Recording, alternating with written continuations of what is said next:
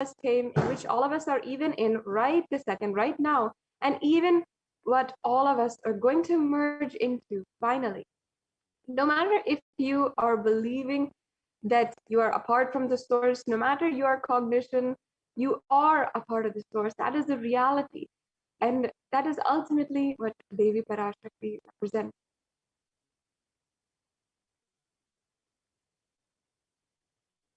Out of her extreme love and compassion, Parashakti herself is manifesting the embodied form as Nijavatara of the Supreme Pontiff of Hinduism, Jagat Guru Mahasanidanam, His Divine Holiness, Bhagwan Nithyananda Paramashivam, gracing us, answering all of our questions, attending to our prayers, giving boons, healing us, revealing our past, present, and future, delivering profound spiritual truths, and ultimately giving us the experience of Paramashivoham itself.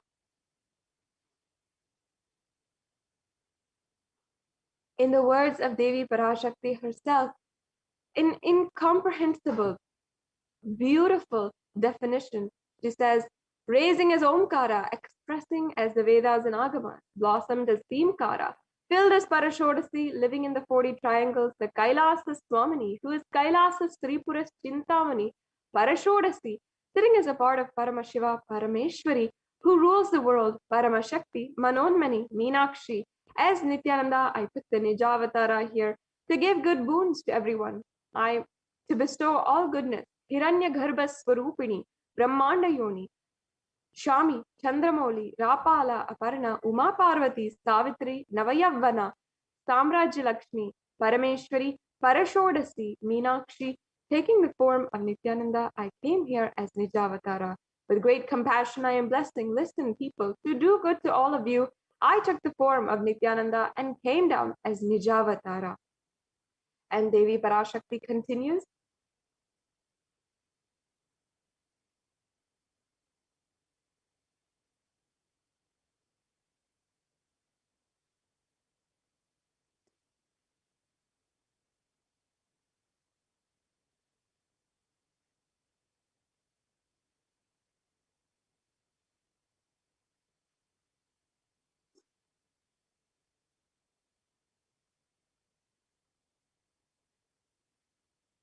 Yes, Devi Parashakti continues, raising in Omkara, blossoming as Shiva, Shiva manifesting as the source of existence, the power of existence, expression of existence. From the oneness of Om, blossoming as two as Prakriti and Purusha, blossoming as three Shaktis, Icha, Kriya, and Jnana Shakti, growing as four Vedas, expanding as the five Panchabhutas, beyond six chakras, still as gotras of seven rishis, expanding as eight directions, existing as nine grahas, blossoming as 10 indriyas, being as 11 rudras, creating all of the worlds, bringing life to tell and make truth blossom and to do good.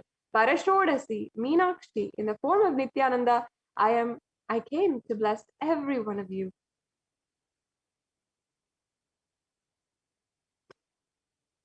Now, this beautiful definition, this beautiful explanation of Devi Parashakti is what Devi Parashakti revealed herself through the Supreme Pontiff of Hinduism in one of the darshans on the 12th of May.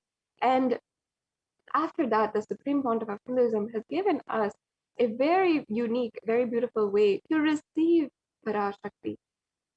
Swamiji said, literally, you are seeing Paramashiva and Parashakti at that moment. She is there on your screen. So always receive her very traditionally.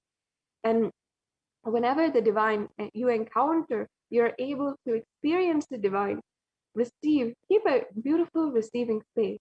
And one of the best ways to do this is through just a ritual practice. And in Sanatana Hindu Dharma is filled with hundreds and hundreds of rituals that you can do. This offering of the tambulam is a very simple offering that you can do. You can just keep 2 betel leaf, 1 banana, 1 betel nut, and 1 coin in front of the screen. You just watch Devi. The coin is considered as a traditional dakshina in the Hindu tradition.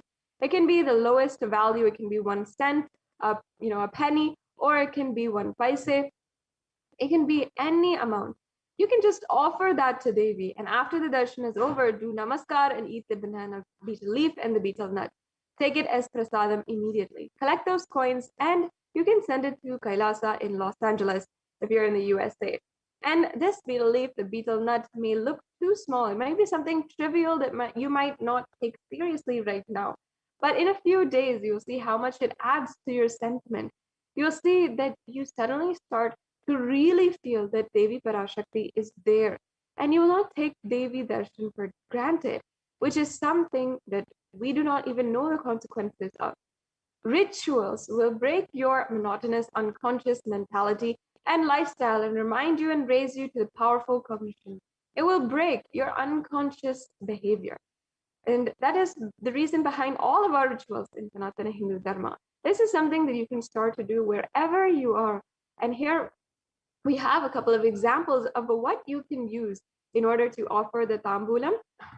And as it is available in your country, in your location, you can purchase these items and offer. Um, the betel leaf and the betel nut sometimes might not be available, but you can always go to an Indian store nearby you, or you can see if you can source these yourself online, and you can purchase the betel nut and the betel leaf. And you can also just offer a coin, how much ever it is, to Devi Parashakti. And then you can also offer fruits. As you can see here, we also have a plate that is a traditional offering. Sometimes people will offer the red bangles, the glass bangles. They'll offer that we make to Devi Parashakti. And it is something very, very simple that that you can do as well. And you can just prepare this kind of plate. You can offer flowers, and you can keep it in front of your device when you have the darshan of Devi Parashakti, and you'll be able to see how deeply you connect to Devi Parashakti after you're just giving this simple offering to her. With this, it brings us to a conclusion of this segment in today's program, and we will be moving on into the next segment of today's program, where we will be seeing, having a glimpse of what Devi Parashakti has revealed over the course of the last couple of months, where she has been manifesting continuously through the Supreme Pontiff of Hinduism, intensely and answering our prayers, guiding us, revealing the past, present, and future, and has given us so many different breakthroughs in our life. Sharings have been coming in from across the world in different languages, from people who are all over the world, continuously pouring out their love for Devi Parashakti and sharing how much she has transformed each and every one of us. So, without further delay, we'll be going on into the next segments of today's program, and we'll be understanding a glimpse into what Devi Parashakti has revealed over the last couple of months.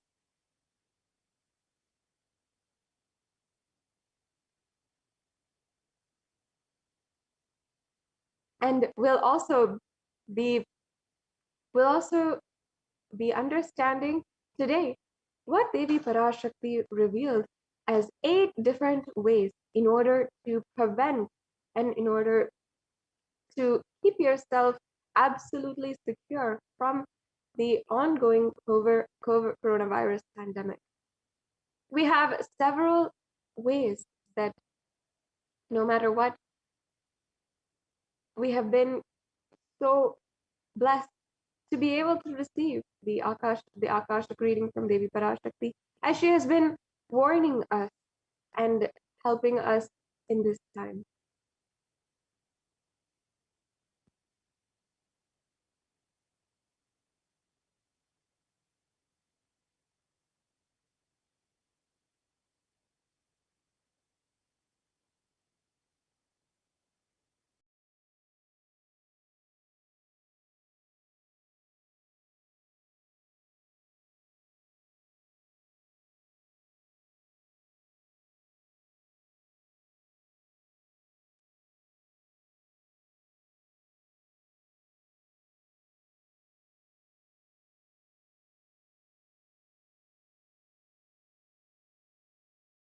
Parashodasi Meenakshi, Parameshwari Meenakshi, Parashakti Meenakshi, இங்கு எழுந்து அருளினோம் எல்லோர்க்கும் ஞானமும் தன்மையும் தந்திட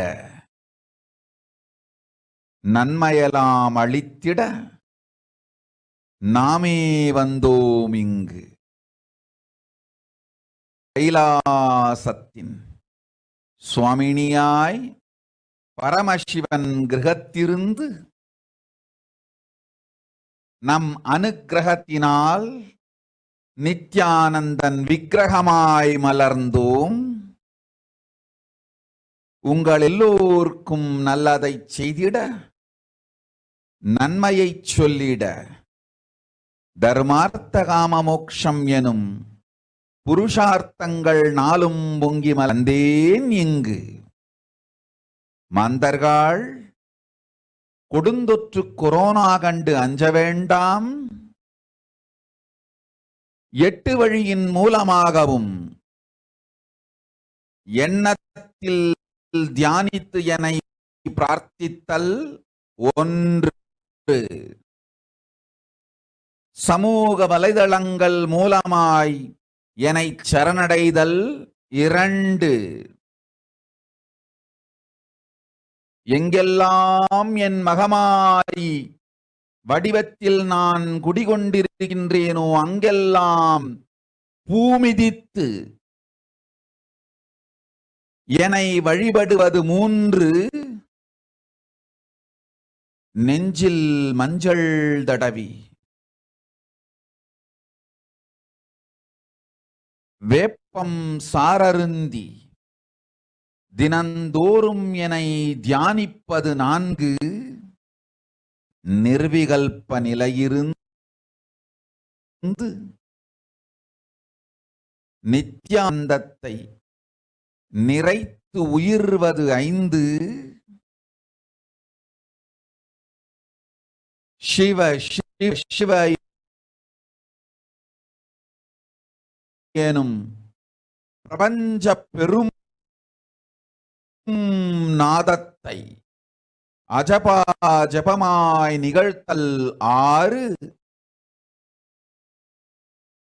நிறைவான பூரண மனத்தோடு வாழைப்பழத்தோலும் வெங்காயமும் குதிகாலில் வைத்து பத்திட்டு நித்திரையில் அடங்குவது 7,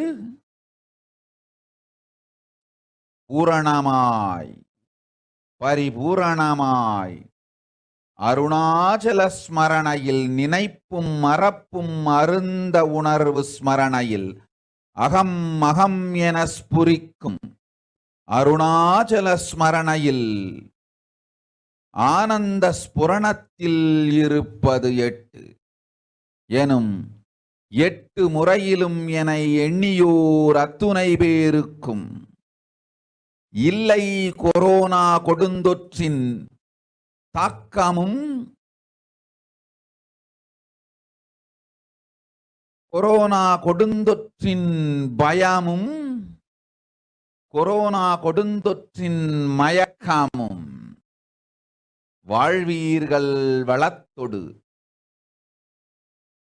நல் ஞானம் யோகத்தொடு நாமே நிம்மோடு நானே நீயாய் நீயே நானாய் நல்வாழ்வு வாழ்வீர்கள்.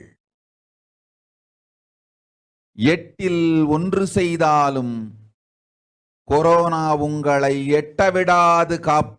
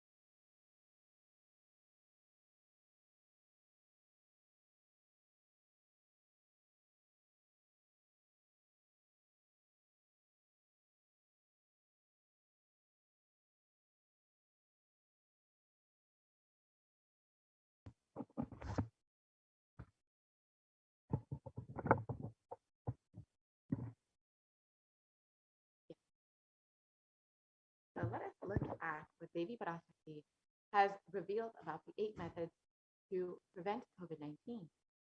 Oh, humans, don't be scared of the deadly infection corona. Through these 8 ways, praying and meditating on me, surrendering to me through social media, wherever I am residing, worshiping me by doing the fire walking, applying turmeric in the chest, drinking neem juice, and meditating on me every day, being in the unclutched state, filling with eternal bliss, doing the Ajba Ajba, the cosmic sound, Shiva, Shiva, Shiva, with complete mind, applying banana peel and onion in the fields and going to sleep, and being in the state beyond any remembrance or forgetting, in the Arunachala Spurana that blossoms as aham, aham, in the state of Ananda Spurana. Everyone who thinks on me through these 8 ways, they will not have effects of corona. They don't have fear and delusion of corona. You will live with prosperity, with wisdom and fortune. Me with you, you as me as you. You will live good life even if you do one of these 8 ways. I will protect you. Corona will not reach you. Don't have fear, O people. Be blissful.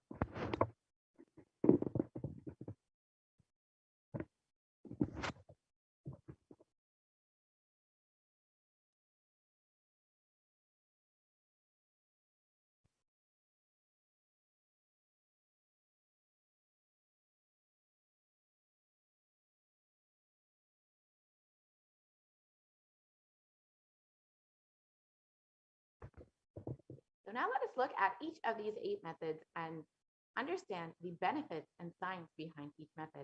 The first method revealed by Devi Parashakti is praying and meditating on Devi. So science has studied meditation extensively, and Healthline has listed out 12 of the science-based benefits of meditation, and which includes reducing stress, controlling anxiety, promoting the emotional health, enhancing self-awareness, lengthening the attention span. It may also reduce age-related memory loss. It can generate kindness. It may help fight addiction. It improves sleep. It helps control pain. It can decrease the blood pressure, and it is easily accessible anywhere.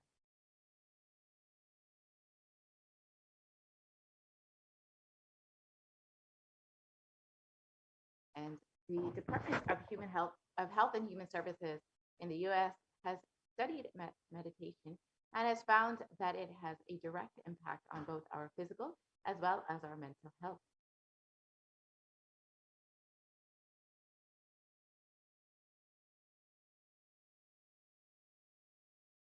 And another study by the Cambridge University Press reiterates the necessity of meditation during times of crisis such as COVID-19.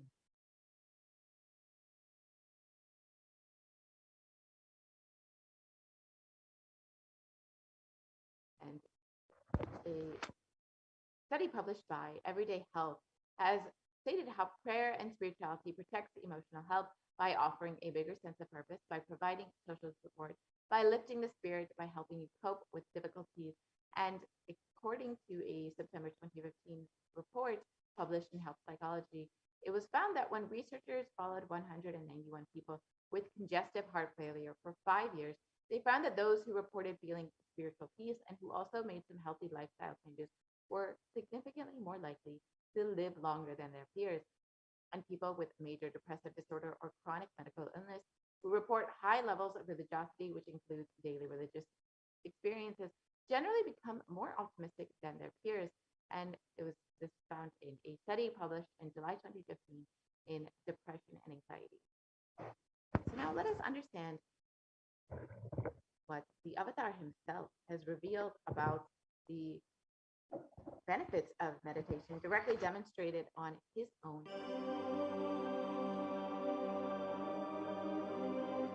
Nithyananda participates and encourages scientific researchers to derive evidences for meditation and healing through meditation. Dr. R. Murli Krishna, President COO, Integris Mental Health and James L. Hall Jr., Center for Mind, Body and Spirit, Oklahoma in US, and his team invited Nithyananda to derive scientific evidences for meditation and the state of his enlightenment. When Swamiji came, I have requested him to do one thing. I asked him, would you be willing to undergo some scientific investigation of the meditation process. He very cheerfully agreed without one complaint. He went for 3 repeat sessions for PET scanning and 3 repeat sessions for quantitative EEG sessions. And these are really not very easy tests to go through. It requires a lot of patience and a lot of willingness to do that. So we did that. Because if a meditation process is doing something to your brain, we should be able to detect that. Scientific findings are verifiable. They're replicable. You can replicate them, duplicate them. So Swamiji went through those sessions and we found some interesting findings. In PET scan, they inject a radioactive dye which goes and sits in parts of the brain that are active. In a non-meditative state, the brain is very active. And when we are seeing someone, the rear end of the brain, the visual cortex, is very active, as shown in the diagram. Usually the brain is so active, there are 100 billion brain cells there. But what meditation does is something very interesting. It shows the frontal lobes getting more active. The frontal lobe is where you have judgment, wisdom, reasoning. Here are some of the brain scans I'm going to share with you. This is alert, non-meditative state.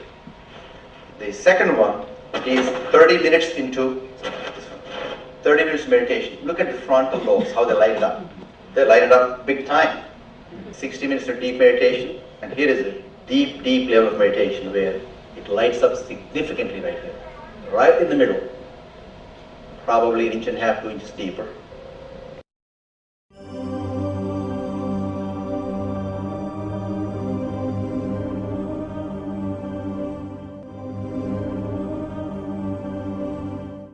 What's interesting was, Swami was inside, and that's the last part of that one. See that light right here? So what's interesting was, I've never seen that before in my life, so the other parts I've seen may not be to the extent that Swamiji showed, but this is something interesting. There is something called dopamine, chemical our brain is involved in. Dopamine is produced mostly in this area, and when you have any pleasurable feeling in your body, it is mediated through dopamine. It's a neuroreceptor. It's a chemical that transmits messages of pleasure. It basically evokes pleasure chemical. If you eat, the same thing is with visual pleasures you have. Beautiful people, beautiful sceneries, nature, whatever gives you pleasure. It's mediated through dopamine. Everything that human being experiences involves dopamine. But what's interesting is that you and I have the potential to create our own dopamine in a big way. So I named it, for lack of a word in the past, the D spot, which is the dopamine spot. If you can discover your D spot, you got it made in life. The D really stands for divine spot. The D also stands for delight, and the dopamine spot. What's also interesting is that he could, at will, go in and out of those states. Those are some of the findings I want to share with you. There's so much more talk about physiology of mind and brain and the body. It's a fascinating field that this is something that all human beings can relate to, can apply in our own lives. Not only a sophisticated knowledge, but these things have application in daily life for all of us. Nithyananda's system of free healing, known as Nithya Spiritual Healing, has been baffling the medical world, curing diseases from migraine to cancer. Qualified people are also initiated to become healers. The complete report of the research conducted on Nithyananda's neurological system can be found in the book Mystic Phenomena, Scientific Data.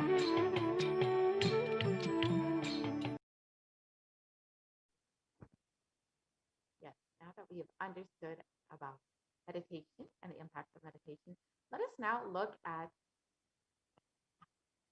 the practice of prayer and how prayer is the best stress buster as revealed by the Supreme Concept of Hinduism.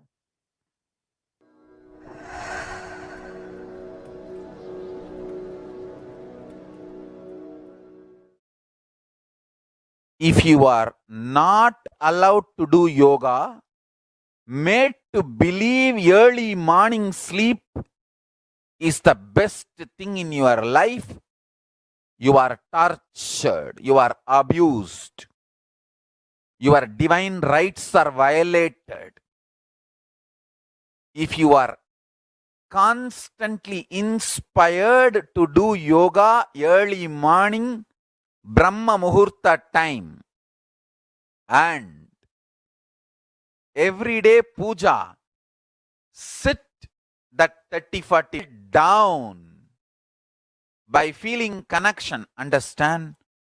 Nothing can be compared to prayer to bust your stress. I tell you, prayer is the best stress buster. Deep feeling connection and tears rolling in your eyes and melting down. Prayer to Paramashiva. Intense yearning, Vyakulata, talking to Paramashiva, relating to Paramashiva. Nothing can be compared to that to bust your stress. I tell you,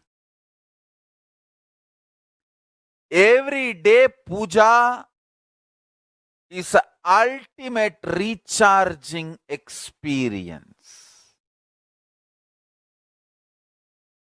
If you do everyday puja,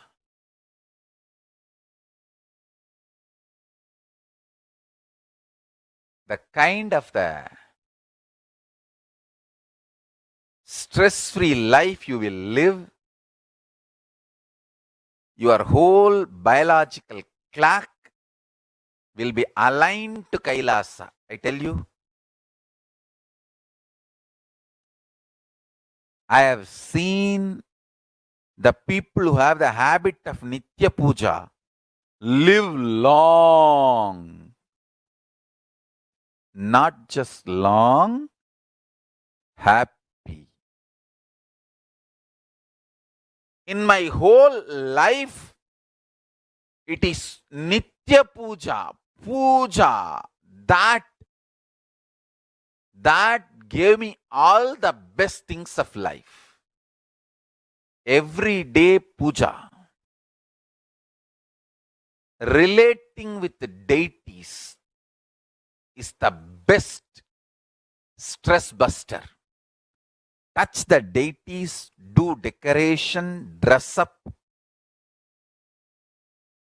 Even now, my best time of the day is when I sit with my deities.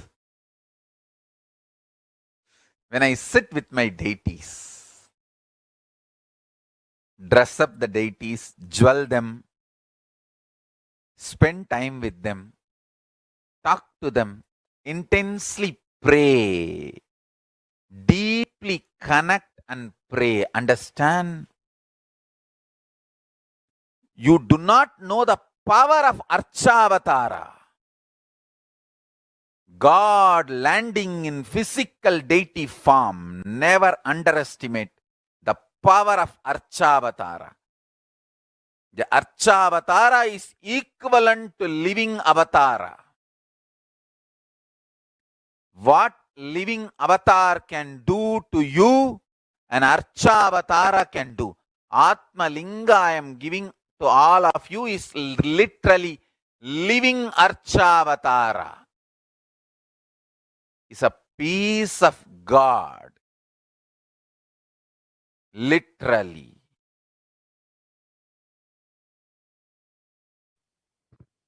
Yes. Now let us look at the next method to protect yourself from COVID-19 as revealed by Devi Parashakti.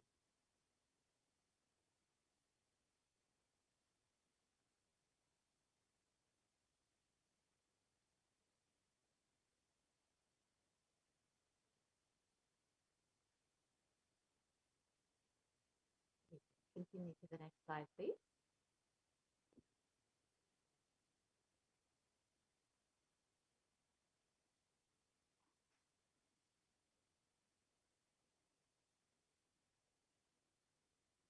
The next method to protect yourself from COVID-19 is surrendering to me, Devi Parashakti, through social media.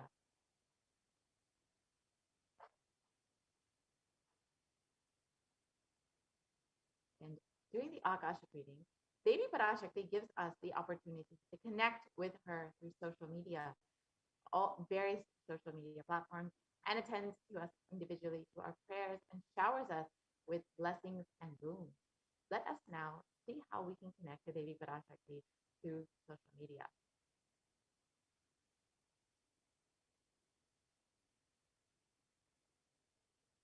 So the first way to connect with Devi is through YouTube. So you can go ahead and join as a member of Kailasa's HDH Nithyananda YouTube channel.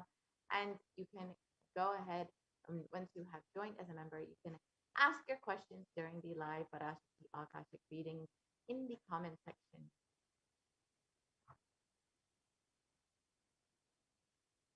And next, you can like and follow the Kailasa's SPHJDM Nithyananda Paramashivam Facebook page.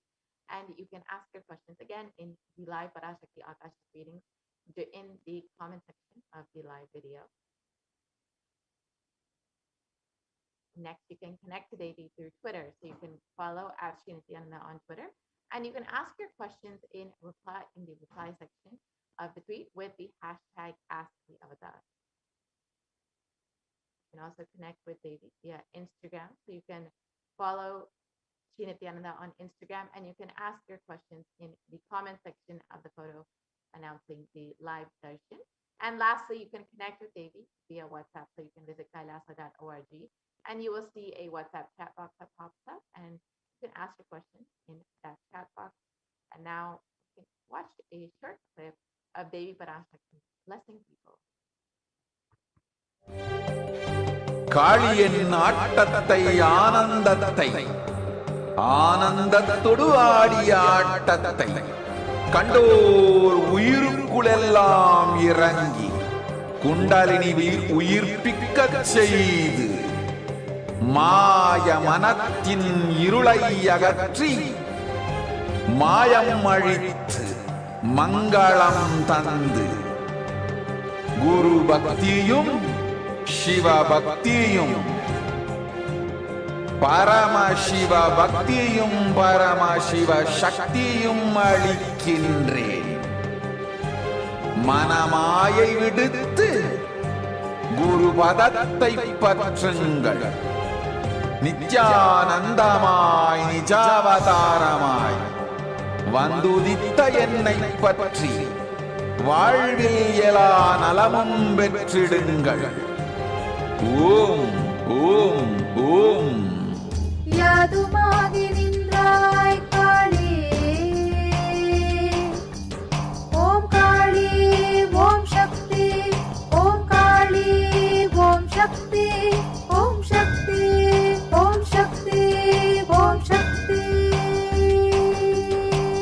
Om Om Om Om.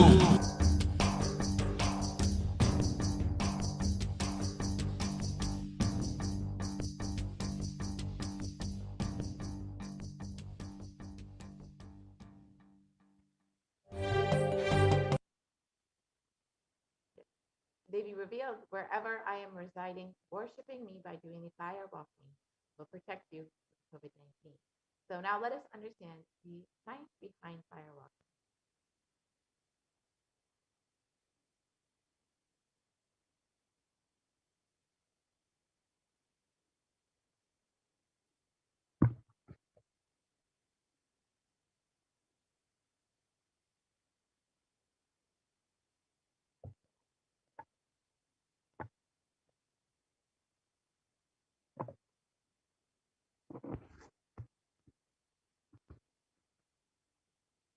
So the Supreme Concept of Hinduism has revealed that fire walking is an alchemy process, and it is, especially in the words of the Supreme Concept of Hinduism, especially that is done very traditionally, systematically.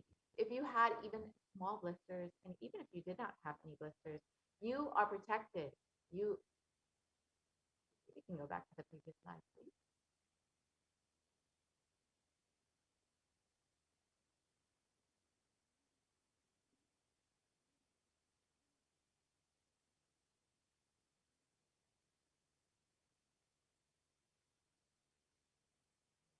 go back to the previous slide.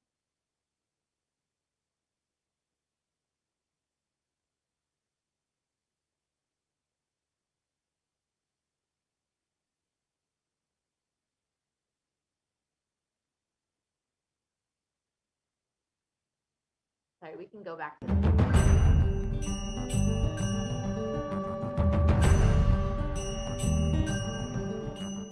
all these transmutation processes means balancing the system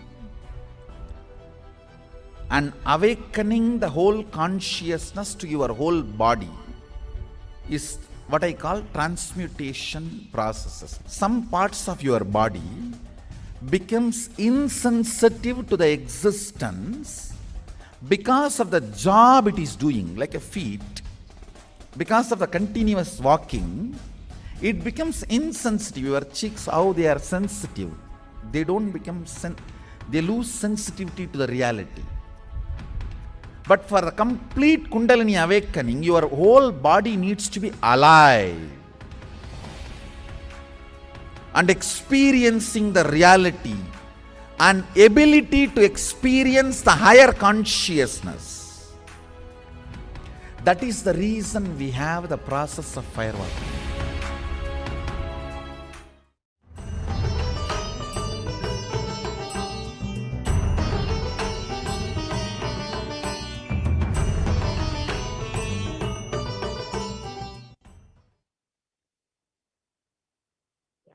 Now that we have understood the science of firewalking, let us look at what the Supreme Concept of Hinduism has revealed about firewalking. You can watch the video of the Supreme Concept of Hinduism himself doing the firewalking in Vietnam.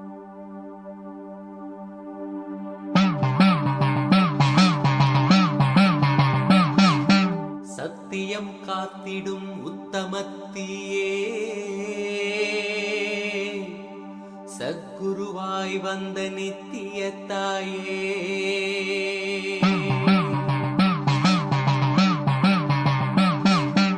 வேதங்கள் வணங்கிடும் ஆதியும் நீயே ஜோதிமலையிலே அவதரித்தாயே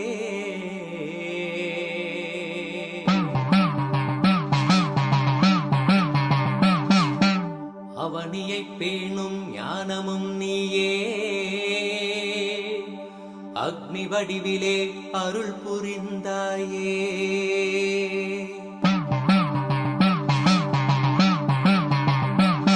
தீனிலே பிறந்தவளே நித்ய ஆனந்தத்தியே நித்யானந்தேஸ்வரி தீனிலே பிறந்தவளே நித்ய ஆனந்தத்தியே நித்யானந்தேஸ்வரி கர்மங்களை கொன்றிட வந்தாய் நித்யானந்த தர்ம மண்ணில் வென்றிட வந்தாய் கர்மங்களை கொன்றிட வந்தாய் நித்யானந்த தர்ம மண்ணில் வென்றிட வந்தாய் தீயினிலே பிறந்தவளே நித்ய ஆனந்தத்தியே நித்யானந்தேஸ்வரி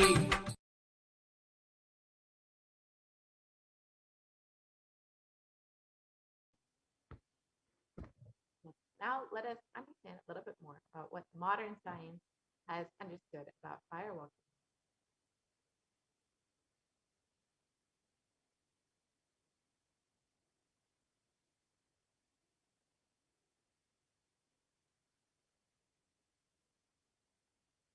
A study conducted by the U.S. National Study of Medicine and the National Institute of Health has shown that firewalking actually increases the levels of happiness and lowers fatigue levels in those who participated in firewalking compared to those who did not participate in firewalking. So now let us look at the next method revealed by Devi Parashakti, applying turmeric on the chest, drinking neem juice, and meditating on Devi Parashakti every day. So first, let us watch what the Supreme Concept of Hinduism himself has revealed as the benefits of drinking neem juice.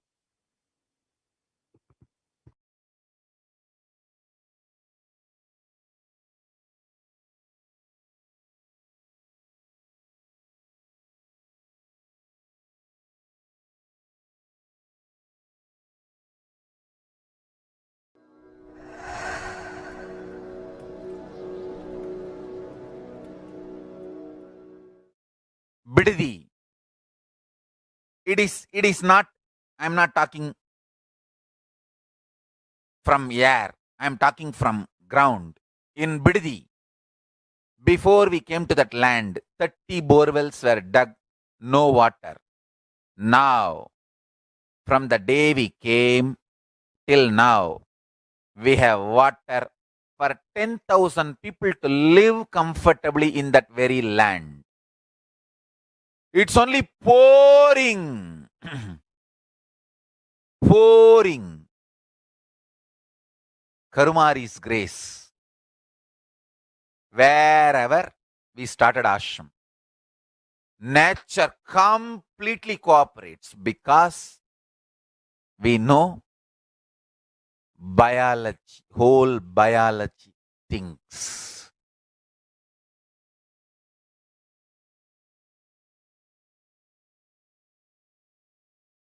If you are having bitter relationships in your life, just start drinking bitter neem juice every morning.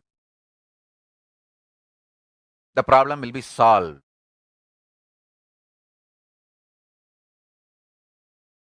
Understand, if you are irritated, even if you don't react, even if you don't talk to people, you release that kind of vibes. Take Haritaki, you will see you release sweet kind of vibes. Take neem juice, you release healing, compassionate vibes. A woman who applies neem powder and takes bath, who applies turmeric powder and takes bath, is equivalent to Karumari Mahamayi.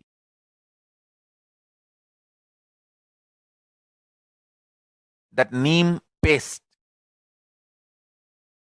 and turmeric powder, if a woman takes bath with that, she is equivalent to Mahamayi. She is embodiment of Karumari because she will be manifesting that sense of Karumari. I sincerely recommend people start doing all these activities like applying neem paste and taking bath, applying haritaki powder and taking bath, applying turmeric powder and taking bath, applying basma and taking bath, especially for men, basma, for women, neem paste and turmeric paste. All four can be used by both all genders. That is different. If you want specific, I'll recommend the neem and turmeric for female body, haritaki and basma for male body. Understand, your whole biology things. Working on whole biology changes the whole life. So, now with this understanding the whole biology things, think Mahavagya. This is Ajapa Ajapa. Think Mahavagya. With the understanding your whole biology thinks. Om Nithyananda Paramashivoham. Blessings to all of you. Start manifesting powers. Now,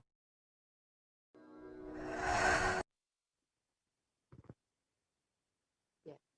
Now that we have understood the benefits of neem, let us look at turmeric. So traditionally, turmeric is very well known for its anti-inflammatory effect, but as of recent, in the last 2 decades, it has been shown to be also a potent immunomodulator agent that can modulate the activation of T cells, B cells, macrophages, neutrophils, natural killer cells, and dendritic cells, which are all immune cells. And curcumin can also downregulate the expression of various pro-inflammatory cytokines and chemokines. This research published by the U.S. National Center for Biotechnology shows that turmeric can actually modulate the activation of various immune cells as well as enhance the body's antibody response. So overall, this strengthens your immunity. And with a strengthened immune system, you will be much more likely to be able to stay healthy and protect yourself from COVID-19.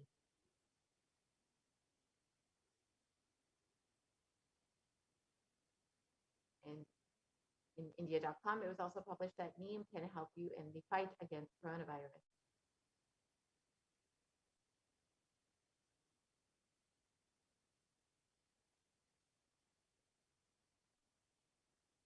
And according to a KGUM study, turmeric and neem are also effective against coronavirus.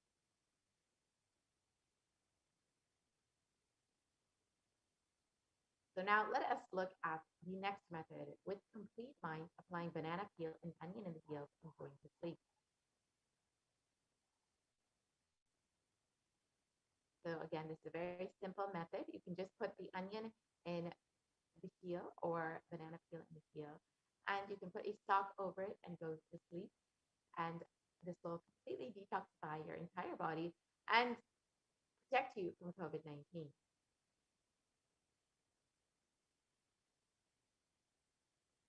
So let us understand a little bit more about the detoxifying effects of onion. In Medical Daily, it was published that onion actually contains a high amount of sulfur compounds, which not only give onion their recognizable smell, but are also powerful detoxifying agents with more than 100 sulfur-containing compounds, which are what cause the eyes to tear. Onion can help prevent and treat ailments from diabetes to heart disease. This is also why it's very well known in Ayurveda for its medicinal uses. That is the primary and only use in Hindu medicine. And it's very well known for the treatment of various diseases.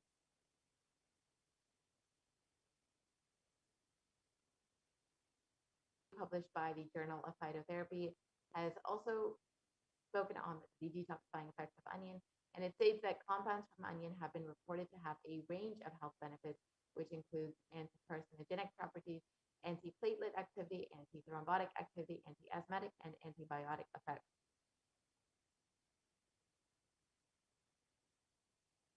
So now let us look at the next method revealed by Devi Parashakti, being in the unclutched state, filling with eternal bliss. So first, let us understand the science of unclutching as revealed by the Supreme Pontific Anusa.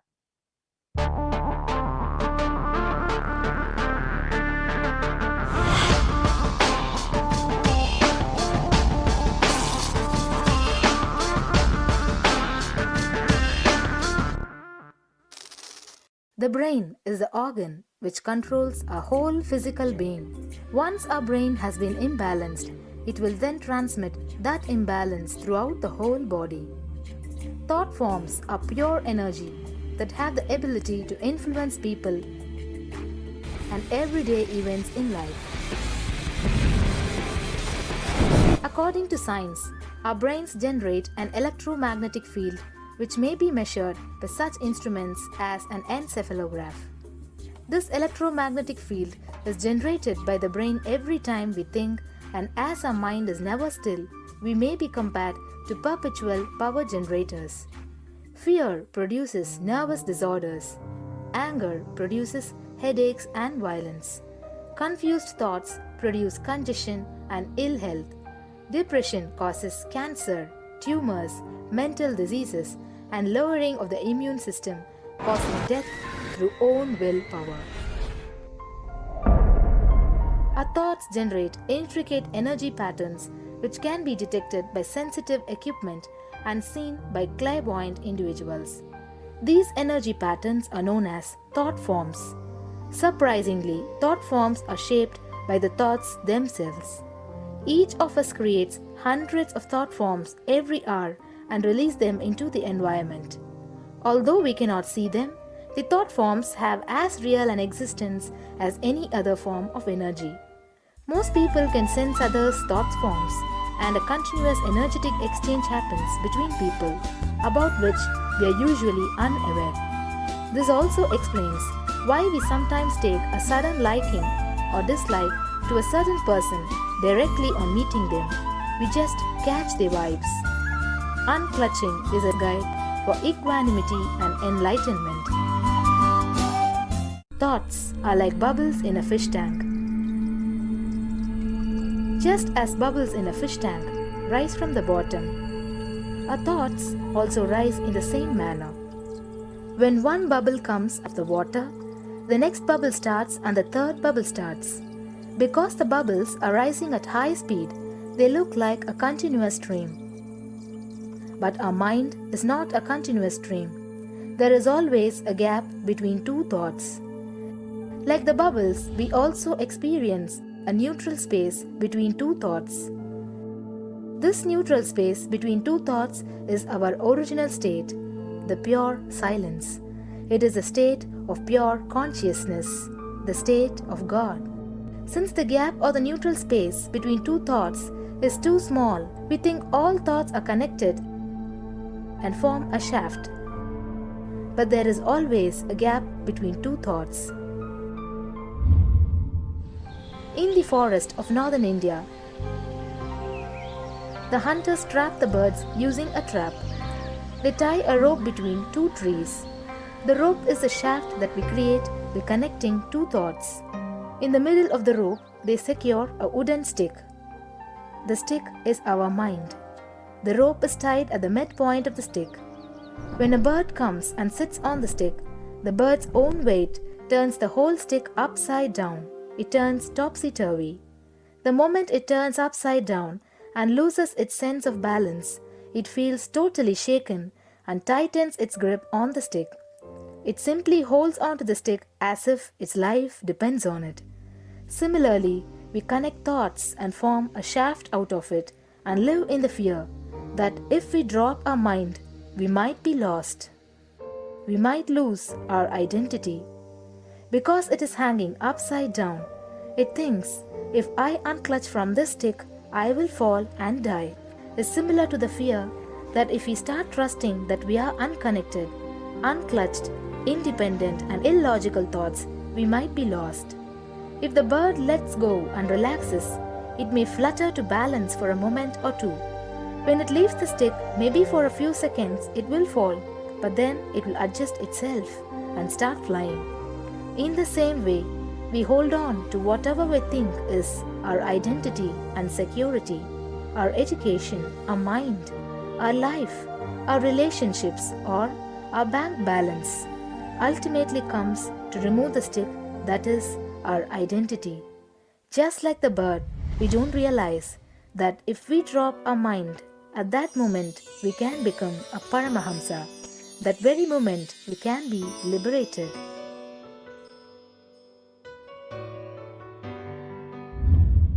In Mundaka Upanishad, there is a story which explains, there is a huge tall tree, and in the tallest branch of the tree, there is a golden bird sitting unclutched from everything in bliss, like Dakshinamurti.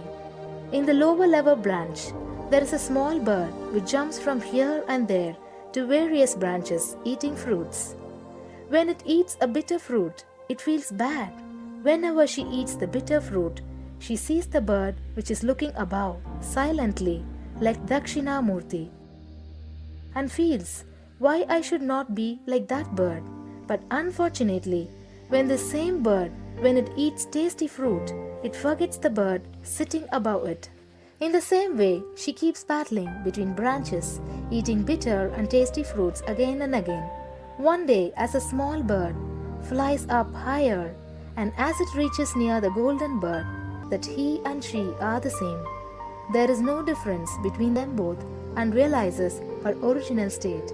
The small bird realizes that she also can be in the same state of the golden bird and become a Paramahamsa. This moment, trust yourself. Don't bother about losing your identity. Just trust yourself and let go of your identity. You will immediately become a Paramahamsa and be liberated. All you need to do is to trust that you're unclutched. Dropping the conclusions you can't be transformed is unclutching.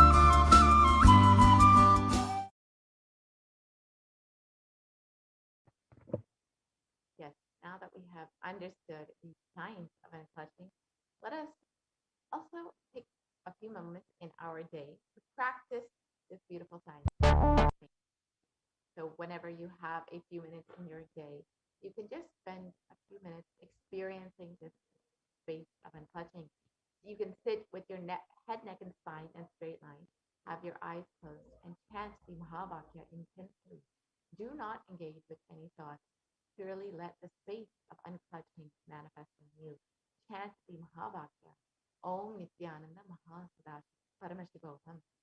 So now you can go ahead and space. And once you've done that, you can also visit kailasa.tv/minutes for peace and sign up your minutes for peace. You can spend as many minutes as you would like or as little as you would like and go ahead and experience this space of unclutching. And it will not only protect you from COVID-19, it will help you manifest whatever you want in your life. So now let us look at the next method, doing the Ajaba Ajaba of the cosmic sound, Shiva, Shiva, Shiva. And a study conducted by the U.S. National Library of Medicine on the benefits of chanting clearly has established how chanting the Ajaba Ajaba has a direct and positive benefit for the physical and mental well-being. The study correlates the chanting of the Ajaba Ajaba to the vagus nerve stimulation, which is used as a treatment for depression and epilepsy.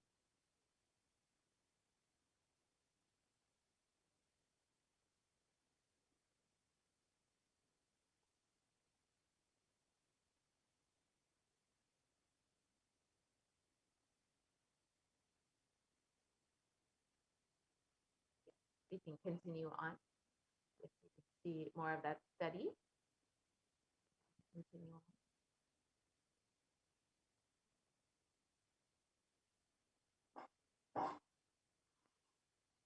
Yes, we can continue on to the next slide. So another study conducted by Dr. Masaru Emoto establishes that human intentions, words, or thoughts can actually change the molecular structural formation in water. This interesting research clearly depicts how when water is exposed to positive sound vibrations and how the molecular formation of the water changes into a very pleasant formation, whereas negative sound vibrations or words can actually disfigure or distort the water molecular formation.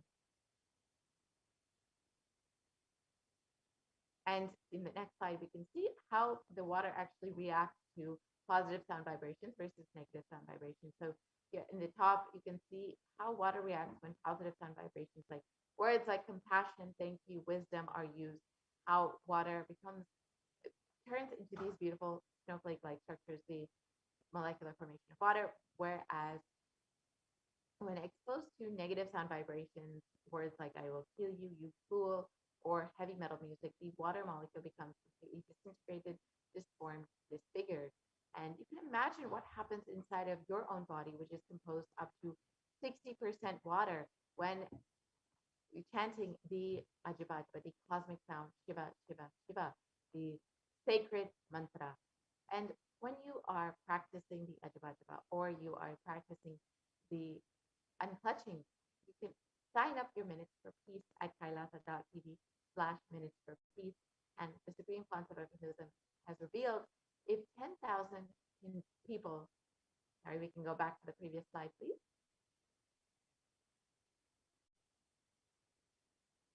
Has revealed that if 10,000 people can do this just for 3 months, super conscious breakthrough to the whole of humanity. Now let us look at the next method, Devi Parashakti, being in the state beyond any remembrance or forgetting, in the Arunachala Swarana that blossoms as aham, aham, in the Ananda Swarana. So this is a very simple remembrance of the divine, never having to actually actively remember nor forgetting the divine, just constantly being in that space of oneness. And with this simple method, you can protect yourself completely from COVID-19. Each of these methods revealed by Devi Parashakti are independently powerful enough to protect you from COVID-19. So you can use any one of these methods in order to protect yourself. And Devi Parashakti has revealed that one of the easiest methods that Devi Parashakti revealed today is praying to Devi Parashakti and meditating upon Devi Parashakti. And in this next segment, we will understand how you can actually connect to Devi, how you can pray and connect with her, experiencing that space of oneness with her through the various offerings. So let us enter into this next segment and understand some of the various offerings that you can make to Devi Parashakti.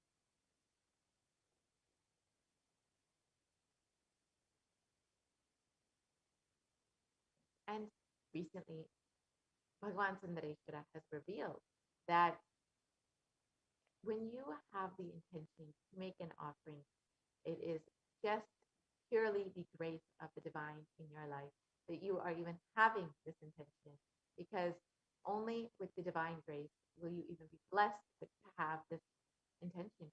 And you are being given this intention by the divine, by Swamiji, because the divine is ready to shower upon you and is ready to bless you and impart his grace upon you.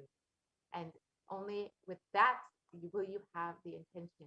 So when you are having the intention to make an offering, it is just purely a blessing from the divine. So now let us enter into this offering segment and understand some of the various offerings that you can make to Devi Parashakti.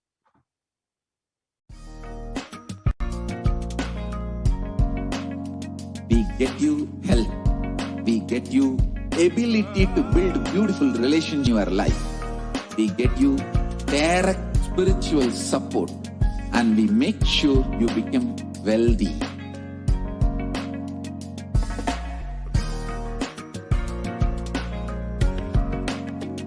We won't stop giving you just good life. We will literally not stop till you live enlightened life. Manifesting the state of Paramashiva, space of Paramashiva, powers of Paramashiva, being of Paramashiva.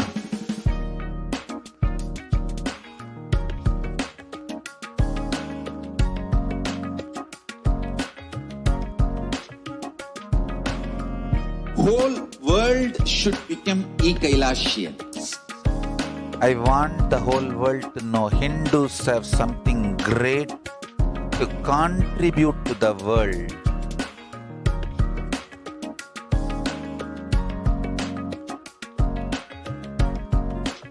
We have something great to contribute to the world. Let us do that.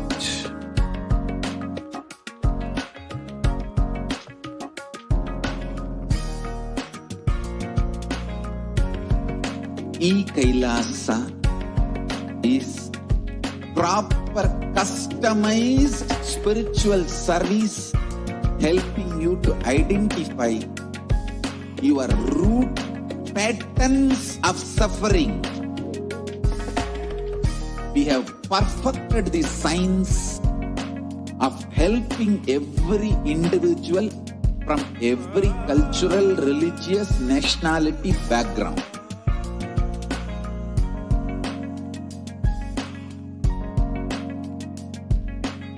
You will have lowest reactionary assumptions, highest awakened response, alive response for life continuously.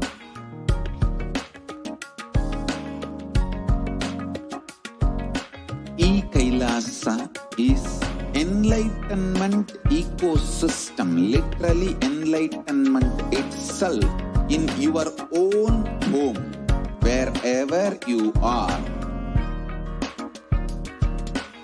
Proper customized spiritual service helping you to complete with your life negativity.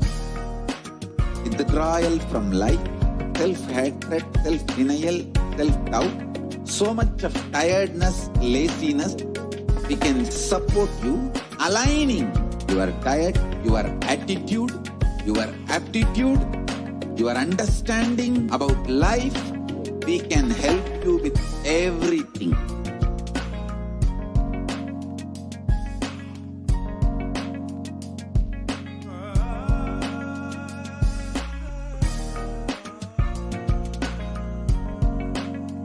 If you are interested in enlightenment, we will immediately bring this to you. If you are not interested, we will explain the whole science, inspire you and make you interested in enlightenment science. We need to cater this enlightenment science to the whole world wherever they are. Because enlightenment is the birthright of all human beings. Kailasa is responsible to provide that to all human beings.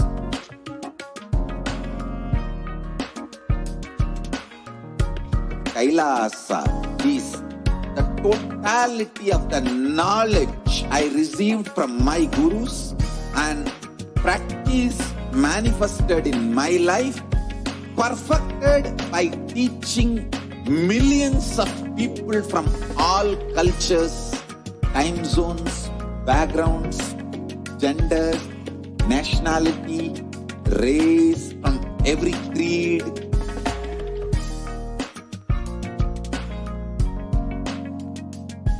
So this absolutely perfected knowledge available to you, served to you in your home without even you moving out of your couch, free of cost.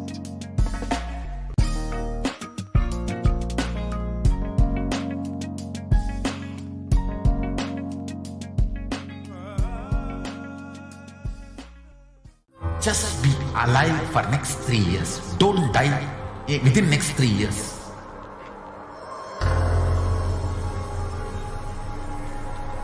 Just don't die within next 3 years. Be alive. Somehow be alive. I'm working sincerely. I will reach you somehow. Somehow I will reach you. It's my commitment to humanity.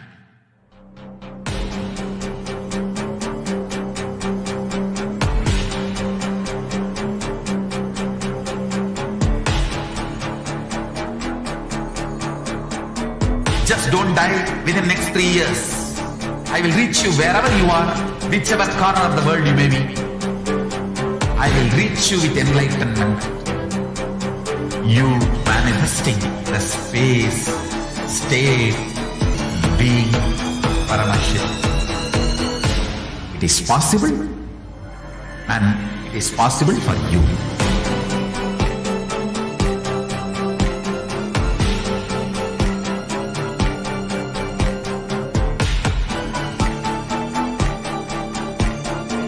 Paramashivoham will reach you with enlightenment science.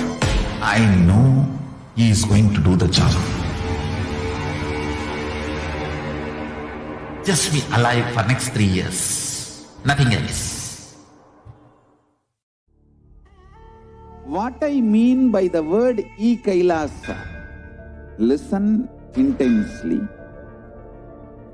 Enlightenment ecosystem, literally enlightenment itself, in your own home, wherever you are. If you cannot come to Kailasa, it's okay. Kailasa can come to you. Kailasa coming to you is e-Kailasa.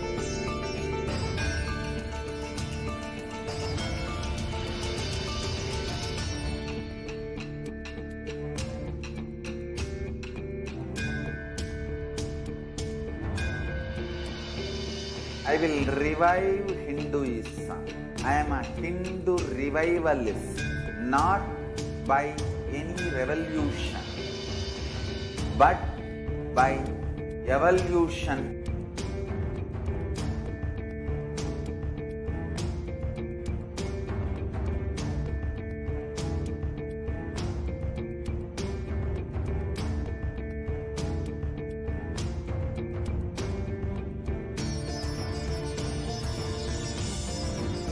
And setting model community.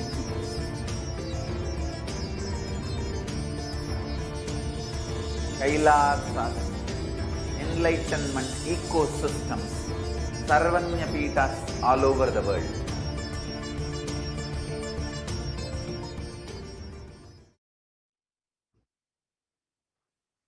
Nithyananda, welcome back to all of the viewers after that very quick break.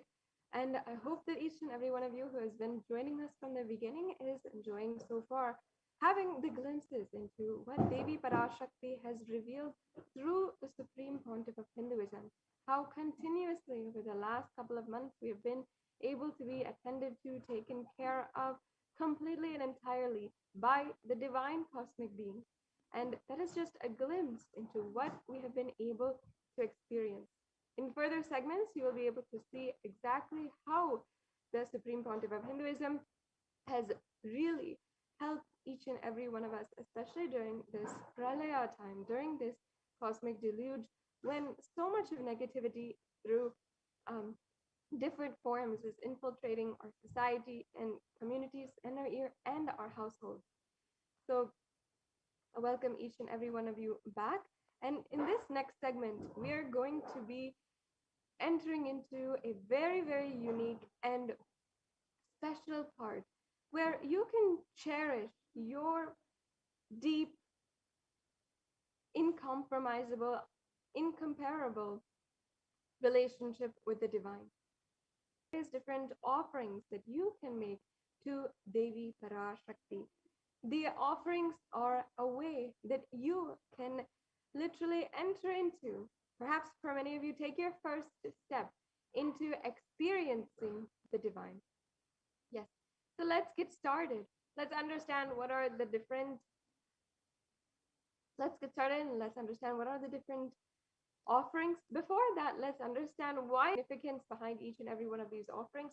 What is the sacred sentiment behind it and why it is such an important part of our journey, of our beautiful experience of the divine.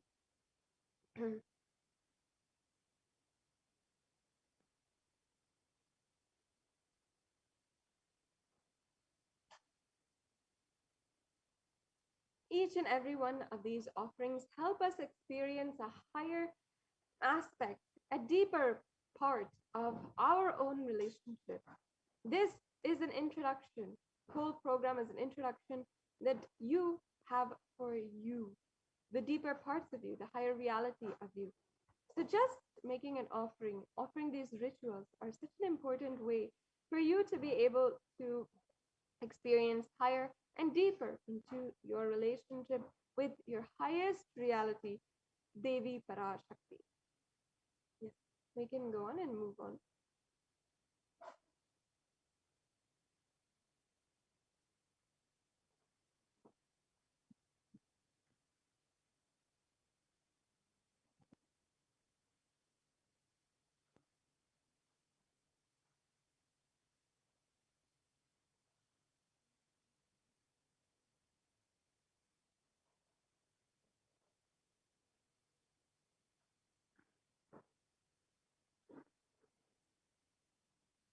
First, let us understand that expression of our highest self is masculine and feminine. Both consciousness have to be expressed equally by every human being to be enlightened. And until that moment, only the masculine energy expresses more than the dimension, irrespective of male and female physical bodies.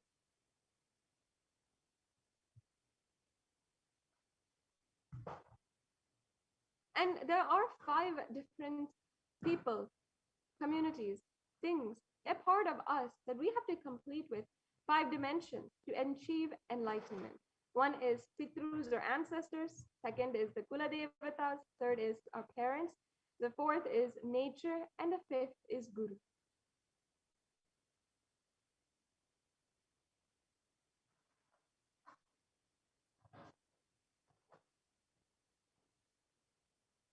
And for each of these five dimensions, we will have certain incompletions. You might be wondering what is an incompletion? Incompletions are life negative and adharmic cognitions that leads to misconstrued karana and karya, further leading to suffering and pain in individual levels and as well as the personal, as well as the global community levels. In essence, whatever incompletions we have inside of us, whatever we experience as a hindrance that is stopping us from expressing our truest self inside of us, that will be magnified into the macrocosm. That will be something that we see outside of us and in our global community levels. So understand that being sensitive is being aware in gratitude to life and everything from the air we breathe, the place that you sit, energy to feel that you exist, energy to celebrate that you exist, everything, being aware of each and every one of these is being in gratitude of each and every one of these.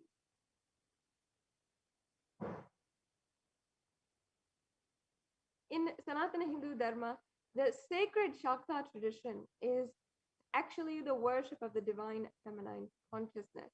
And in this, they recognizes 43 energies which constitute our human body. As you can see in this photograph, there's a Sri Meru, which has 43 different triangles. When these 40 different triangles are representative of 43 different energies in our body, Shaktis, which are all represented by consciousness, divine feminine consciousness, goddess. And when all 43 are integrated, Dharma to Dharma, one becomes enlightened. The cosmic motherly completion and sensitivity from the level of Panchabhutas is a core principle of the cosmos.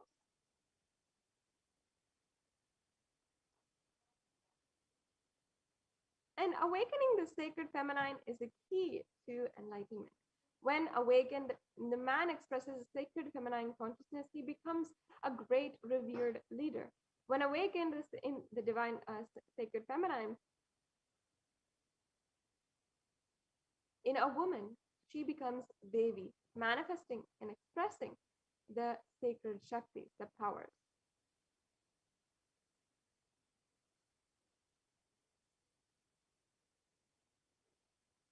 And conscious sovereignty is the key to awaken the sacred feminine consciousness.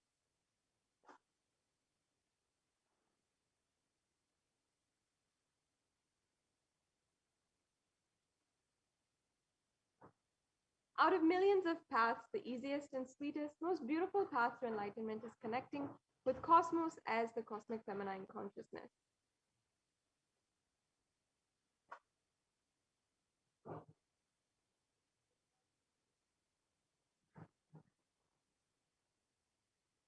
And she is the one who expresses as Guru all gods and all the manifestations in the universe. She can straightaway deliver enlightenment by connecting through the cosmic umbilical cord.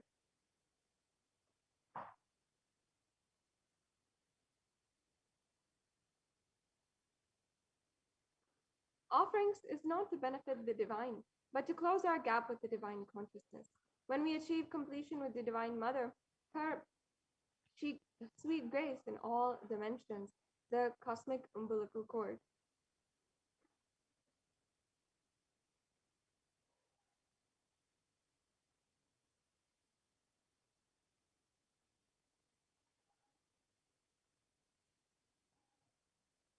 And when you're offering, understand that there's nothing too small or too big that you can offer to connect with the Divine Mother. It has to be from a space of love, of a child looking at her mother and handing her what it has to share with deep love and gratitude. It can be even a cup of milk or a flower. It can be a jewel to adorn her smiling face or hair.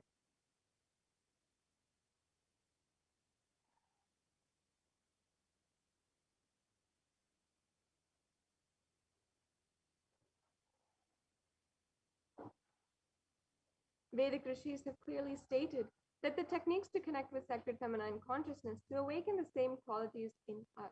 One can connect with Paramashiva through oneness, but with the cosmic mother, it is only by worshipping her feet with devotion.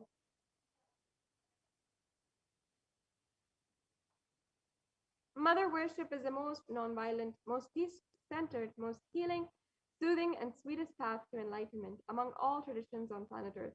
Worshipping includes contemplating, meditating through sacred offerings of mantras and oblations at her feet.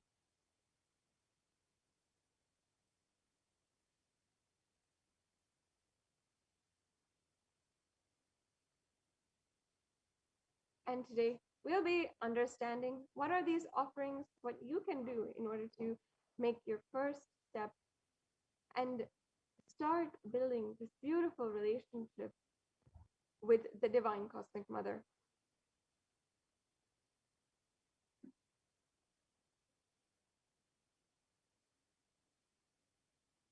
Why divine feminine? It is because she is the ultimate.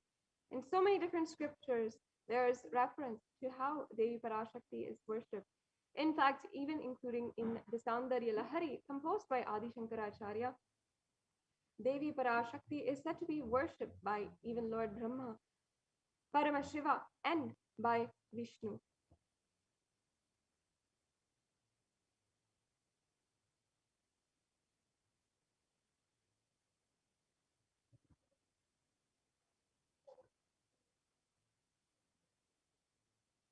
And here we have a extremely powerful verse from the Rudram, where it's talking on the ways that Devi Parashakti manifests as the being of all things in all existence.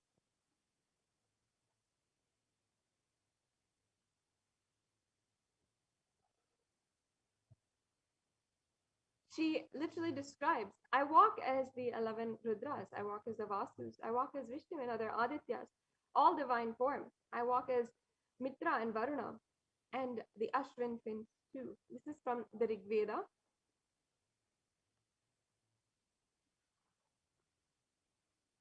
And she says, Ekadash Rudras, the Maharudra, Ashtavasus, Dwadasha, Adityas, Vishwadevata, all of them are in my retinue. I move around in various forms and with them as a part of my retinue, including Mitra, Varuna, Agni, and the Ashwini Devatas.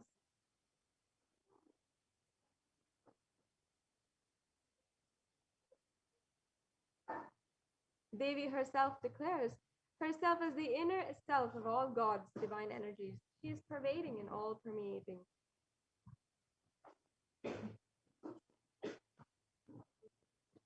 Now let us begin understanding the various different offerings to Devi Parashakti that you can make.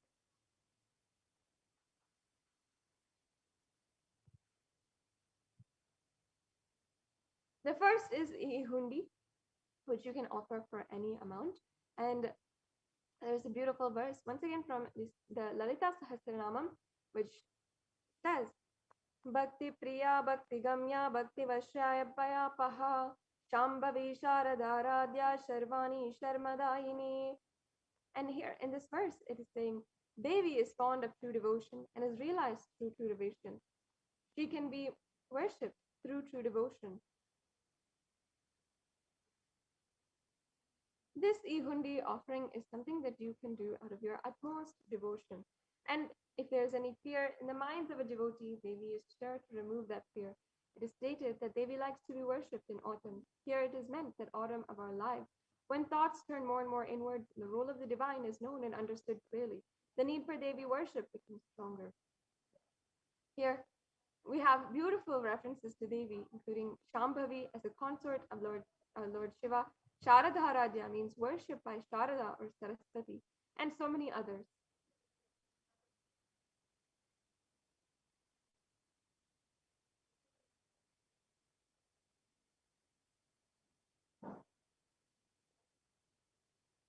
And here's another verse here with Saundarya Lahari, which describes the mantra being offered to Devi Parashakti.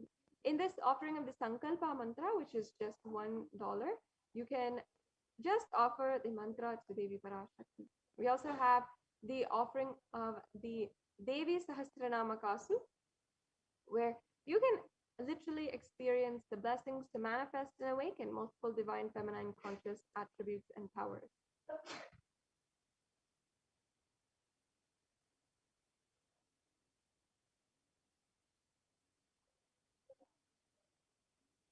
And next we have the Mukta Anguti. And in the verse from the Devi Suktam, it is literally sharing how Devi Parashakti is worshipped and praised by all the gods, and she destroys all the troubles that the Asuras create, and she solves all problems and destroys all obstacles. If you can literally offer this Mukta Anguti and manifest a pure space that can conquer all the dangers and fears that you might be able to face.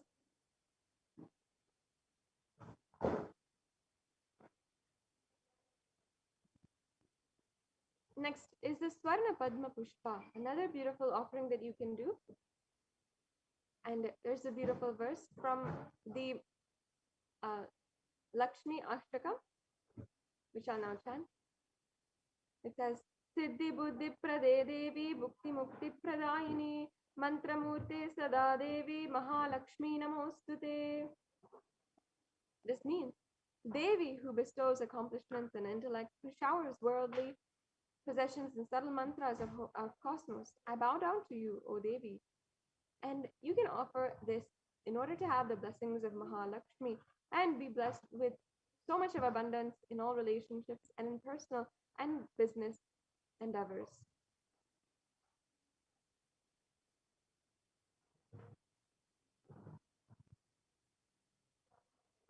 The next offering is the Swarna Metti.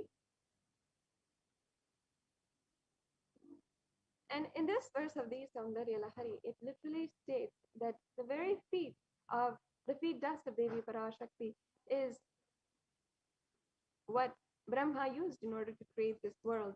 And Lord Shiva even uses as his sacred ash, which he uses on his forehead. Like this, Devi Parashakti is worshipped by all of the gods and goddesses.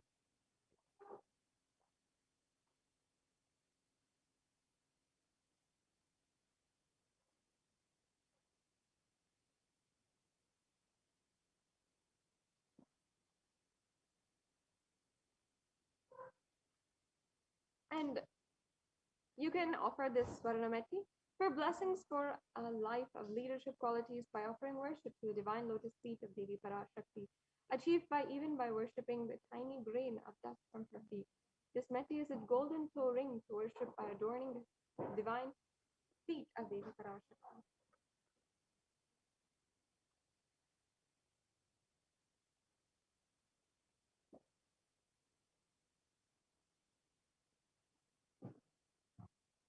This offering, next offering is the offering of the Mang Tika. And in the Lalita Sahasranamam, Devi Parashakti is described as Siddha Sarabhi Varshini, meaning she who makes the nectar flow from the Sahasrara, the crown center, to the Agnya, and permeates through all 72,000 of our nadis. You can experience the ultimate experience. You'll have the blessings for the ultimate lifestyle.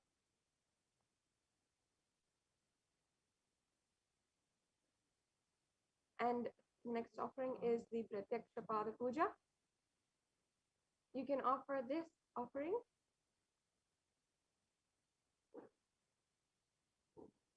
and there's a beautiful verse as you saw from the verses of Adi Shankaracharya, where he has described how even if you have traveled in all the directions, if you have attained all the material wellness and all the material goodness, and if your mind is not centered upon the lotus feet of the Guru, what then? What then? What then?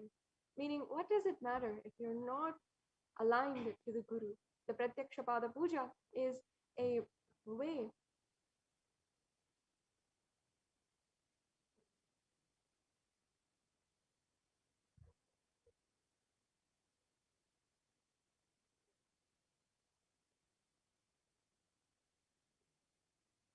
and the Pratyaksha Pada Puja is a way that Devi is Guru and the feminine consciousness, the one beyond the idea of name and Purna. The most auspicious offering to Guru, dimension of Cosmic Mother, is offering a Pratyaksha Pada Puja. The seed is path to enlightenment.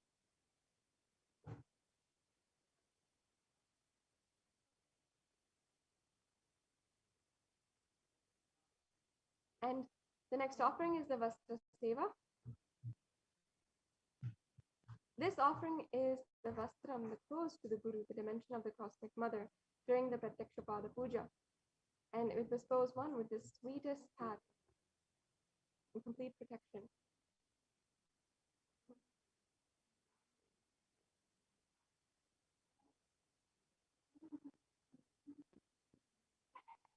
So we have a summary table for you here, the e-hundi offering, which you can do for any amount.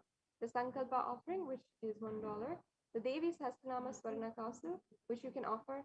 There's 3 denominations of it, $75, $151, and $251.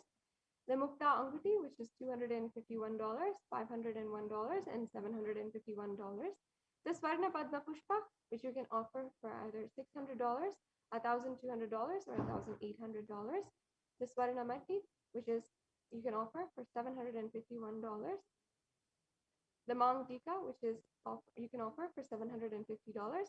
And the Pratyaksha Pada Puja, which you can offer for $1,008. And the Vastra Seva, which you can offer for $1,008.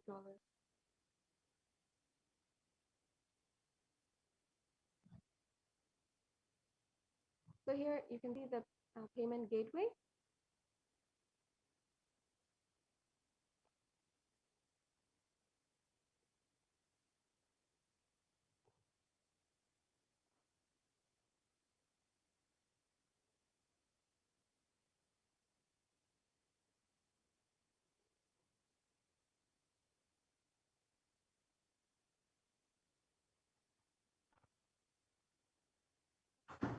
So as you can see, this is the payment gateway, and you can offer these donations to Devi Parashakti. This is the landing page. So once you go here, you'll be able to see how you can offer, and go to the next slide.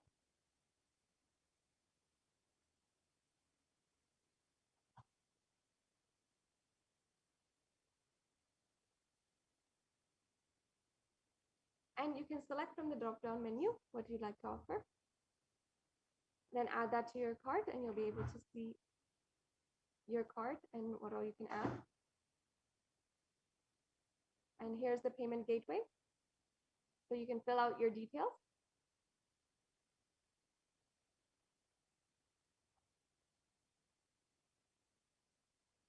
And you can also join as a member of the YouTube channel and participate in the super chat. You can go ahead and offer a donation through the super chat.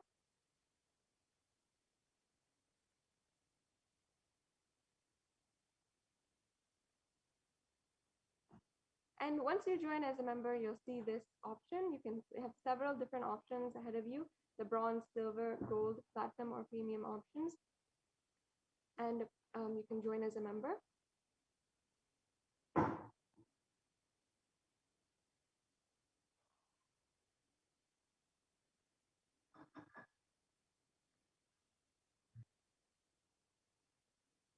And you can add your credit card, or you can pay through PayPal or Google Pay.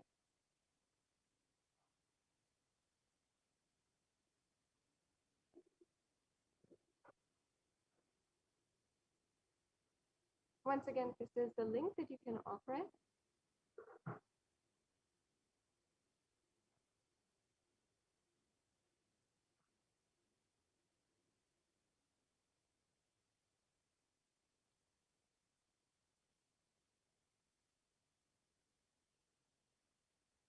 Yes.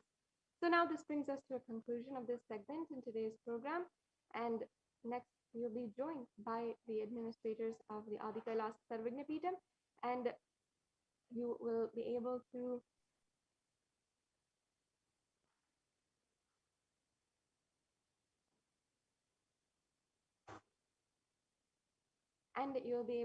see exactly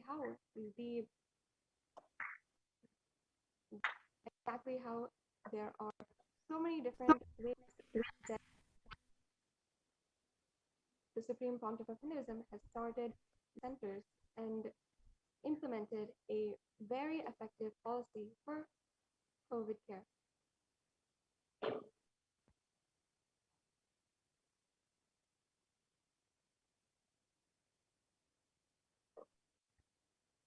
Thank you, Ma Sadashivapriya. Nithyanandam, everyone. Welcome back to this segment of the multi-layer quarantine COVID care protection centers at the Kailasas de facto spiritual embassies. With the blessings of the Supreme Pontiff of Hinduism, Jagadguru Mahasannidhanam, His Divine Holiness Bhagwan Nithyananda Paramashivan's blessings.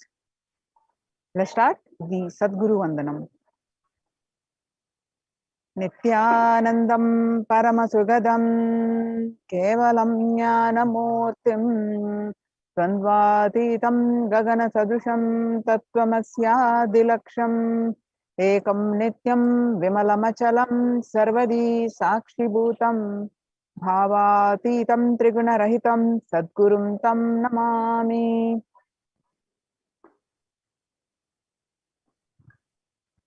So what we learn from this segment today? Concerning statistics on mental health and global peace across the world due to COVID-19 pandemic, what are the Supreme Pontiff of Hinduism, Jagadguru Mahasannidhanam, His Divine Holiness Bhagwan Nithyananda Paramashivam contributions for global peace, Supreme Pontiff of Hinduism, spiritual solutions for COVID-19, Kailasa's COVID care protection centers, and why temple-based ecosystems. UN recognizes Kailasa's contributions and join the Kailasa's COVID care protection center. The crisis that we are under today, people around the world are trying to grapple with the grim reality that the pandemic is far from over. And the aftermath of the current calamity promises to be much more devastating. The greatest economics of the world are facing disastrous futures. Countries are facing off each other with deep mistrust. Now let us see some of the statistics and current news. The record high cases in Australia amid third wave of COVID-19. Australia reported a new record number of coronavirus cases when the country continues to battle the third wave of COVID-19 infections. There were more than 2,400 new locally acquired infections reported nationwide recently, that the figures are passing the 2,000 in a single day just for the second time. World Health Organization makes a big statement about the Delta variant of COVID-19. COVID-19 has now killed more Americans than the influenza pandemic of 1918 to 19. The 1918 to 19 flu infected about 25% of Americans and killed an estimated 0.65% with 676,000 deaths. COVID-19 has infected more than 12% of Americans and killed about 0.2% with 676,000 deaths. Now that the US death toll from COVID-19 has killed more Americans than the 1918 to 19 influenza pandemic dead, now the COVID-19 is officially US deadliest pandemic. Axios and the Associated Press both reported the grim milestone recently. People infected with alpha variant exhales 100 times more virus into the air than the original COVID strain.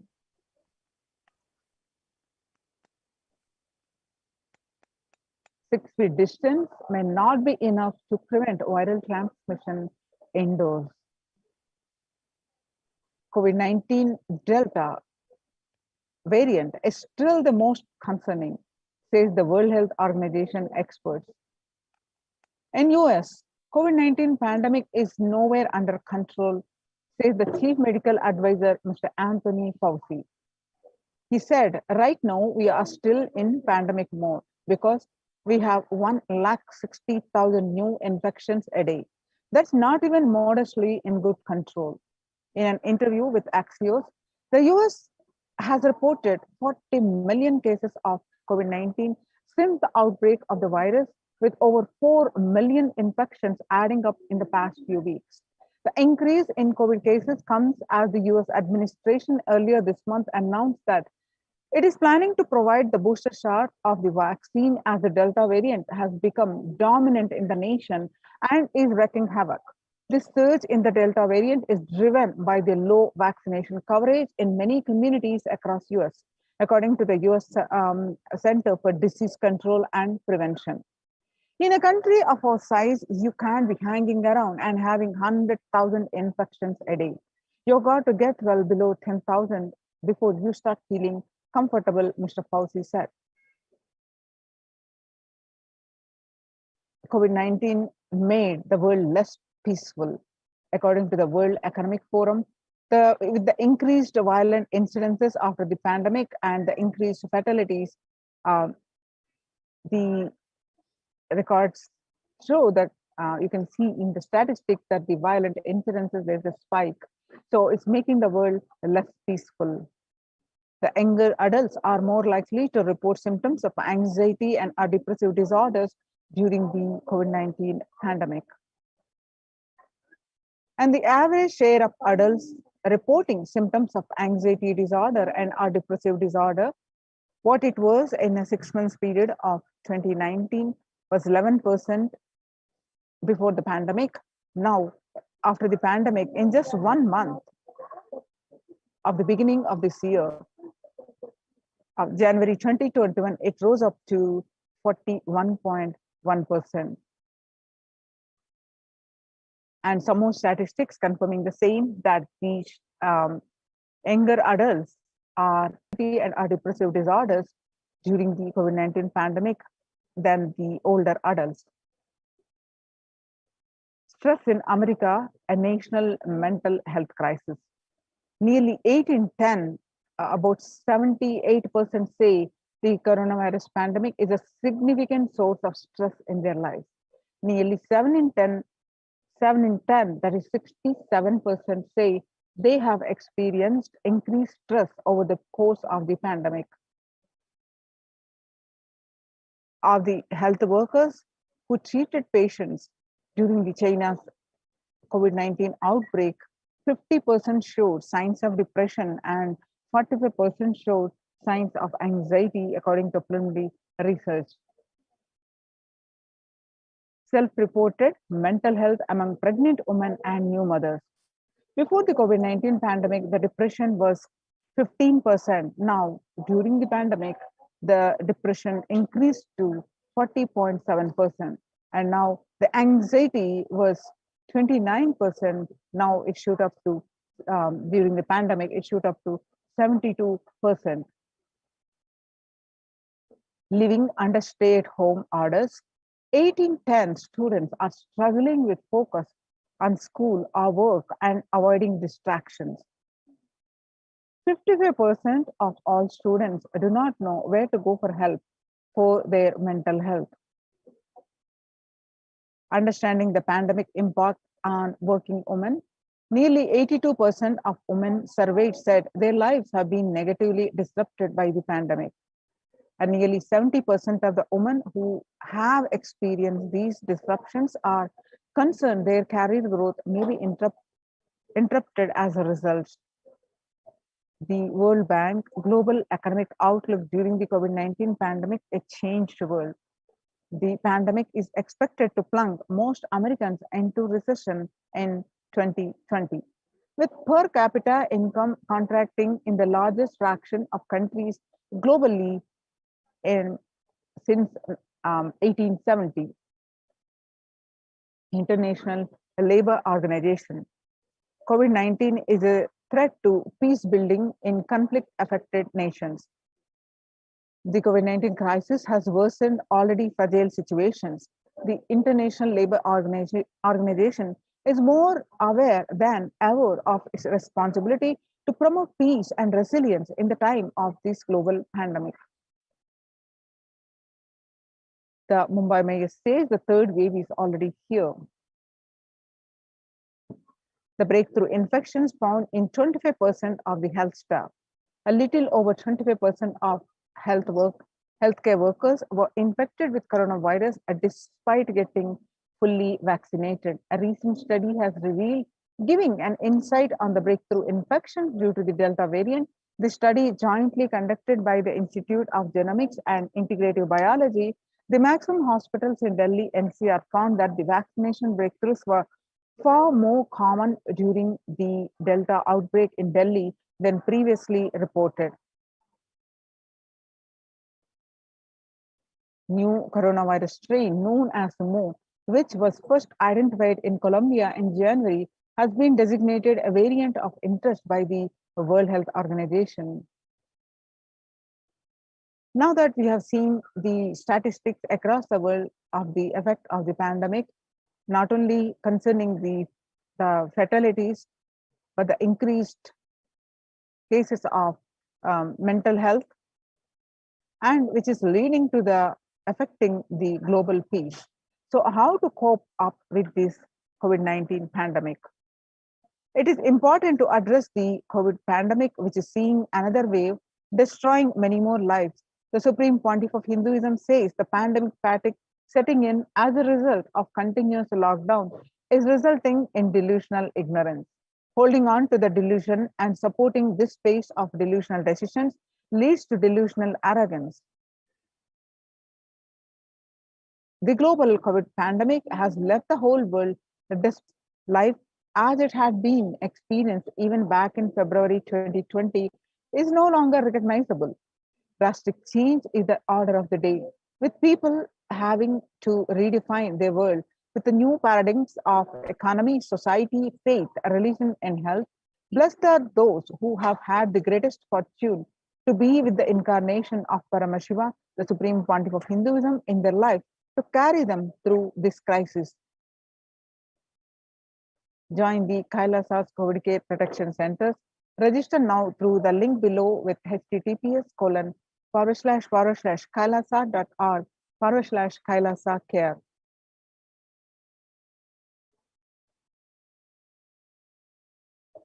Sustainable developmental goals. Making peace with the nature is possible if we start now. Making peace with the nature is possible. Even amid pandemic, 2021 can go down as the year we made peace with nature and set the planet to healing. Our environmental, social, and economic challenges are interlinked. They must be tackled together. For example, we cannot achieve sustainable developmental goals, including ending poverty by 2030, if climate change and ecosystem collapse are undermining food and water supplies in the world's poorest countries. We have no choice but to transform our economies and societies by valuing nature and putting its health at the heart of all our decisions. Now, just let's watch a small clip on the making peace with nature.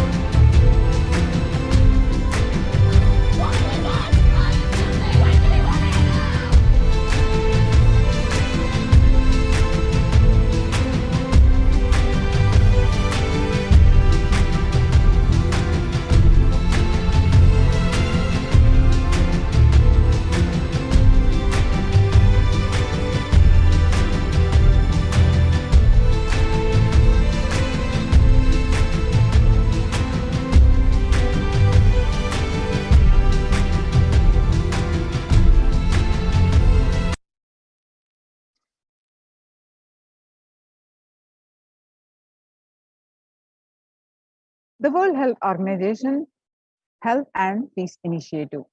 Health and peace are interrelated. In the words of the Director General of World Health Organization, Dr. Tedros, there cannot be health without peace, and there cannot be a peace without health. If individuals and groups enjoy equitable access to health services, fulfilling their rights to physical and mental health, and health actors design neutral health intervention that promote trust and dialogue, and communities are empowered to cope with violent conflict, then health coverage is more universal. Grievances can be heard and addressed to generate trust, and health emergency concerns. Affected communities are more likely to make meaningful contributions to peace and reconciliation and to resist incitement to violence. United States Institute of Peace. Amid COVID, we need enhanced international coordination to build peace. Tackling the pandemic and building resilience in fragile states requires concerted international action at local, national, and global levels. As the humanitarian and economic toll of the COVID-19 pandemic continues to grow, so does the risk that this crisis will fuel new conflicts around the world and while stemming prospects for resolving ongoing ones. Stronger health systems and universal health coverage must be a priority. Remarks to the General Assembly special session in response to the COVID-19 pandemic.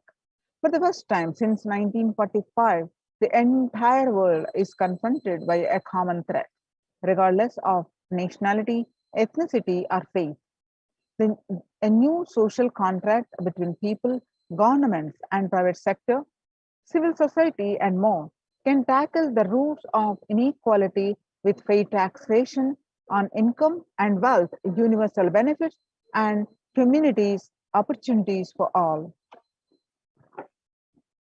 Now let us see the Supreme Pontiff of Hinduism's contributions for the global peace.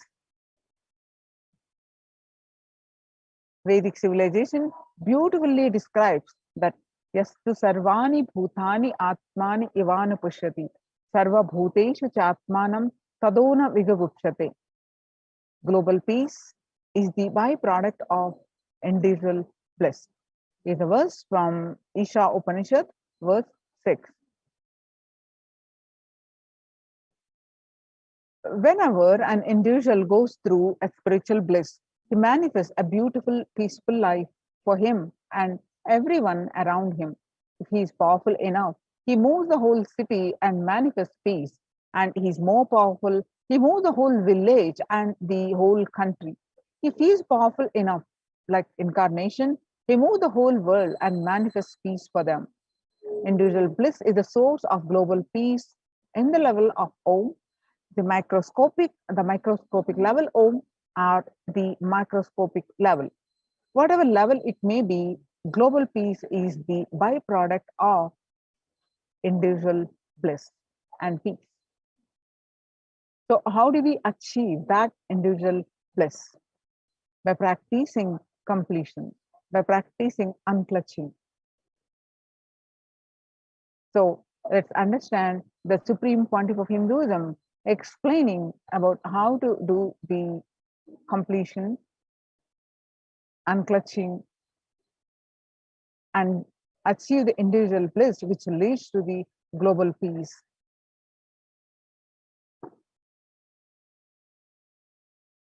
Can directly impact Los Angeles, Hollywood, Toronto.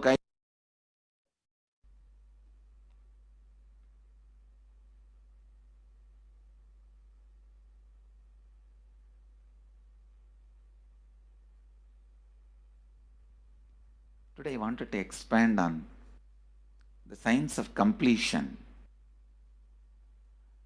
How the science of completion can directly impact the consciousness you are carrying and the consciousness embodied in many bodies.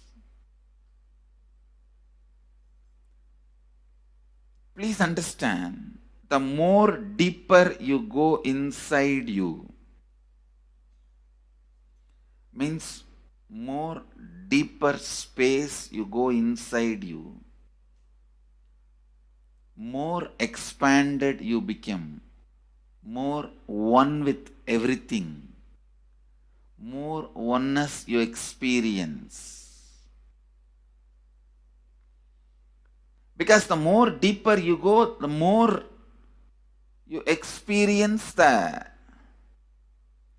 unified field of consciousness. Various words are used.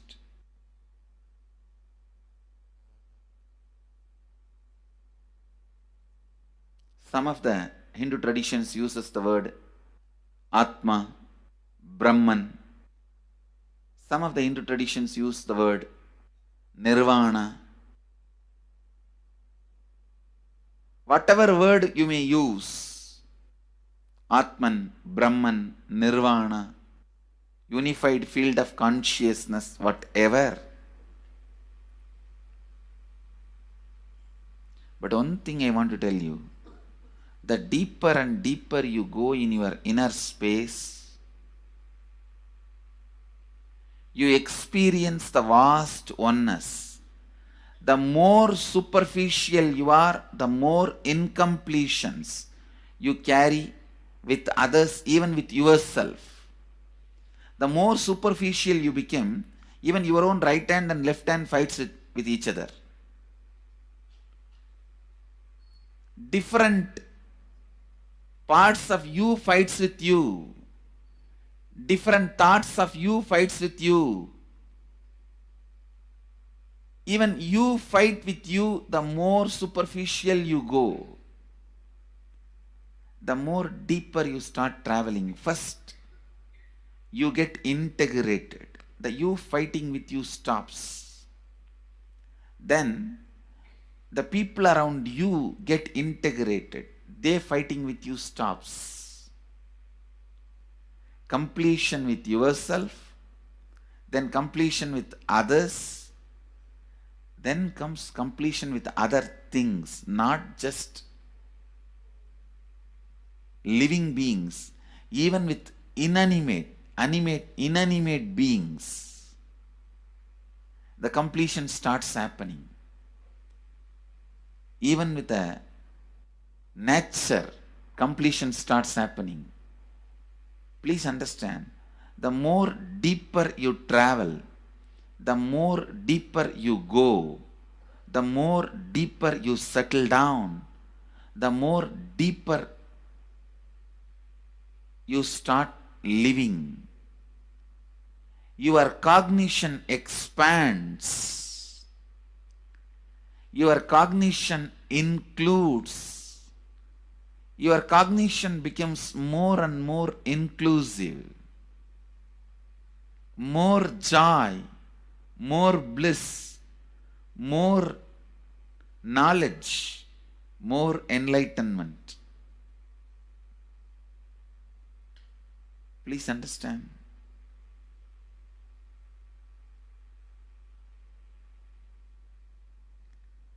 The more and more completion happens in you, you will see everyone around you feels complete with you.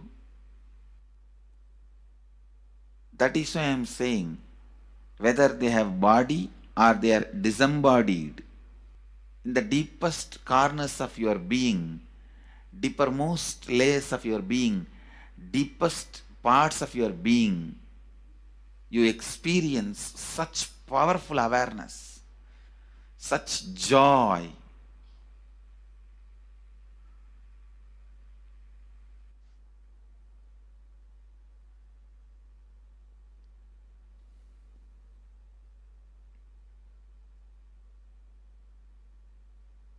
Going into the deepermost corners of your being not only is a joy, it's a power.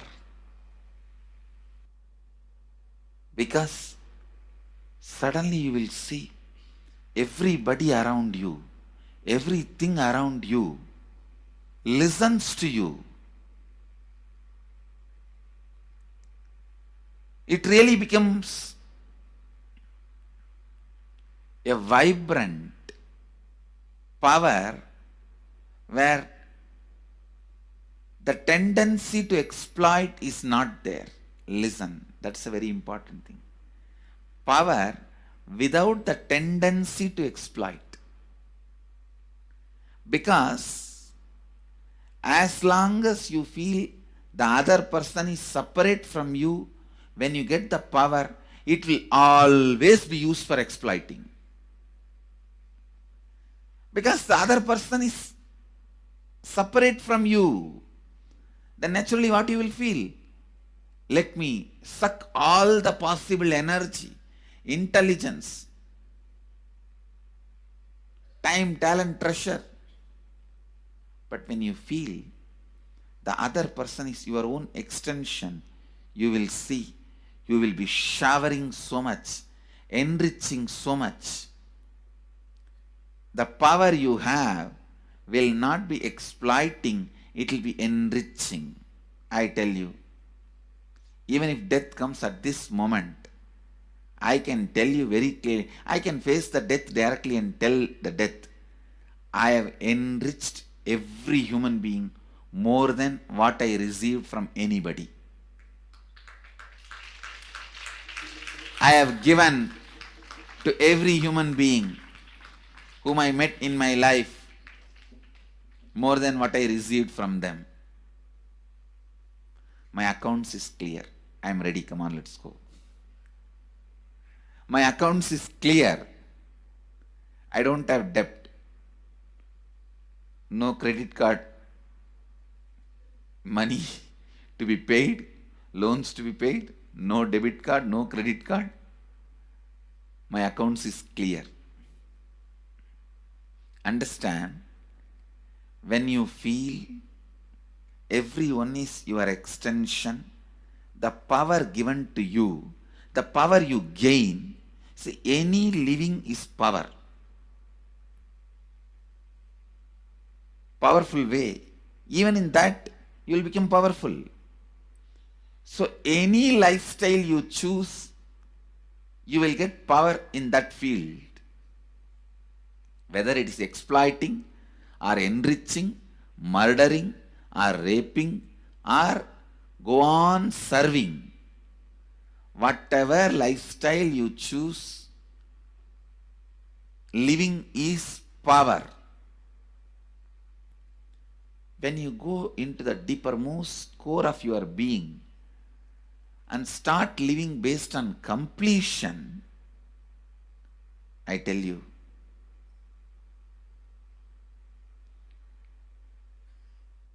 the first power you will experience is everything around you listens to you. That power will simply make you enrich everyone. The best power you can have through living is power of enriching. Whatever you do, as I said, whether you live the life of enriching or exploiting, you will become powerful. I tell you, the power of exploiting brings more and more conflict within and without. And those conflicts naturally bring suffering. And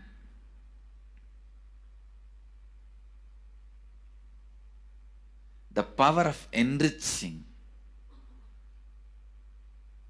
brings more and more completion in you and in others. This full month, Nithyananda Sangha all over the world. The other day I was seeing, we have presence in more than 50 countries. Devotees, we have presence in 100 countries. All over the world, we are going to celebrate this whole month for Global Peace Month, impacting global peace. All of us this whole month will live completion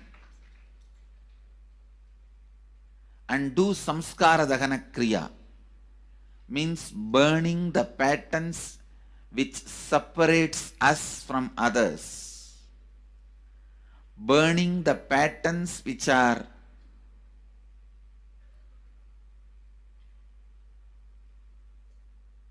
constantly keeping us in a superficial level. All over the world, we will be doing Samskara Dahana Kriya, burning our patterns and leading us to more and more completion.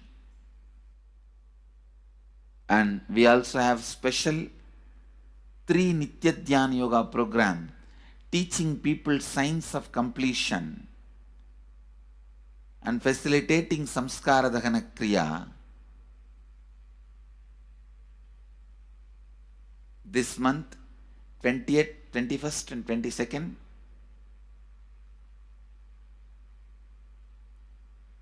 this whole month, all over the world, all our temples, ashrams, centers, yoga centers, schools, colleges, universities should do samskar, should do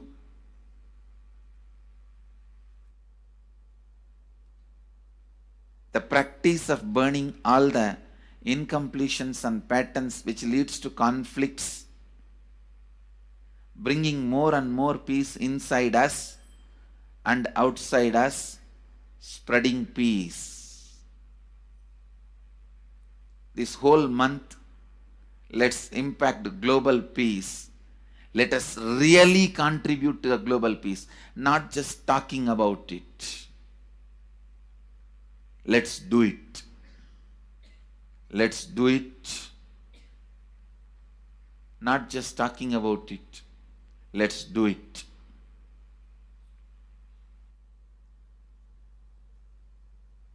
Even if you teach the Samskara Dahana Kriya to 50 people in each area, each place where we have centers, ashrams, temples, two-way centers, yoga centers, even 50 people, each Tanidar teaches, enriches them with this science. The amount of suffering and negative waves, negative vibes reduction can contribute so much to the world. Please understand. One positive person can burn millions people negativity. Experientially, with evidence we proved, one positive person has already burnt at least 20 million people's negativity in last 10 years and brought peace. So each one of you, if you stand up as one positive being, one authentic, responsible, enriching being,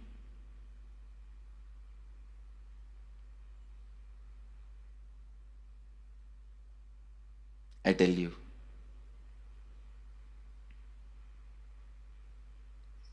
we can do so much to the world. It will be a better place than the time we entered. When we leave, it should be a better place. That's all. When we leave the earth, it should be a better place. So understand, inner peace is your birthright.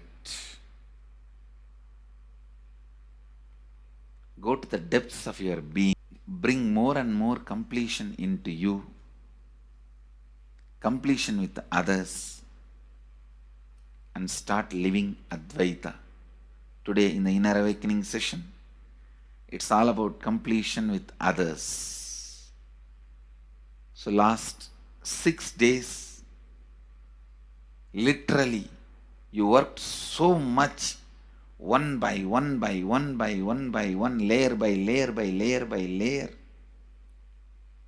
The completion with yourself. Now comes completion with others.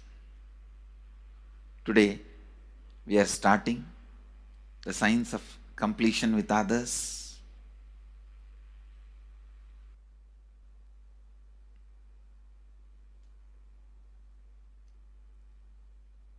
It's one of the most powerful science. Does so much. to human beings, not just healing their relationships, even inside their consciousness, this inner space, so much of good is done, so much of awakening is done.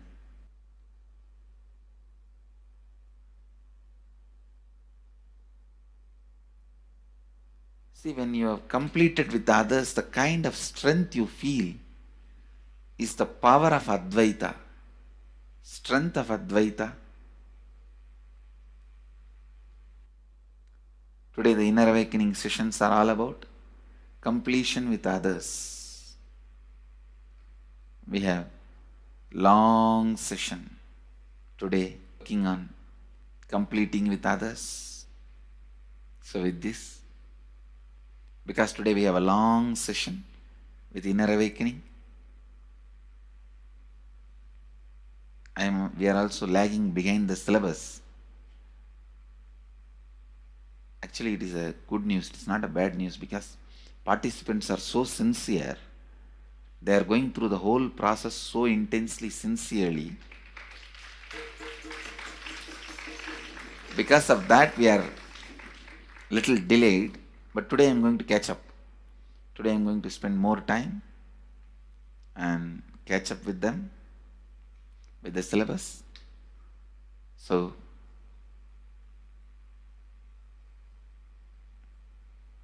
I conclude today with this. I'll move to the next.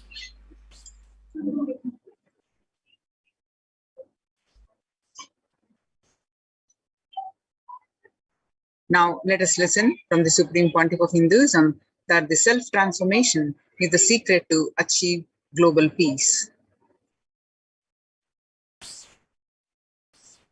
Social answer means I'll tell, oh, you should all work for global peace. You should all work for turning the world. You should work for revolution. You should work for all these, that things. You should vote only the party which says that it will stop the war and all these things. This is the social answer. Nonsense. If you want the honest answer, I tell you, simply transform yourself. You can't do anything. If at all you can do, you would have done it. Be honest. If you can do, you would have done it. You are raising this question because you are not able to do. Am I right? So let us be very clear. Let us be honest. We are not able to do socially. That's the truth. That's the reason you are sitting here and raising the question. I tell you, understand few important things. There are a lot more attached to this question. There are many things which is attached to this question. We always feel the present is very spoiled. It is not going according to the rules or how it is supposed to be. It was wonderful once upon a time. In ancient time, things were going properly. Everything was well and great. And I tell you, 10,000 years ago, they found some writings on stone in Harappa Mohenjo-daro culture. Some stone writings have been discovered. The other day I read a beautiful book about that stone writings. That writings, it says, oh, nowadays the society is not as it should be. So much of war.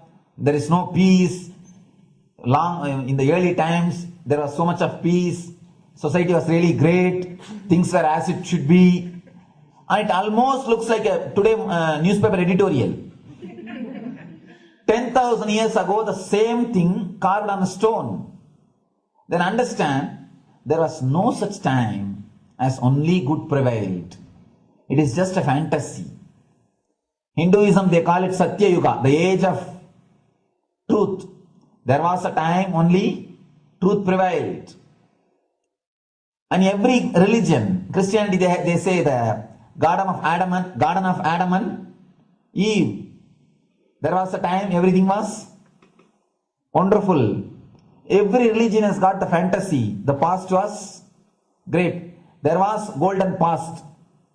Always the idea of golden past exists only in the past.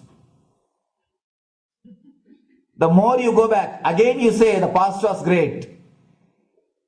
And I tell you one thing, it is a wonderful way of postponing the accepting the reality. Otherwise, I can be sure the world was same as it is today. Whether it is 5,000 years ago or 10,000 years ago.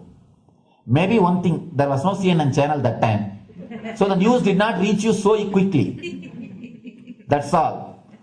The news did not reach you so quickly. That may be the only difference. But otherwise, I can be sure the good and the bad was equal. Good and the bad was equal. The same amount of wars were there. All the other things were there.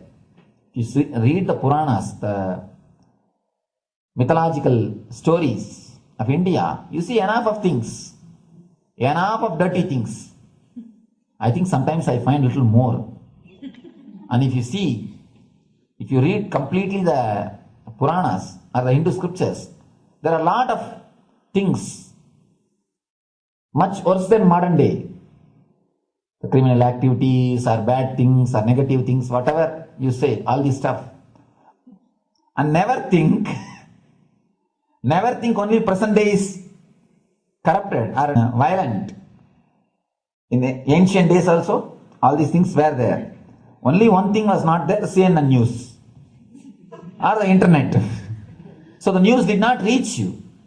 But otherwise I can tell you, enough the good and bad was there. It always will exist. It will exist. All you can do is, if you awaken yourself, if you reach the enlightenment state, you can go beyond it. And I tell you, enlightenment is the only service you can do to the society. Just become enlightened so that you will reduce the negativity. Now, as of now, you are also the part of negative group. Naturally, we will be a negative group. As long as we are unenlightened, we will be the part of collective negative consciousness.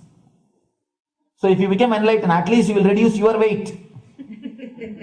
That's the only thing we can do. Nothing else can be done. So all I request you to do is just become enlightened. Realize that you are a lion. That's the only way to help yourself and the society. Otherwise, all revolutions, you see, all revolution again end up as one more tradition. In last 2000 years, 3000 wars have happened in the humanity.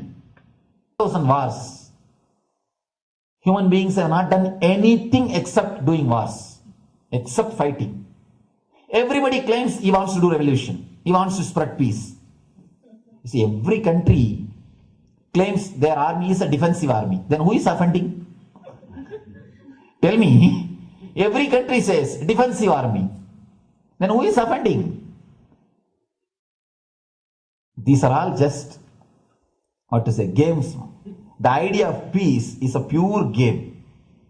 Everybody wants to spread the peace according to them, not according to the other person. They want peace according to them. The other day I was in one interreligious gathering.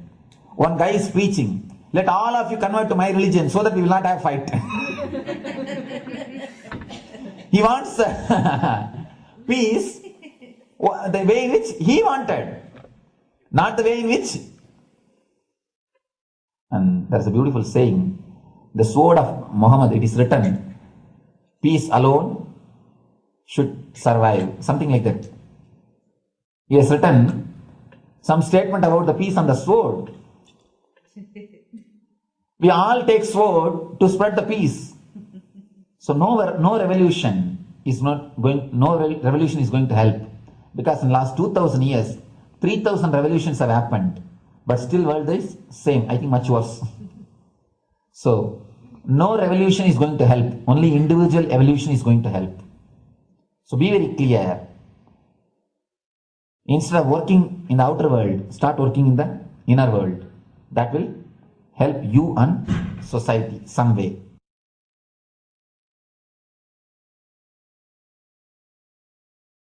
So listen carefully. The space of Shanti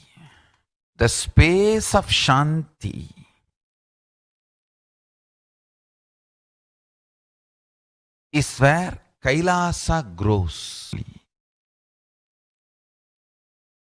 It is in the deep powerfulness of peace, or peace-centered powerfulness is the ground, breeding ground for Paramashivatva to manifest. Please understand. Like how pure mirror reflects everything, pure Shanti-based Shakti, peace-based powerfulness reflects Paramashiva. Paramashiva manifests in peace-based powerfulness. Please understand. Neither violence nor powerlessness. Powerlessness is weakness. Violence is abusive. Peace-centered powerfulness. Powerfulness-centered peace. All the Upanishads completes with peace. Shanti mantra. Starts with Shanti mantra. Gets completed with Shanti mantra.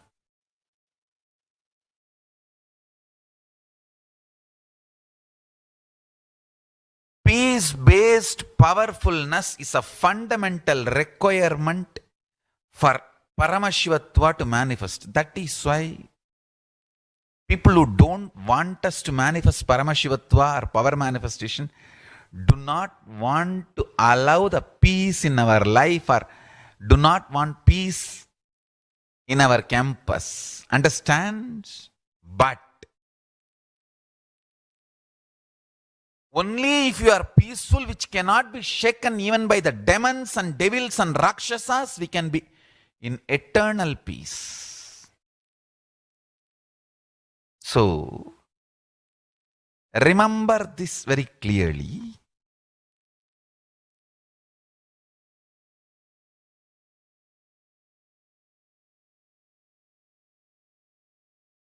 Peace alters the very DNA structure, genetic structure, the core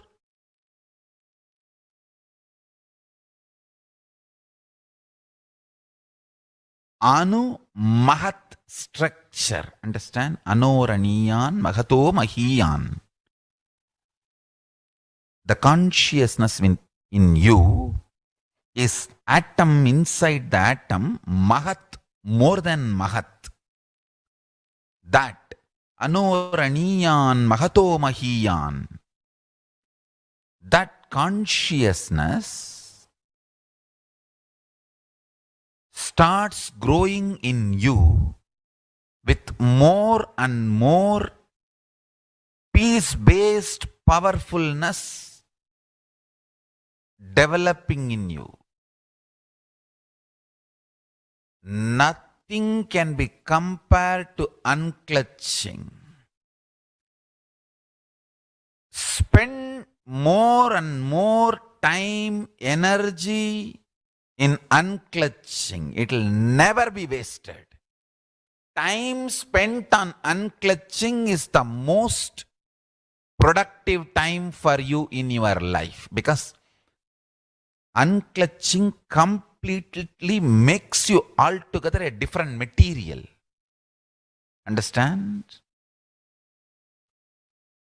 It makes your very biomemory, muscle memory, core structure, molecular structure, genetic structure, DNA structure, everything. All the 8 energy flow circuits, 7 energy flows, 1 the pure conscious explosion. So totally 8 energy flow circuits exist in you. The 8 explodes when you unclutch. Understand? Unclutching is the space of Sri Kailasa.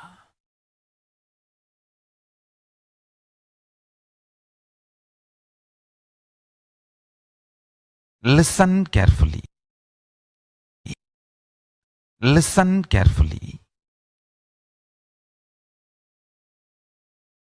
Every chanting, every prayer in Hinduism ends with Shanti, Shanti, Shanti 3 times.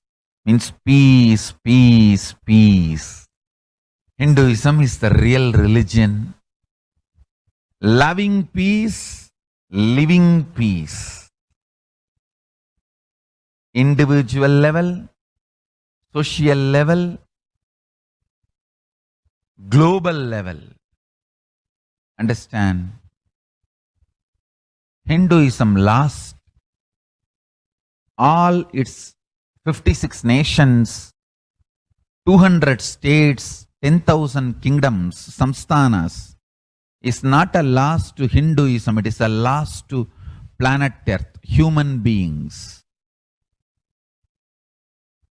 Wherever Hinduism is practiced, kept alive, the ideal of global peace is kept alive. Just do this one simple statistics. You yourself study. Google and study. Take the top 10 religions and list how many people they converted in last 200 years, how many people they killed. List for each religion. I can be 200% sure.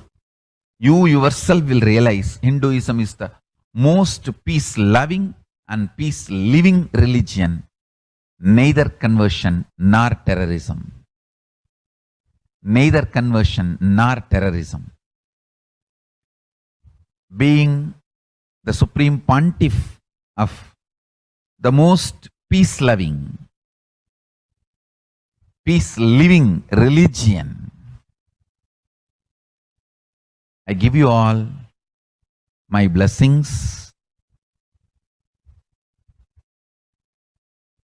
on this International Peace Day. Understand? It is we Hindus need to keep the global peace as a living possibility, and we need to make this global peace as reality.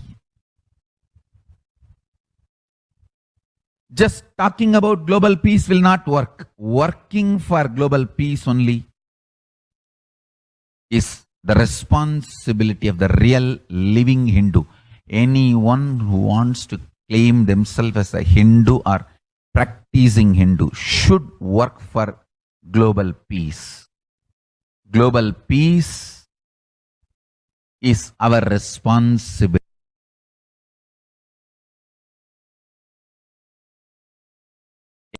Every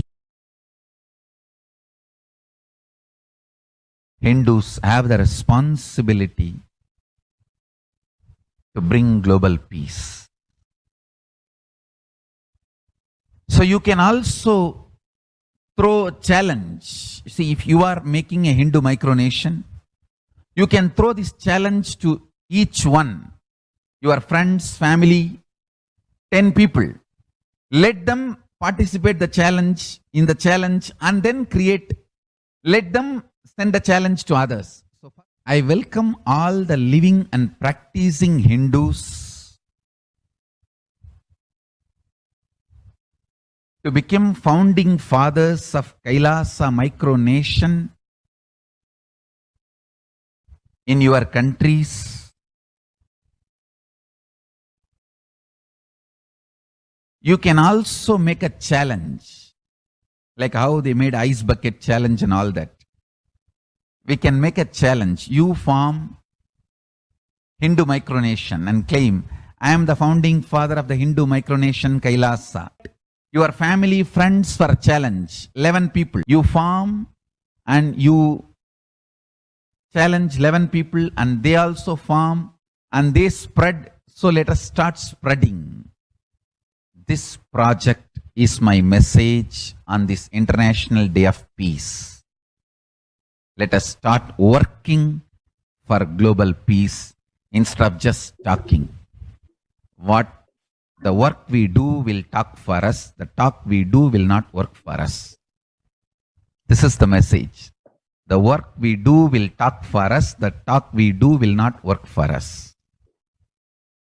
Global peace is the responsibility of Hindus. We living, practicing Hindus, not only we should achieve the individual peace through unclutching yoga, meditation, we should also create an ecosystem where the global peace starts manifesting. This Kailasa Hindu micronation is the enlightenment ecosystem. I request every living, practicing Hindu to manifest, do it. So the global peace can manifest from these Kailasa Hindu micronations all over the world. Hindus have the Now, let's understand the Supreme Pontiff of Hinduism contributions for global peace and super consciousness breakthrough. The sovereign order of Kailasa, led by the Supreme Pontiff of Hinduism and Nithyananda order of monks, nuns, and Hindu diaspora are working for global peace and to give a super consciousness breakthrough to humanity. It is the Supreme Pontiff of Hinduism's mission to revive a conscious world where the global issues at the climate, economic, social, health, and humanitarian levels cease to exist from their very root, turning the problems of poverty, hunger, violence, discrimination into powerful living through the experience of oneness. The Supreme Pontiff of Hinduism has been working from the very grassroots level to usher in an era of peace at all levels, individual, societal, national, and global. His deep insights into the workings of the human mind, body, emotions have enabled him to powerfully and directly address various social, emotional problems facing humanity today. Some of the ways that the Supreme Pontiff of Hinduism provides spiritual solutions to combat the pandemic and other issues.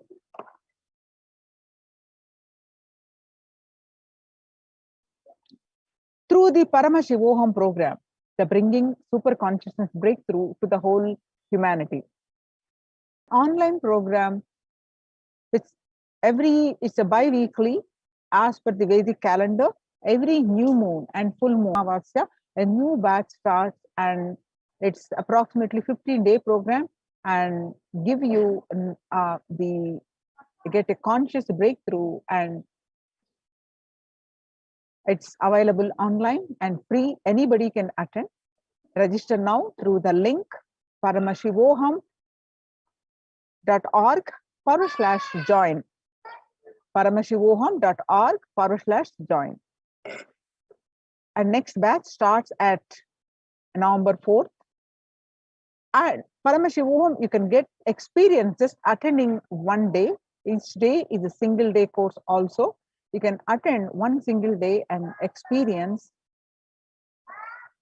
the Paramashivoham. And the next contribution is by starting the Akhanda Nirvikalpa Samadhi Jnana Yajna and contributing almost millions of minutes so far. Paramashiva Sankalpa chanting, the sacred Sanskrit mantra chanting to heal 24/7 via Zoom sessions. Spiritual healing to one and all 24/7. Helping humanity to cope up with the insecurity, fear, disease by empowering individuals to heal themselves, learn to cope up emotions like depression and tough situations in relationships, providing alternative solutions to worldly problems through the power manifestation. Initiating thousands every day into manifesting innate superhuman capabilities in the Kailas courtyard sessions, providing healthy solutions like a technique to clear stomach from Ayurveda solutions, which ultimately brings clarity out to the spiritual truth and gives a conscious breakthrough. in the long term, establishing self-sufficient communities,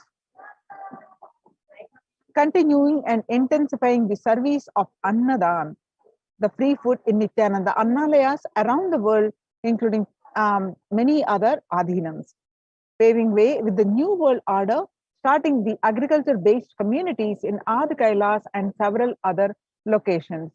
Peacekeepers of Kailas are offering various life solutions from the teachings of the Supreme Pontiff of Hinduism.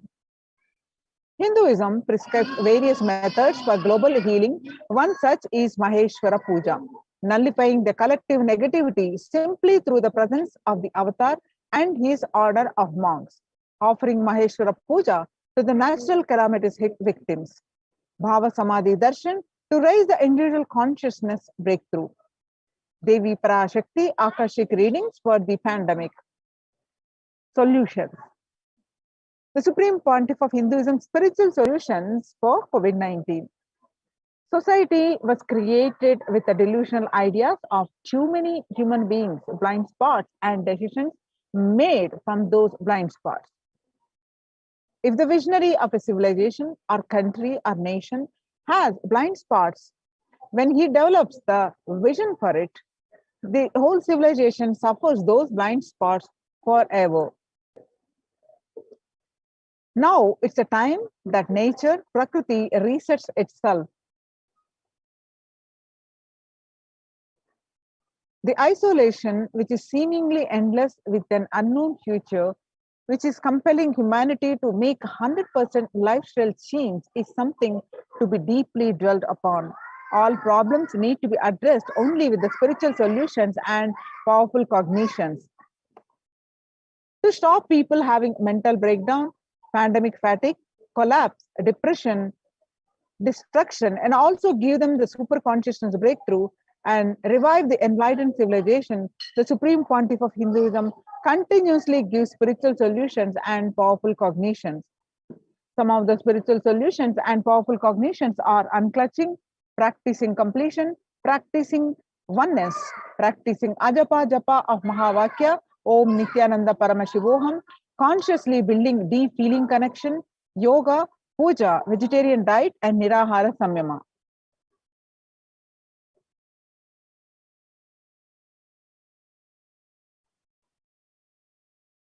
And all these spiritual solutions are free.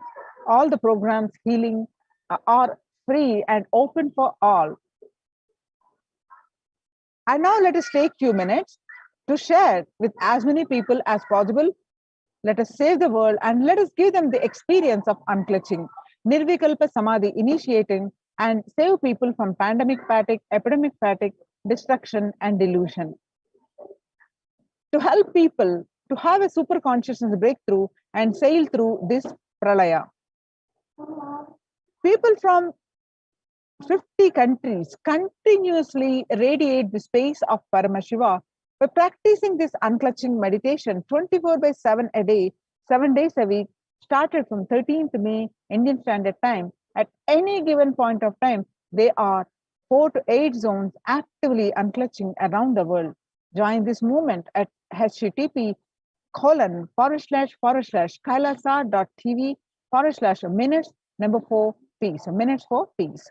The life solutions based on the ancient Hindu tradition, the meditation and yoga techniques from the scriptures, the cognitions rooted in the highest truth, the lifestyle based on living and radiating the higher values of life and powerful way of living and realizing one's ultimate potential form the foundation of the Supreme Pontiff of Hinduism's teachings, which by their inherent nature provide the foundation for peace on planet Earth.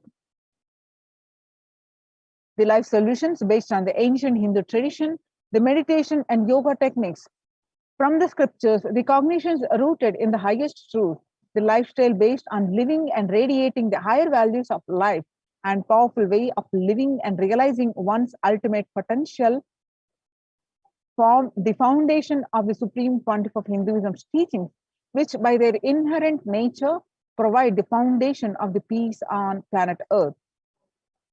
The Supreme Pontiff of Hinduism has launched the Minute for Peace initiative, which aimed at the crime globally by conducting the mass meditations around the world in parallel. In 2014, just after 2 years of launching the program, it crossed over 1 billion minutes of meditation. The scientific studies have shown a reduced crime rate after participation in the meditation and completion techniques.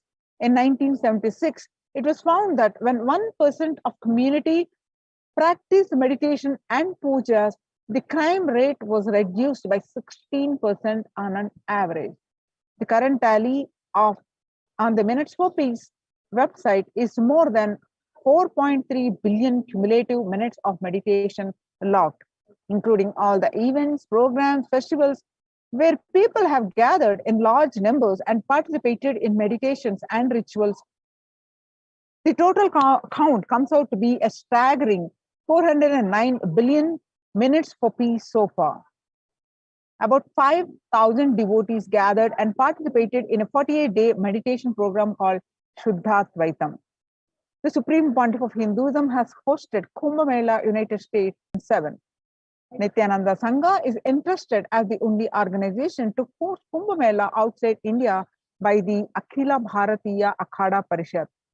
In September 2006, the Supreme Pontiff of Hinduism has organized the first conference for the world peace to honor the memory of those who lost their lives saving others on September 11, 2001 at Irvine, California. The second conference for peace was held in Los Angeles in 2007 in collaboration with Vedanta Society, the BAPS, ISKCON, Siddha Yoga, and other organizations. The Kumbh Mela festival spread fast to other countries, including Australia, Canada, etc. In 2009, the Supreme Pontiff of Hinduism organized a month-long peace walk covering 1,000 kilometers and 1,000 villages to bring together in harmony from all walks of life to promote feeling connection and oneness among people. During the walk, health camps were conducted in villages along its path.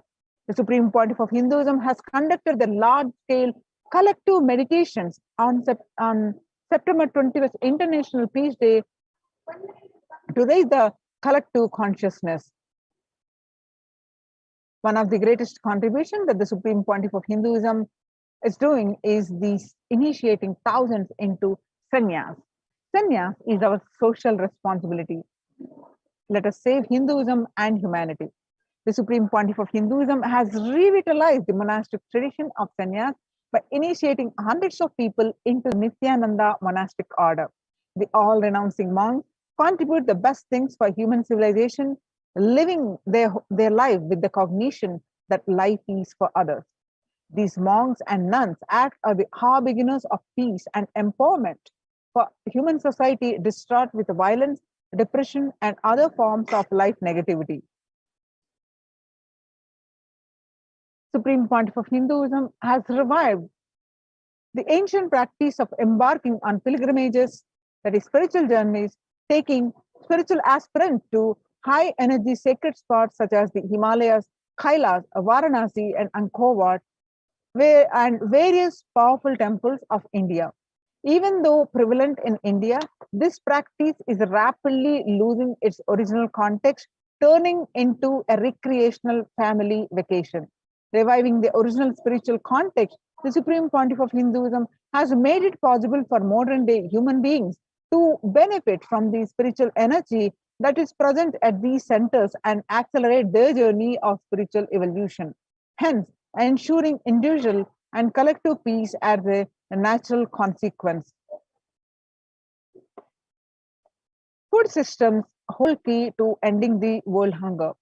Effects of the COVID-19 pandemic, the UN has noted a dramatic increase in the world hunger. According to the state of food security and nutrition in the world, 1/10 of global population, as many as 811 million people, were undernourished in 2020, an increase of 118 million from 2019. According to the Eat, Lancet Commission, moving toward diets with diversity of plant-based foods, low amounts of animal source food, unsaturated rather than saturated fats, or limited amounts of refined sugars, refined grains, highly processed food, and added sugars could prevent between 19 and 24% of all adult deaths each year.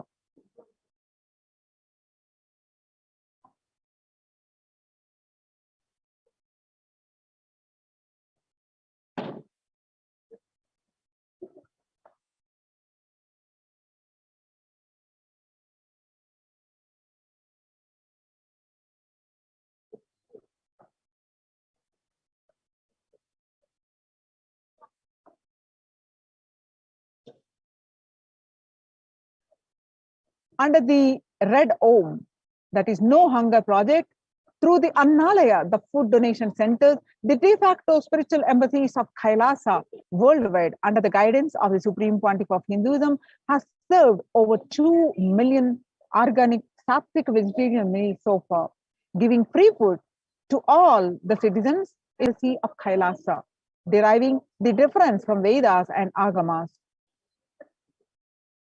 Recently, under the humanitarian initiative launched by the Supreme Pontiff of Hinduism, is opening the Kailasas COVID care centers in India, where the monastic campuses have been turned into a multi-layer quarantine facility to safeguard the inmates against any possible point of contact with the outer world.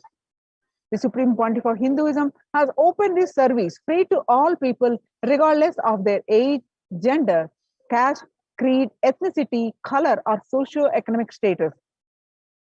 Food, shelter, internet, and all basic facilities, including medical care, are provided at these COVID care centers, free of cost and for an indefinite period of time.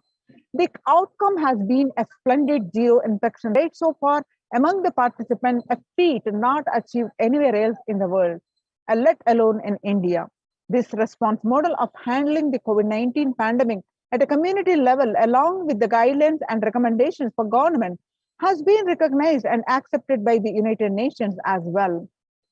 You can see some of the glimpses of the COVID care participants enjoying the life, practicing yoga, practicing meditation, and celebrating the festival, and especially protecting their life from the pandemic. So join the COVID care protection centers. Register now through the link below, https://kailasa.org/kailasa care.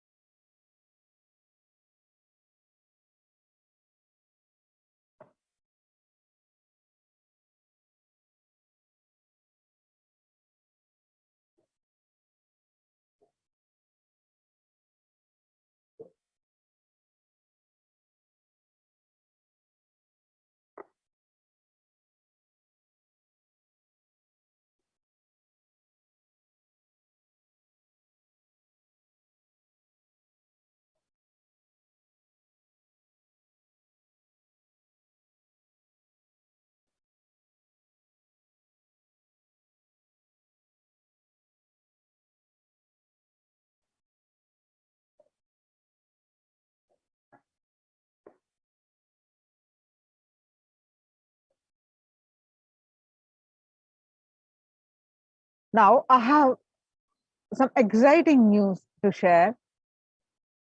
Kailasa's report on gender, justice, and freedom of opinion and expression is published in the United Nations website, ohchr.org.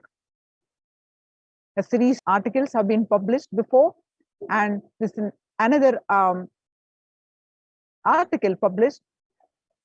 And now I'm going to project this and read it out for all of you.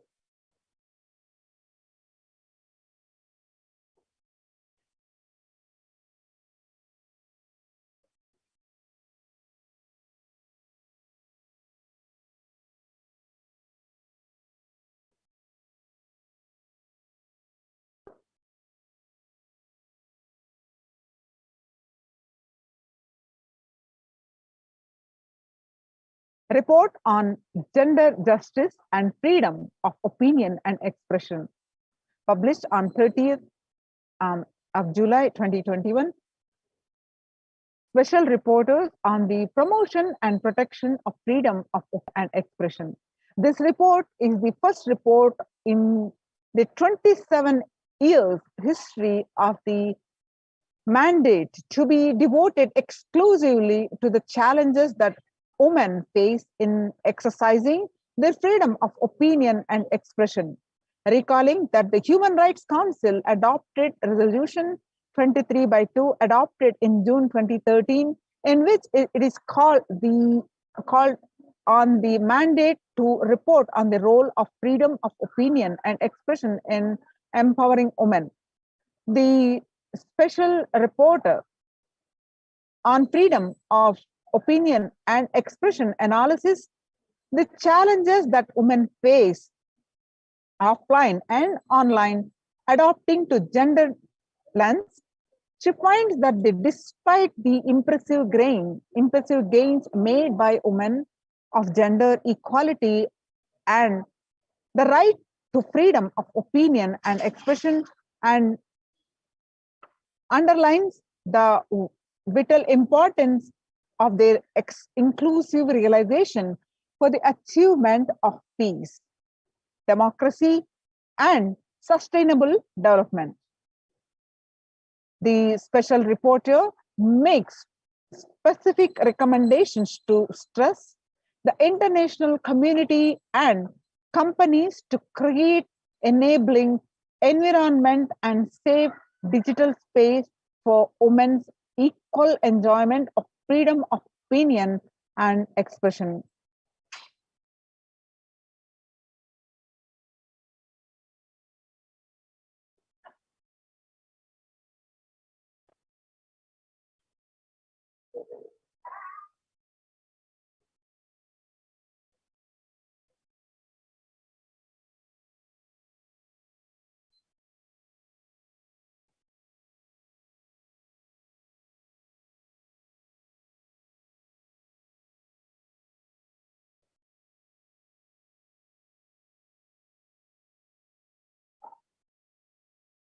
Gender justice and the right to freedom of opinion and expression.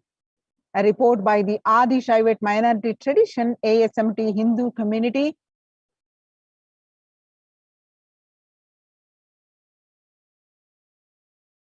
And you can see the full article here, which is got published. Then you can read this full article by downloading from the Facebook profile page of the Supreme Pontiff of Hinduism.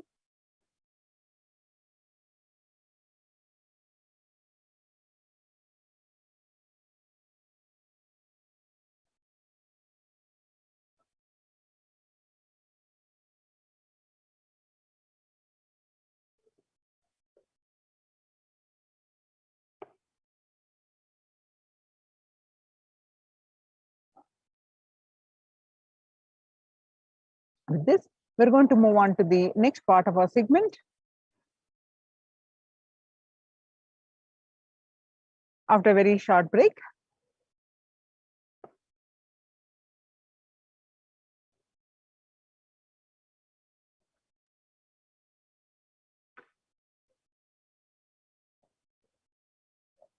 Thank you, Nithyanandam.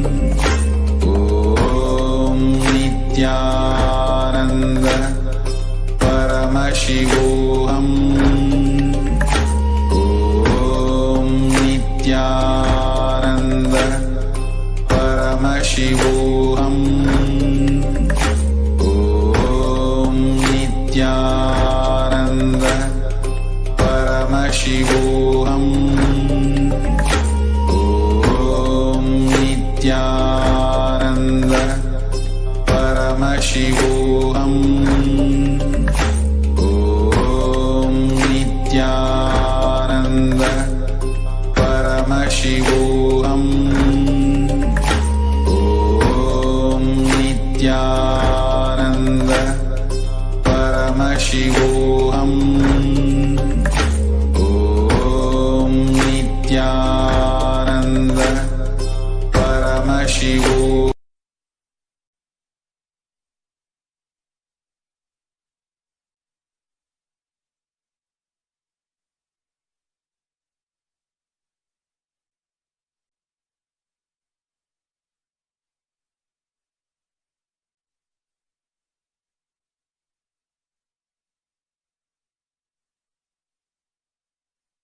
Connecting with the divine with your eyes closed is meditation.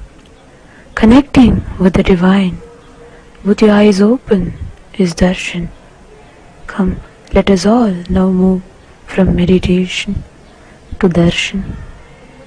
Slowly, very slowly, please open your eyes. Ammayappane, nee ennayappane. Ammayappane, nee ennayappane.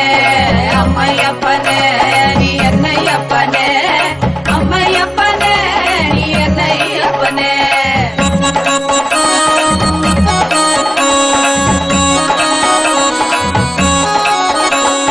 மக்களுக்காக மறுபடியும் நீ அவதரித்தானே. மக்களுக்காக மறுபடியும் நீ அவதரித்தானே. அம்மையப்பனே நீ என்னையப்பனே. அம்மையப்பனே நீ என்னையப்பனே. அம்மையப்பனே நீ என்னையப்பனே. அம்மையப்பனே நீ என்னையப்பனே.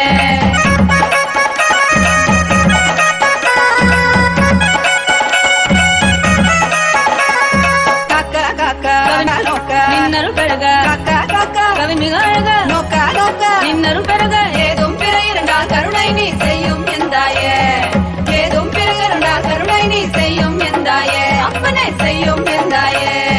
அம்மையப்பனே நீ என்னையப்பனே. அம்மையப்பனே நீ என்னையப்பனே. அம்மையப்பனே நீ என்னையப்பனே. அம்மையப்பனே நீ என்னையப்பனே.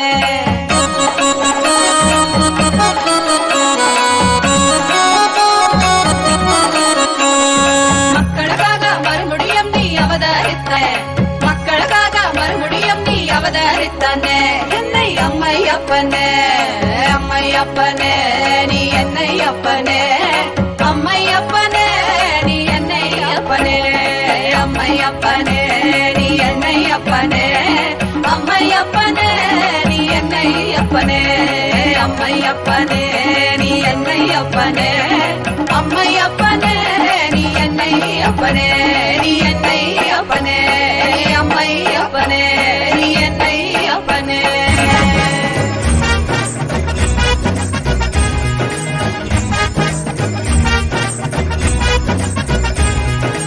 ஆறு படைக்கப்பா ஓம் ஆறு படைக்கப்பா நித்தியன் வாழும் நித்திய குறிமலையே. ஆறு படைக்கப்பா ஆறு படைக்கப்பா ஓம் ஆறு படைக்கப்பா நித்தியன் வாழும் நித்திய குறிமலையே. ஆறு படைக்கப்பா அறுபடை சக்தி ஒரு முக நித்தியனின் திருவடியை நாம் காண்போம். நித்யா திருவடியை நாம் காண்போம். நித்தியன் திருவடி கண்டு நோயற்ற வாழ்வினை பெறுவோம். நித்தியன் திருவடி கண்டு நோயற்ற வாழ்வினை பெறுவோம். ஆறு படைக்கப்பா ஓம் ஆறு படைக்கப்பா நித்தியன் வாழும் நித்திய குறிமலையே. ஆறு படைக்கப்பா ஆறு படைக்கப்பா ஓம் ஆறு படைக்கப்பா நித்தியன் வாழும் நித்திய குறிமலையே. ஆறு படைக்கப்பா கேட்டால் தருவாய் வந்தால் அருள்வாய். நித்யபுரி நித்யா நித்யா நித்யபுரி நித்யா நித்யன் பாதம் கண்டு சகல செல்வமும் பெறுவோம். நித்யன் பாதம் கண்டு சகல செல்வமும் பெறுவோம். ஆறு படைக்கப்பா ஓம் ஆறு படைக்கப்பா நித்யன் வாழும் நித்யபுரி மலையே. ஆறு படைக்கப்பா ஆறு படைக்கப்பா ஓம் ஆறு படைக்கப்பா நித்யன் வாழும் நித்யபுரி மலையே. ஆறு படைக்கப்பா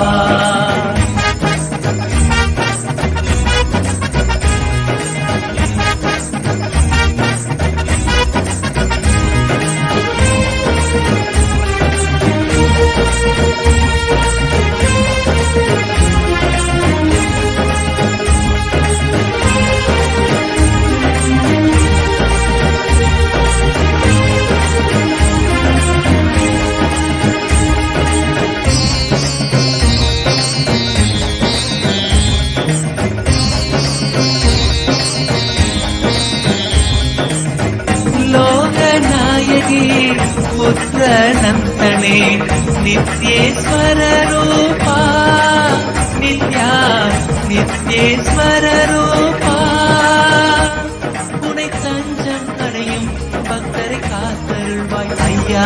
உனை தஞ்சம் அடையும் பக்தரை காத்தருள்வாய் ஐயா. ஆறு படைக்கப்பா ஓம் ஆறு படைக்கப்பா நித்யன் வாழும் நித்யபுரி மலையே. ஆறு படைக்கப்பா ஆறு படைக்கப்பா நித்யன் வாழும் நித்யபுரி மலையே. ஆறு படைக்கப்பா மார்கழி மாதத்தில் குதித்த நித்யனே நித்யபுரி நித்யா நித்யா நித்யபுரி நித்யா உன் பாதம் கண்டு நாங்கள் சரணடைந்தோமே.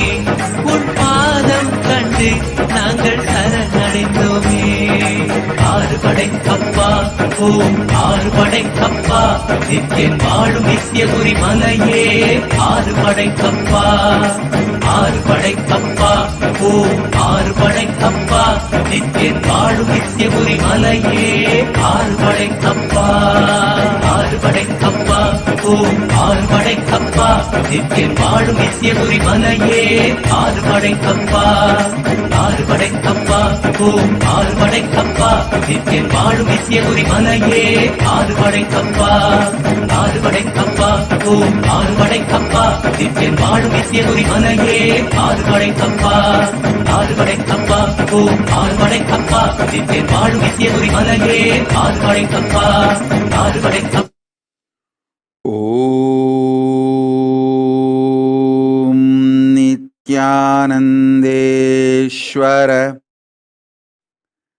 Paramasiva சமாரம்பாம் நித்யானந்தேஸ்வரி பரமசக்தி மத்யமாம்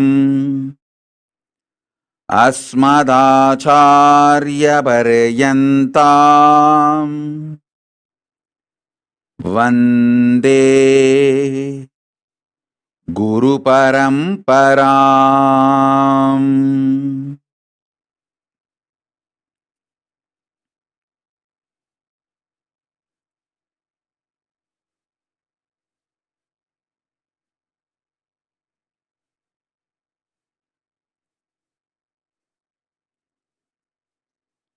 I welcome all of you with my love and respects. I welcome all the living and practicing Hindus from all over the world.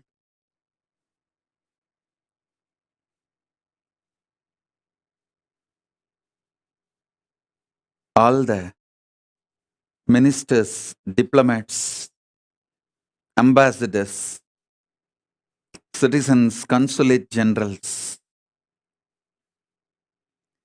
Mantreshwaras, Vidyeshwaras, Ganeshwaras, Lokeshwaras, Astreshwaras. I welcome all of you with my love and blessings. Paramashiva's message directly from Kailasa.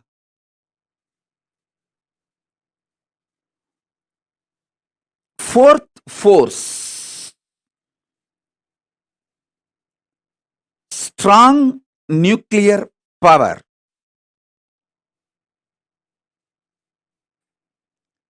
is the extension and inclusive of gravity, electromagnetic force, weak nuclear force, all its permutation combinations. Listen. The fourth force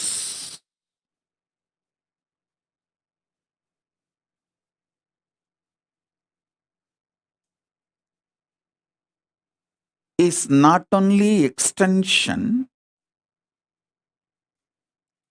it includes all the other three. I wanted to remind all of you once more, Hinduism is cosmic science. It teaches you the whole life. மண்ணில் நல்லவண்ணம் வாழலாம், நல்லவண்ணம் உரையலாம்.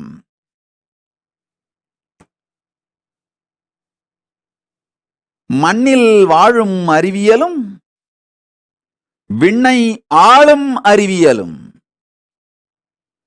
சேர்ந்ததே சனாதன Hindu தர்மம். Listen. A blissful, happy life with all the auspiciousness in this plane and the most auspicious, beautiful, powerful life in the higher planes. Hinduism teaches you the science of this. It's a cosmic science. Feel pride and feel blessed. You are born Hindu and are practicing Hindu. You have been given this powerful knowledge. You are the inheritors of this great powerful knowledge.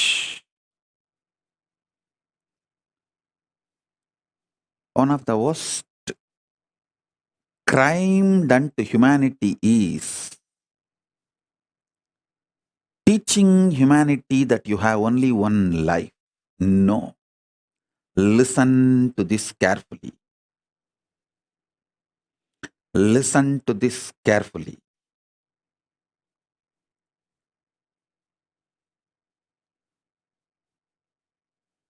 Telling you only we exist, human beings exist in this universe is stupidity. Telling you beings from the other planes, other universe, other parts of the universe are aliens is criminal, crime.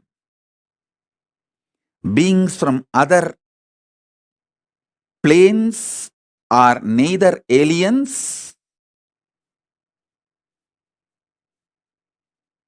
nor false. First of all, we are not alone on this universe. Second, beings from other zones and other universes are not aliens. They are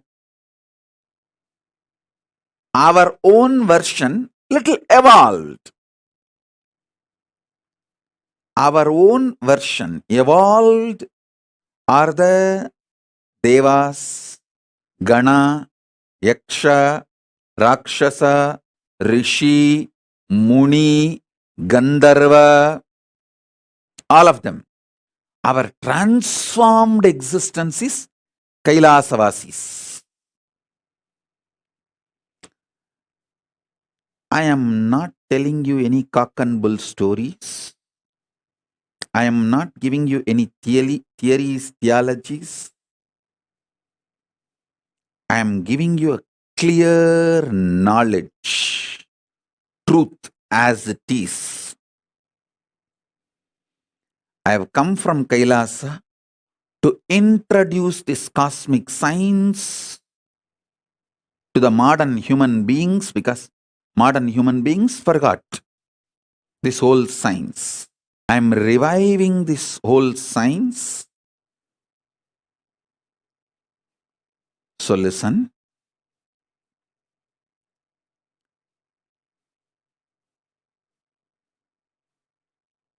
Last few satsangs I was talking about these four forces. Today I wanted to talk about fourth force and giving more understanding about the third force also.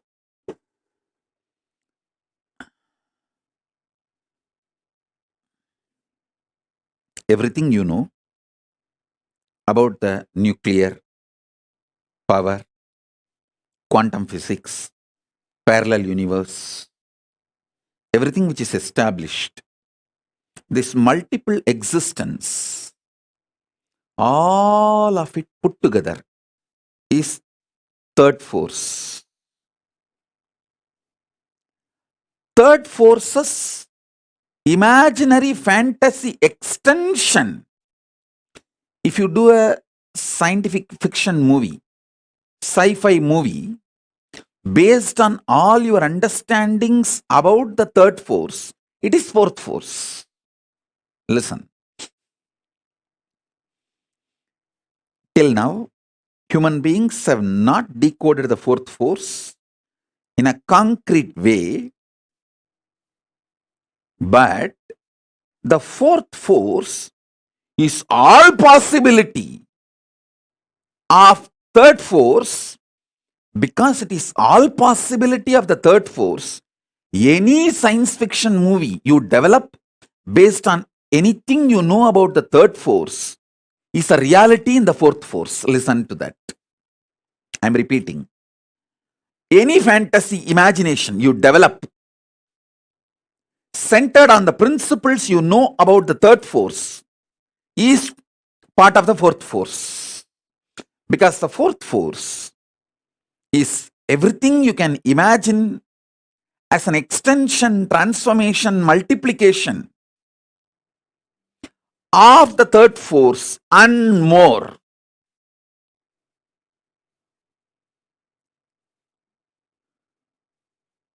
That's the fourth force.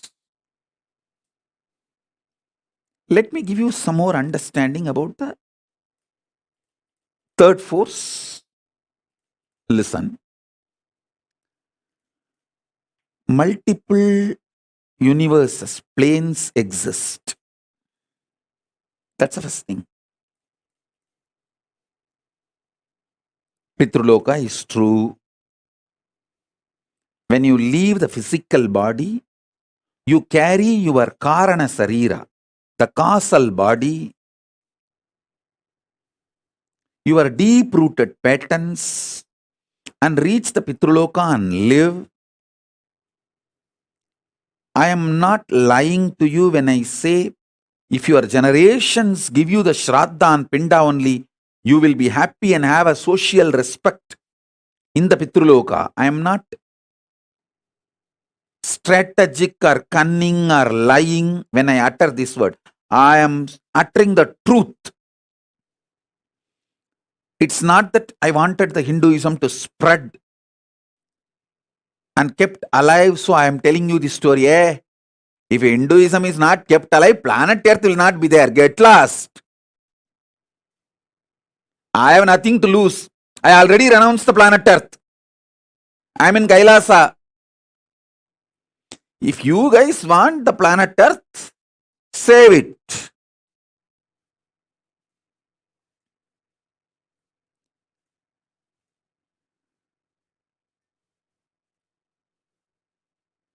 I am here only to give you the truth as it is.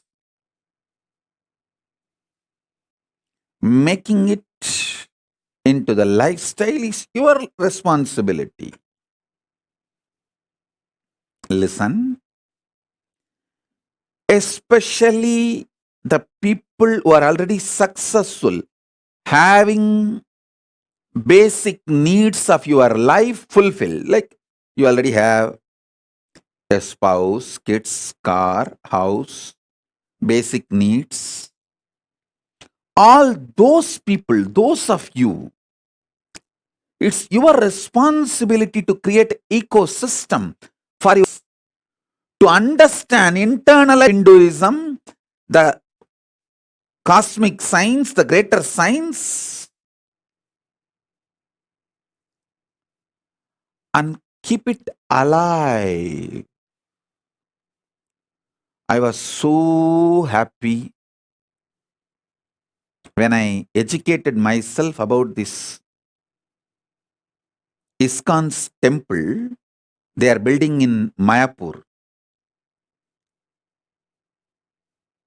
The temple of Vedic Planetarium, where they are describing the Vaishnavite Srimad Bhagavatam description of the multi-universes, the multiple universes, the different lokas.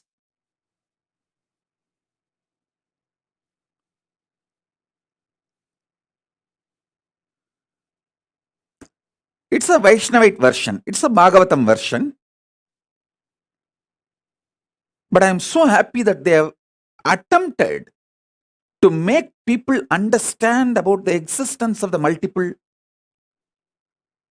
universes, the vertical time zones.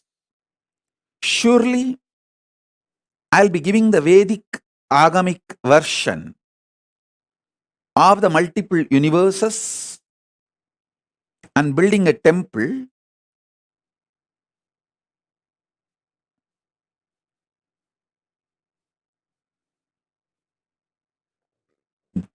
to showcase to all of you and show you experientially how each initiation and power manifestation you can experience those vertical time zones like Devaloka, Pitruloka, Tapoloka, Satyaloka, the lokas of Yakshas, Kuberaloka, Indraloka, Chandraloka, Suryaloka, the different planets and planes. So understand this truth. When I say Pitruloka exists,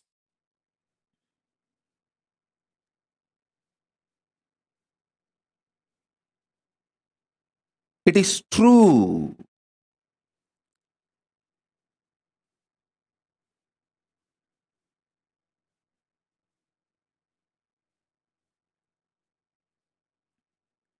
You are not accidental.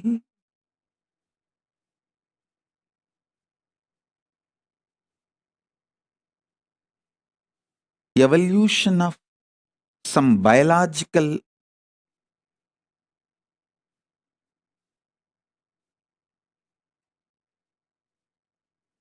permutation, combination, good or bad, right or wrong. No. You are a conscious manifestation to celebrate, live your existence on this plane and in higher planes, vertical time zones.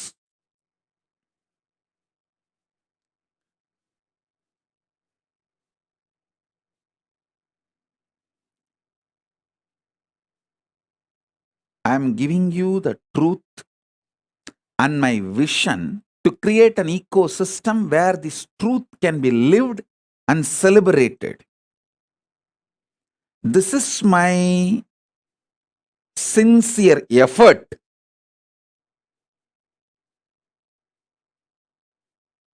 to make the Kailasa, whether the first Kailasa I manifested in Tiruchengodu or the Kailasa I am manifesting in multiple places now, or the Mahakailasa I am manifesting, this is the vision. Vision is where human beings are given a very powerful supportive ecosystem where they are complete about everything related to this world: health, wealth, beautiful relationships, success, feeling empowered, enlightened, and know about the vertical time zone, multiple universes, and start experiencing it, preparing themselves to live in those spaces after they leave the body. Because life doesn't end when your body stops functioning. No.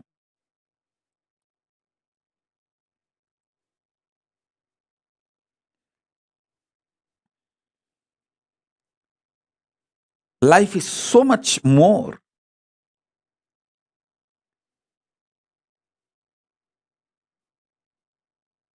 Than you can even imagine, understand.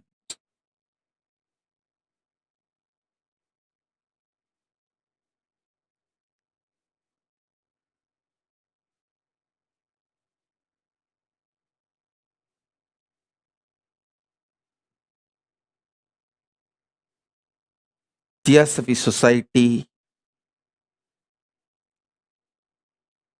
Arabindo Ashram,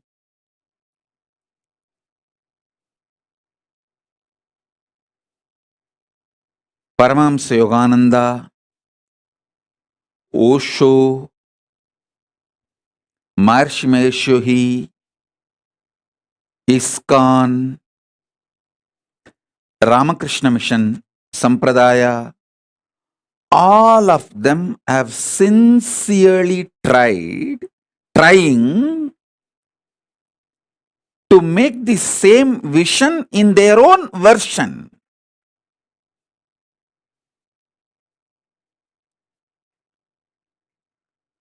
I am trying to create most updated, because now I know all the insecurities of these human beings,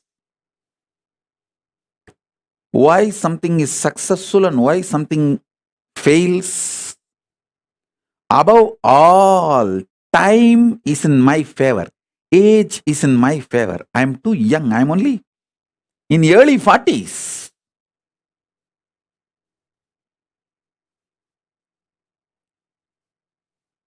Whole life is in front of me. Already I have 41 Chaturmasya spiritual strength, 27 years of a spiritual socio experiences, working in the spiritual field with the society, 27 years of solid experience and expertise, 41 years of Chaturmasya, solid spiritual foundation, and I have my whole life ahead of me. This is the advantage I have.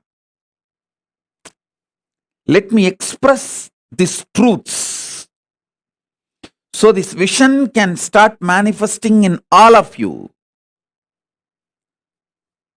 This third force and fourth force manifests in all of you. This is my vision for all my Kailasas. Whether it started in a container, I don't know how many of you know, the first Adinam Tiruchengoda Adinam, started in a steel shed. That is why I always feel container is auspicious. Put container in any place, it will become Kailasa. Because the first Kailasa is container Kailasa. Only then the hut was built. There was a steel shed which was used as a pump set, gifted to me by a devotee. That's when first I started staying. From there only I built the hut.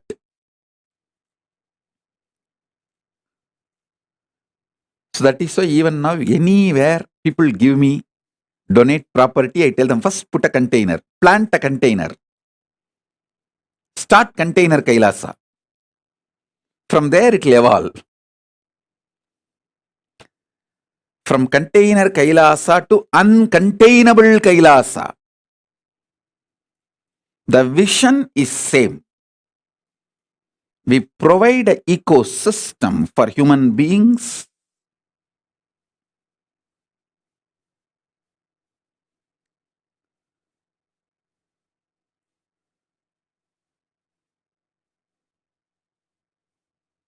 to have healthy, wealthy,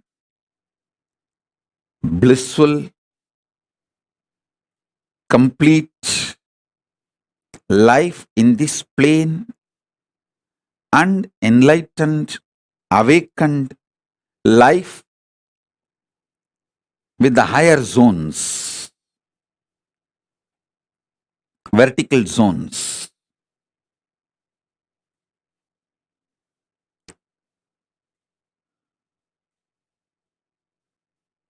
Still, many of my vision is not yet unfolded into reality, but I have spelled out my vision very clearly.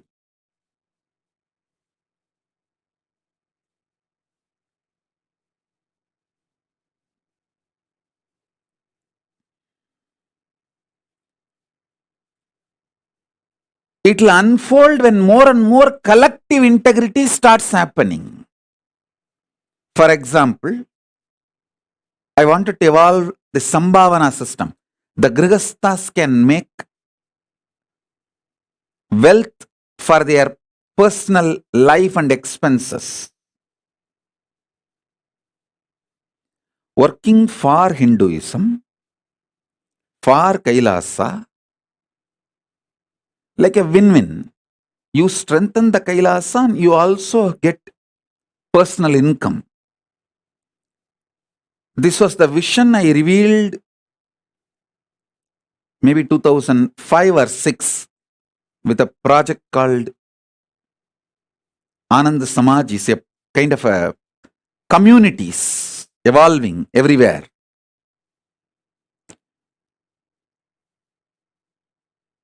If we have people with more collective integrity, who take the responsibility for integrity of everyone, these systems can be successful.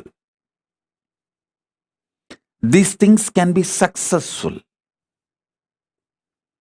A 10 family can join, take up a project, make it successful, have Kailasa strengthened, Hinduism strengthened, and the ecosystem strengthened, and you receive the personal income. All the things are fulfilled like a win-win. It is possible. It is possible, especially in the cities of India and the NRIs in Malaysia, Europe, US, Trinidad, Tobago, where the Hindus are the richest ethnic minority.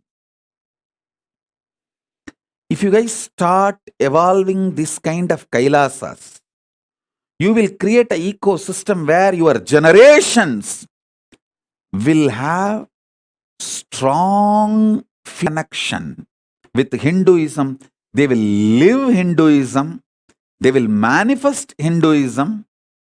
They will be giving you the Shraddha for generations, building the modern day Agraharams.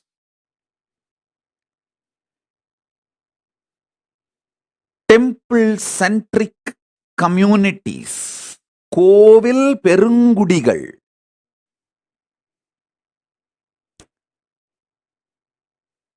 தமிழ்ல சொல்லணும்னா, மலையும் மலை சார்ந்த இடமும் குறிஞ்சி,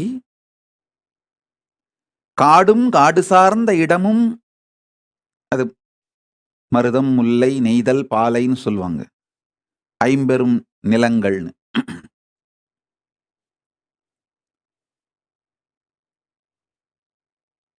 காடும் காடு சார்ந்த இடமும், வயலும் வயல் சார்ந்த இடமும், கடலும் கடல் சார்ந்த இடமும், குறிஞ்சி, முல்லை, மருதம், நெய்தல், பாலை 5 நிலங்களை சொல்வார்கள். மலையும் மலை சார்ந்த இடமும் குறிஞ்சி. அது எனக்கு தெரியும். காரணம் என்ன, நான் அந்த மலை சார்ந்த இடத்திலே பிறந்து வளர்ந்ததால். அதுபோல நன்றாக புரிந்து கொள்ளுங்கள். 6ஆம் நிலம் ஒன்று உண்டு. கோவிலும் கோவில் சார்ந்த இடமும் Kailasam.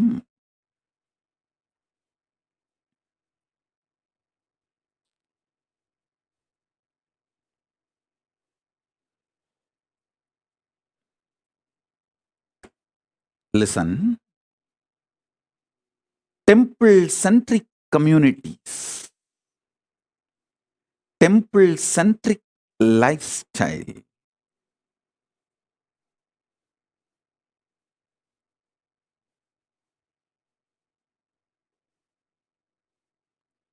it's all just in each city few families need to have that collective integrity. It cannot be done through autocracy or democracy. Autocracy, democracy, all crazy. All just crazy. Democracy means the mass is cheated, that they are empowered by few autocratic individuals. Autocracy means people know openly they are being ruled and at least hold the rulers responsible historically. So this autocracy, democracy, all crazy. Neither autocracy nor democracy is going to work for the future. It's collective integrity, responsibilism only is going to work for the future. That's why the Kailasa, I am evolving a kind of a new responsible democracy. How I am evolving, all the temple volunteers will vote any issue related to running the temple. All the donors will vote any issue related to money.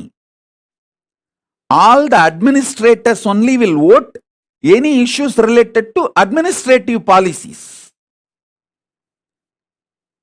A temple volunteer, if he is volunteering for administration also, he will have 2 votes. He will have a vote in the temple related and administration related because he is involved in administration.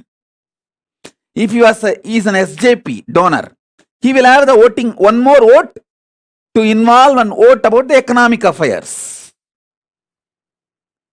So the votes are given based on the responsibility, responsibilism.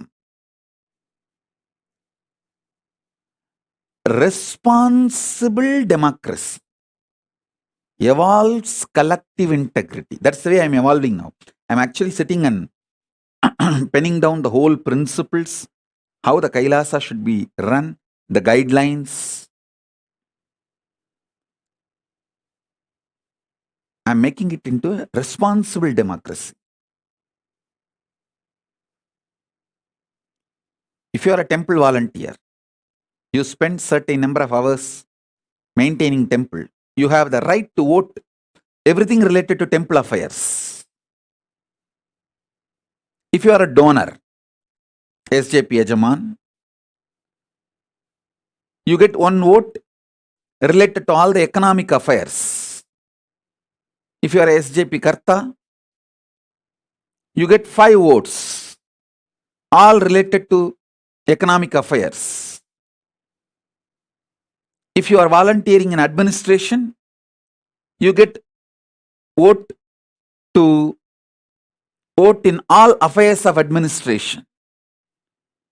If you are volunteering in garden, housekeeping, you get the right to vote in all the affairs of the gardening, housekeeping.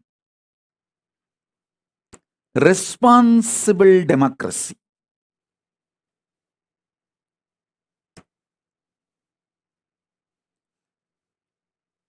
That's the way I am evolving this Kailasa.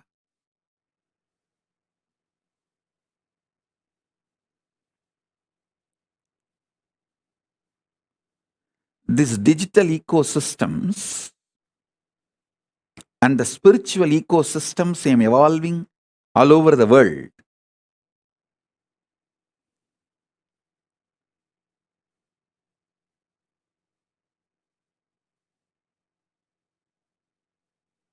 From that time, my gurus have handed over me the first ashram from Tiruvannamalai. Then I did the first ashram in Tiruchengodu.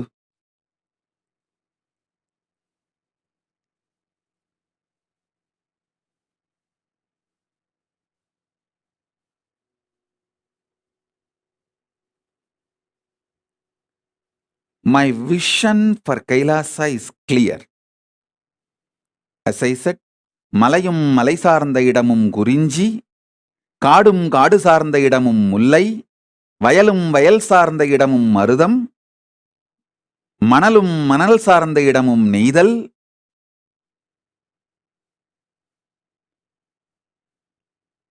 I think மணலும் மணல் சார்ந்த இடமும் பாலை, கடலும் கடல் சார்ந்த இடமும் நெய்தல்.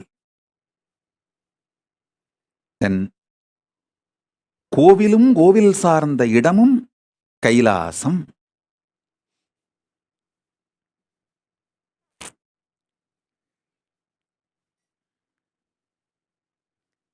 We need to evolve Kailasa everywhere. I am seeing some of the successful Kailasas. Banu Patel has done a best Kailasa in Oklahoma. Because naturally she has a beautiful collective integrity team built for her business. See, the business network she built is all from the family, and they all have already built a collective integrity. That is why that the Kailasa Oklahoma is such big success. The best kept deities, most beautiful rituals, they all gather, sing, dance, happily, inspire, live Hinduism, do Garba dance, Bhagavad Gita, Guru Puja, Shiva Puja, spirituality, meditation, yoga, whatever they can. I tell you, they already formed a ecosystem where their generations will learn more and more about Hinduism and live, practice.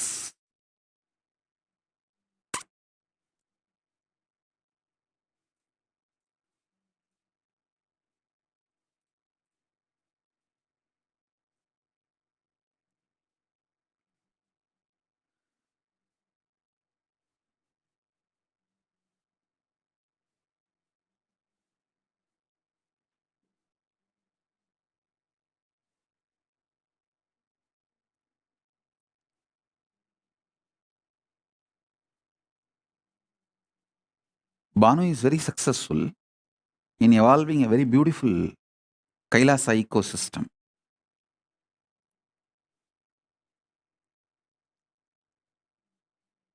Maybe little more enlightenment, education, knowledge, all that will happen in course of time. but the ecosystem is successful. I feel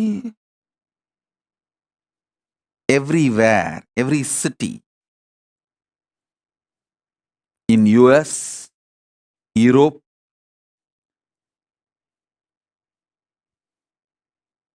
even in India, if you guys start creating this Kailasa ecosystem,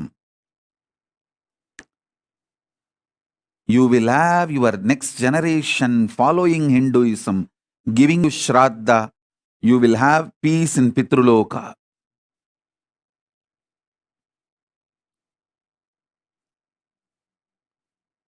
The Kailasa will evolve beautifully on the planet Earth. திரும்ப சொல்றேன், மலையும் மலை சார்ந்த இடமும் குறிஞ்சி, காடும் காடு சார்ந்த இடம், வயலும் வயல் சார்ந்த இடமும் மருதம், கடலும் கடல் சார்ந்த இடமும் நெய்தல், மணலும் மணல் சார்ந்த இடமும் பாலை. ஏன் மெமரிலேயே கரெக்டா இருந்து, இவனுங்க ரெஃபரன்ஸ் கொடுக்குறேன்னு சொல்லி துண்டு சீட்டு கொடுத்து என்ன குழப்பிட்டானுங்க. எப்பவுமே நம்ம மண்டையை நம்புறது தான் பெஸ்ட். துண்டு சீட்டை நம்பினோம்னா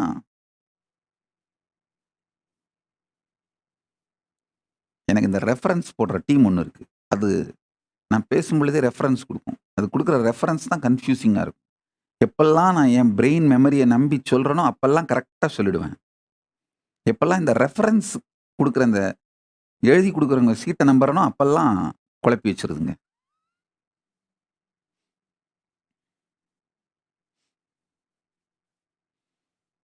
மலையும் மலை சார்ந்த இடமும் குறிஞ்சி, காடும் காடு சார்ந்த இடமும் முல்லை, வயலும் வயல் சார்ந்த இடமும் மருதம், கடலும் கடல் சார்ந்த இடமும் நெய்தல், மணலும் மணல் சார்ந்த இடமும் பாலை, கோவிலும் கோவில் சார்ந்த இடமும் Kailasam.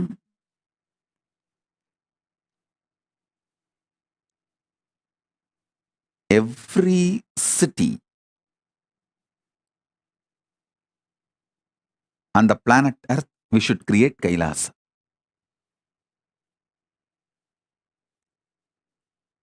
Every city we should create Kailasa.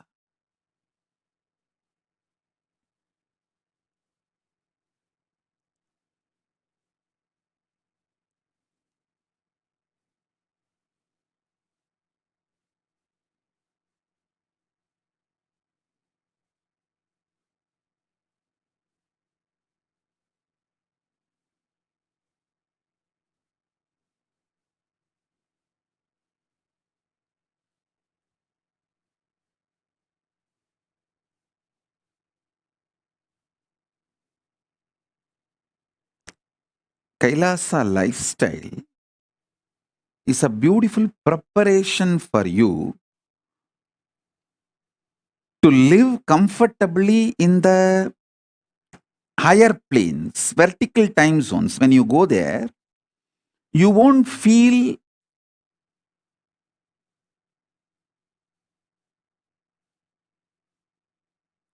cultural shock. You will not feel cultural shock when you go to the higher planes if you learn the Kailasa lifestyle here on the planet Earth.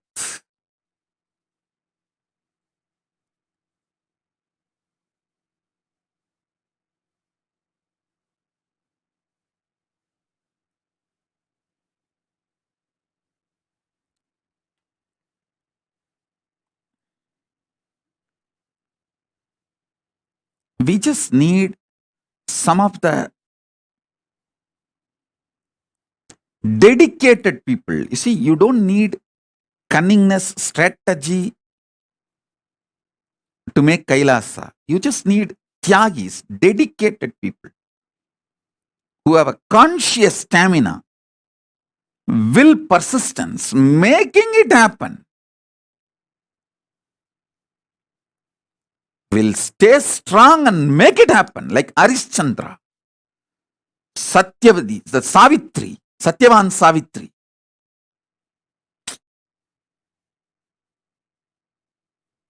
What a will persistence. Nachiketa, will persistence.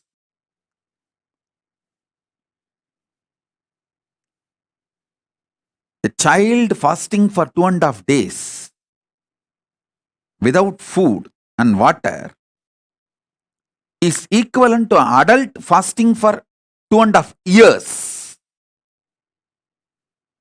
Because for child, food is the only life, source of life. For an adult, there are multiple sources of life. To use multiple things as source of life.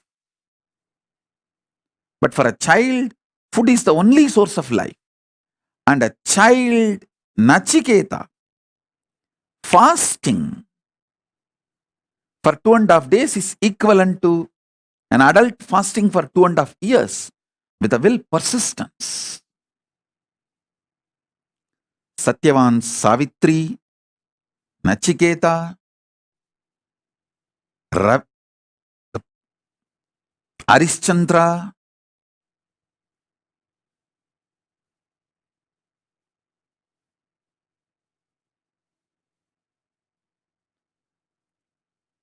what a will persistence.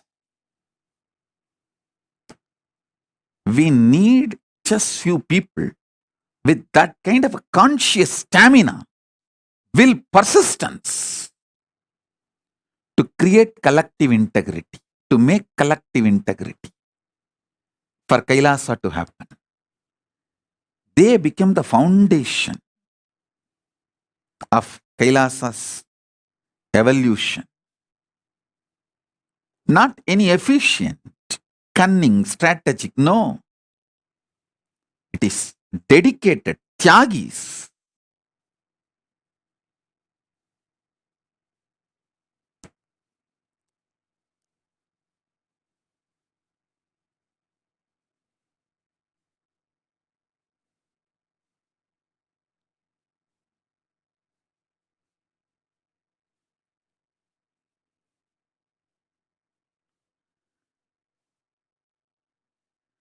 Earlier, the Kailasas are like luxury. But now, it is survival need.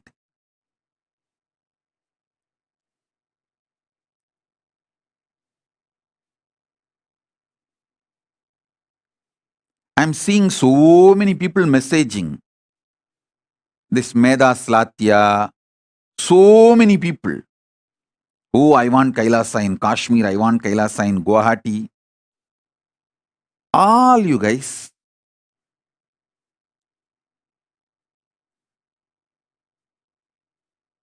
stop wasting my time if you can't take the responsibility. Meda Slatya, you don't need to be independent.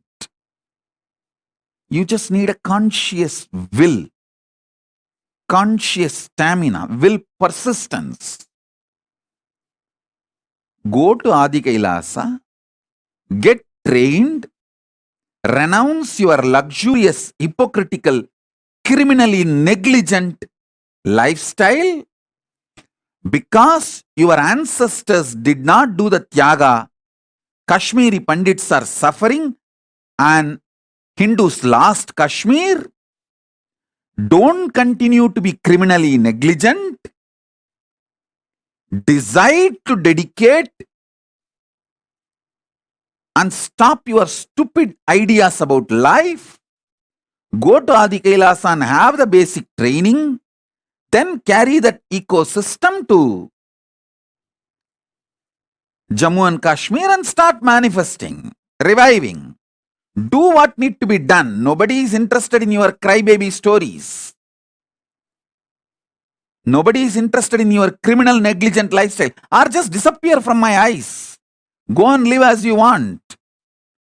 Don't waste my time and get the karma of Guru Aparada.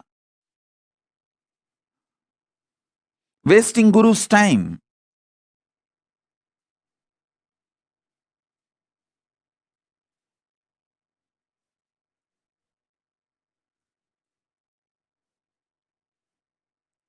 When I give a vision, everyone says, oh, I want to do, I want to do. Come on. There is a clear system I have evolved. Procedure.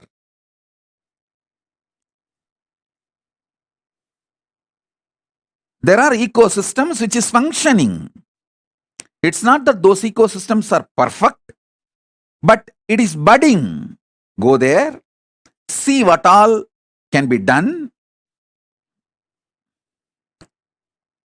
Right, wrong, good, bad.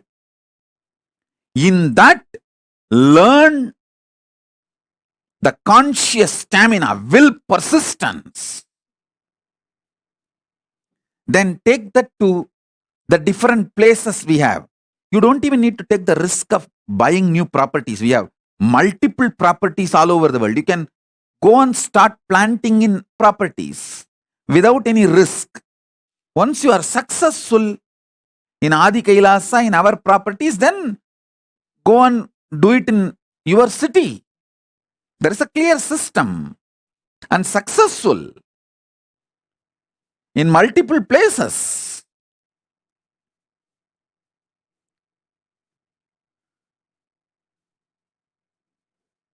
Instead of doing the responsibility, just lying to yourself and to me, oh, I want to do this in Jammu, I want to do this in Kashmir, I want to do this in Guwahati, I want to do this here, I want to do that there. No.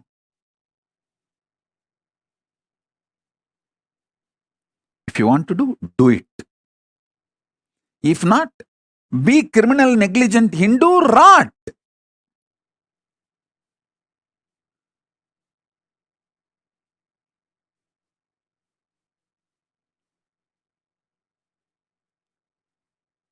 As I told you, the Hindus should know their negligence has crossed the level of casual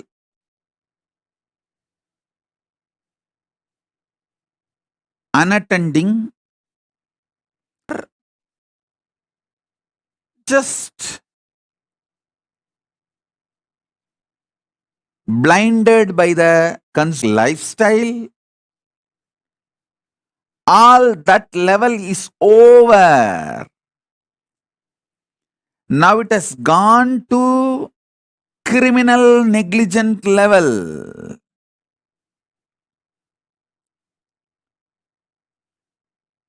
If you get out of your criminal negligence and create Kailasa ecosystems in every city, the next generation of Hindus are going to be there. And I don't want to say the otherwise. What will happen? I don't want to utter through my mouth. Because I have to make it happen. I don't have a choice.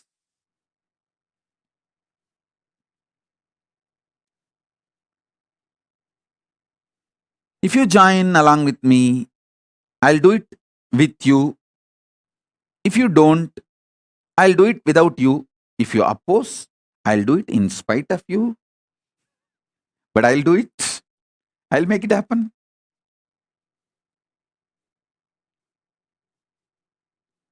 வந்தால் உங்களோடு வராவிட்டால் தனியாக எதிர்த்தால் உங்களையும் மீறி செய்தே தீருவோம் Paramasiva Kailasam.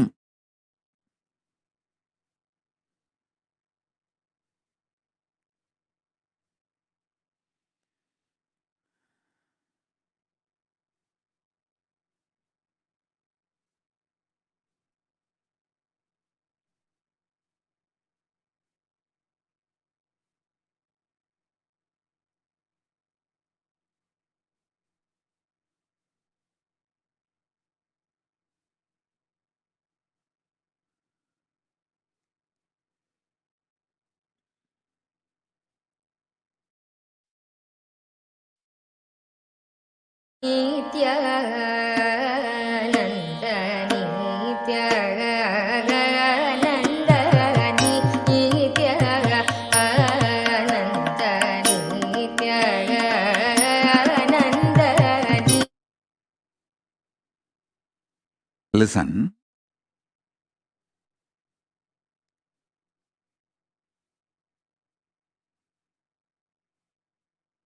We need to address seriously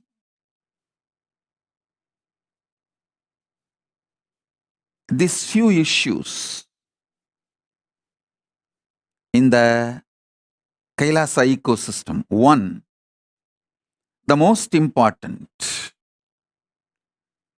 the ecosystem should be self-sustaining. Second, a separate male female sannyasa order, grihastha order. All these three separate. Third, system where the grihasthas can make personal income.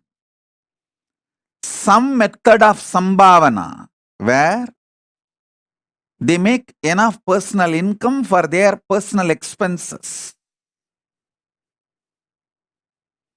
Either a common project,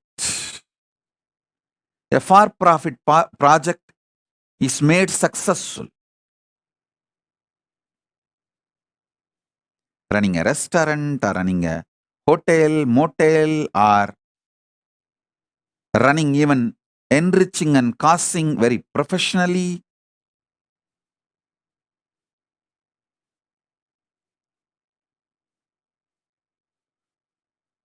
There are multiple possibilities. Hinduism has some of the most beautiful, sure shot, result-based products. Yoga, life solutions. You can share all this. And wherever Paramashiva allows, you can make money. The money can be made. Where he does not allow money to be made, we can't. Following the economic policies of Paramashiva, we can make a beautiful ecosystem for grihasthas to make personal income. This is the third point to be addressed.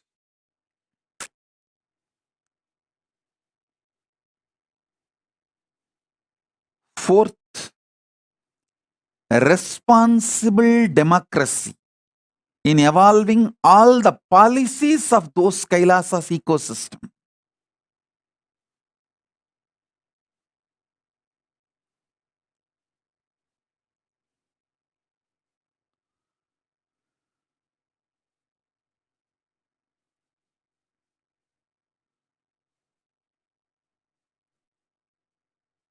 If this simple four fundamentals are maintained, not only Kailasa will flourish, you will have an amazing ecosystem for it to continue for. So the sannyasis will have Maheshwara Puja by the generation of sannyasis, sannyasa parampara, and they will be happy in Kailasa and Pitruloka, wherever they reach as per their karmas. If they were living as sincere, integrated sannyasis, they will straight reach Kailasa. If they had messed up, then they will reach only Pitruloka. If they are completely messed up, then Brahmarakshas. That is up to them.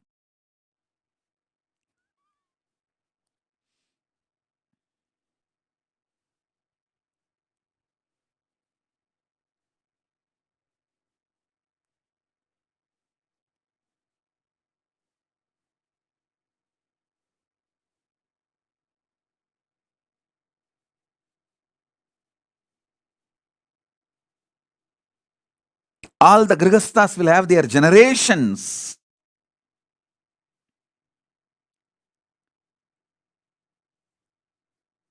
Beautifully living Hinduism and giving Shraddha to you for generations, so you will be happy in Pitruloka or Kailasa, wherever you reach.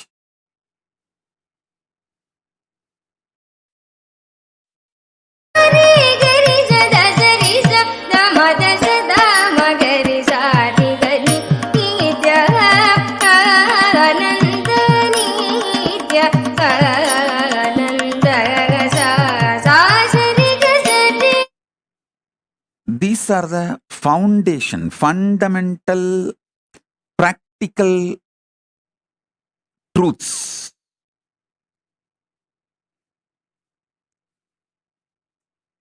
This is enough for the Kailasa ecosystem to manifest.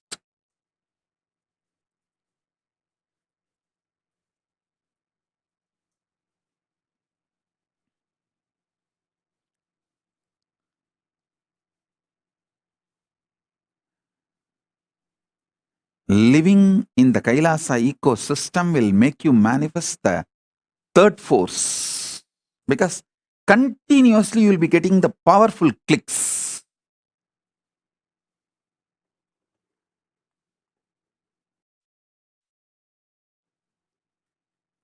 You will have a very peaceful life.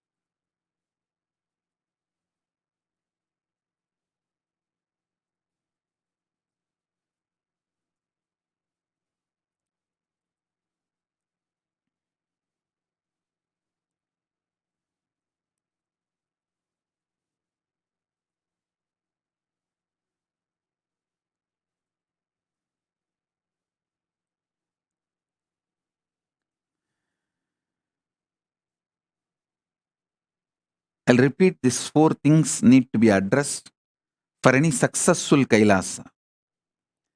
Separate place for male sannyasa order and female sannyasa order, which will include their own temple, their own gurukuls for that gender. Male sannyasa order will have the male sannyas gurukul and the temple run by them. Female sannyasa order will have female gurukul and temple run by them. Goshala for themselves and library for themselves. Two separate ecosystem, and the grihasthas separate. Grihasthas will have their own library and their own temple, their own goshala or any other projects. All three separate campus so that each one's ecosystem is not disturbed by the other's ecosystem.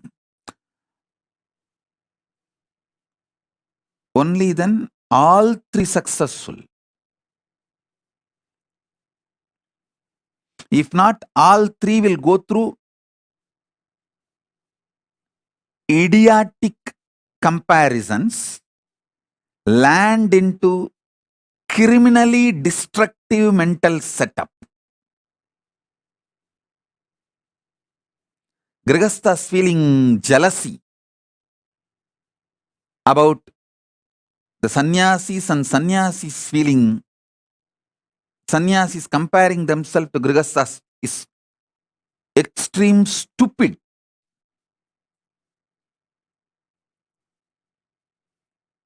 Criminal negligence and crime itself.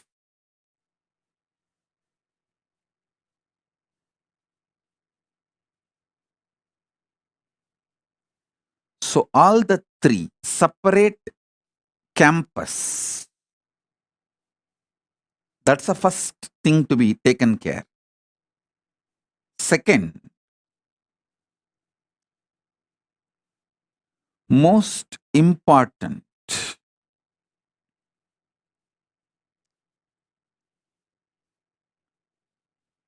grihasthas should have a win-win, successful way of earning personal income, so they don't need to expect anything from the outer world or from the administration.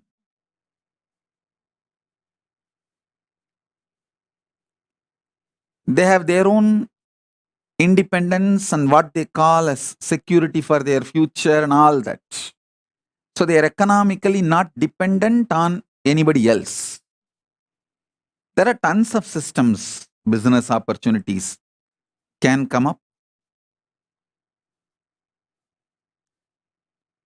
Third,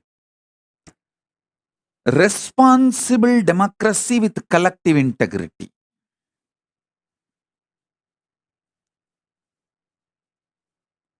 Responsible democracy with collective integrity.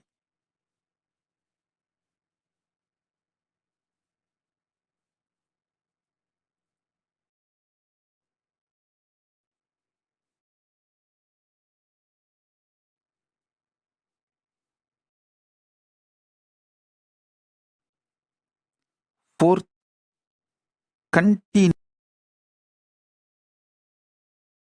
intense inspiration.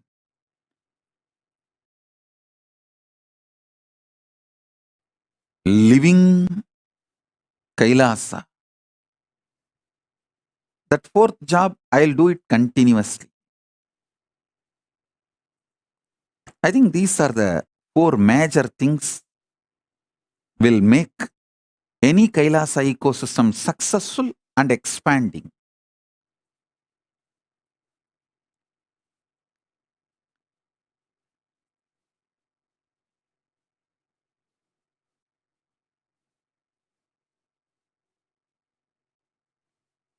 Based on these principles, you can create in each city on your own. It is not necessary. All the Kailasavasis have to have houses just in one campus. No. It can be near around the temple. You can settle down around the temple. For example, there are so devotees who have settled down around the LA temple, Los Angeles temple. They are not in one campus, or it's not that owned by the central organization or anything. It's all their houses. But they have settled down around the Kailasa, Los Angeles. You can settle down around the Kailasa, San Jose. Driving distance or walking distance. And start developing collective integrity. Start developing separate campuses for men and women.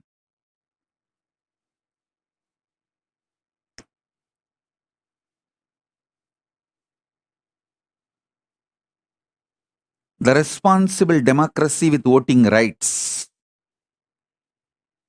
and collective integrity.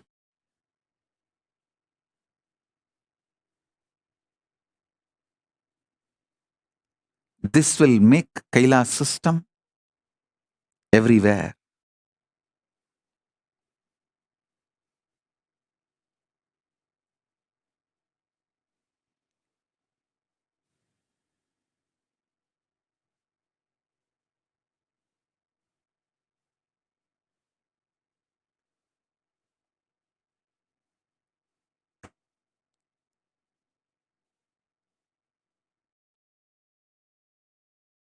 Nithyanandam, Om Nithyanandaya, Nithyanandam, Nithyanandam, Om Nithyanandaya, Nithyanandam, Nithyanandam, Om Nithyanandaya, Nithyanandam, Nithyanandam, Om Nithyanandaya, Nithyanandam, Nithyanandam, Om Nithyanandaya, Nithyanandam, Nithyanandam, Om Nithyanandaya, Nithyanandam, Om Nithyanandaya, Nithyanandam, Nithyanandam, Om Nithyanandaya, Nithyanandam.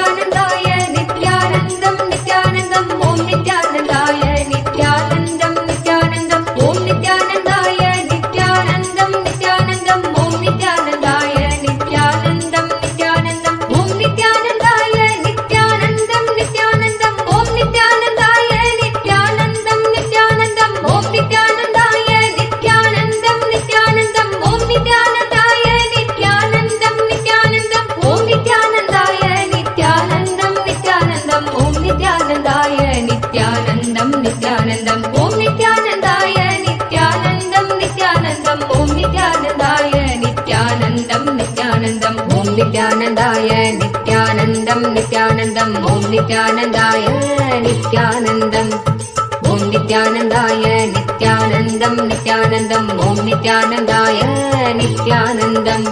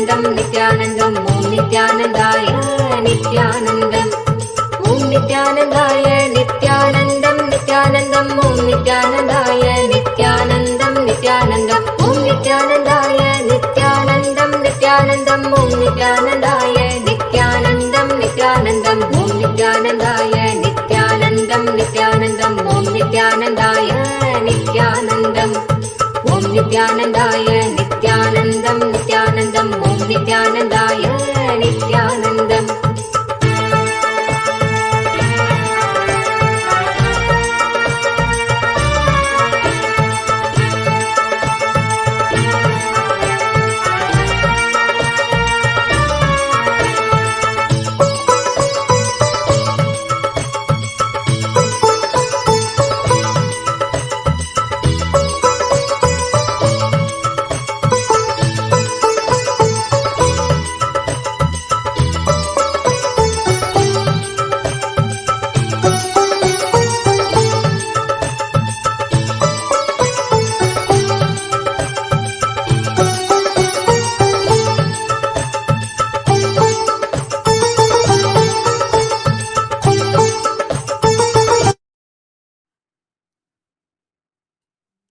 So, let me repeat the 4 points I was giving as my vision.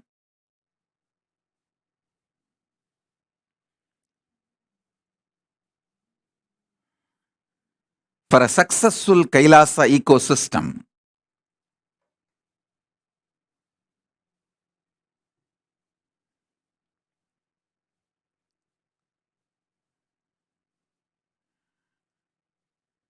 with a clear description and definition,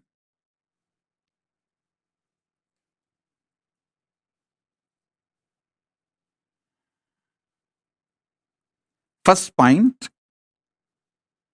all the 3 orders to have a separate campus, like male sannyas order, female sannyas order, grihastha order, all 3 self-sustaining. See, when I say male sannyas order, it includes all the individual single male, like Rudras, Bhairava, Yoga, Sannyasi, Brahmachari, Vanaprasthi, all the orders where an individual lives life with himself. That all that male orders, one campus, including the male Gurukul. Next, female orders. The female orders are like Brahmacharini, Sannyasini, Vanaprasthini, not Rishika. Rishikas are more like a Grihasthas. Rishikas are married. So here the Vanaprasthinis are the, in some tradition even Vanaprasthis live together as man and wife. But if the spouse is dead or divorced and you take Vanaprastha, you live alone.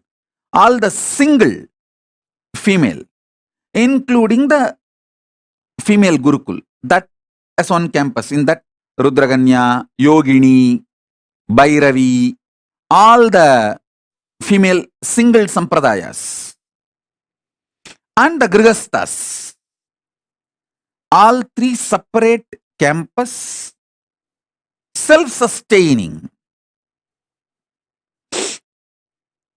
with their own temples, their own Goshala, their own agriculture unit,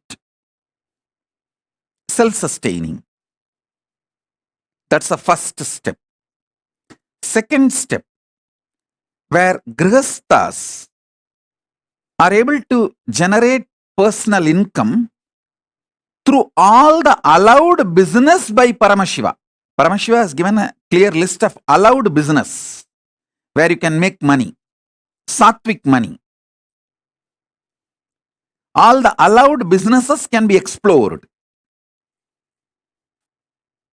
And private income, personal income is generated. Where it's like a win-win. You strengthen the Kailasa and Kailasa also strengthens you. Win-win.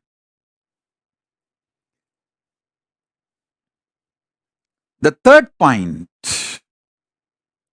is responsible democracy of collective integrity,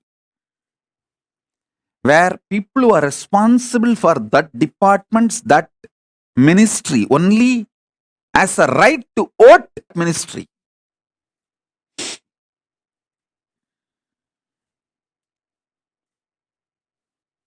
So all the mess ups of the democracy is eliminated. Criminal negligence can be minimized or drastically reduced, literally removed. And the fourth point is intense spiritual inspiration, experiential Kailasa lifestyle.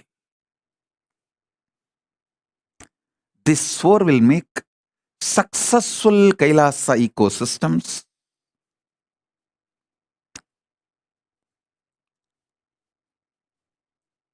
all over the world. We should think and work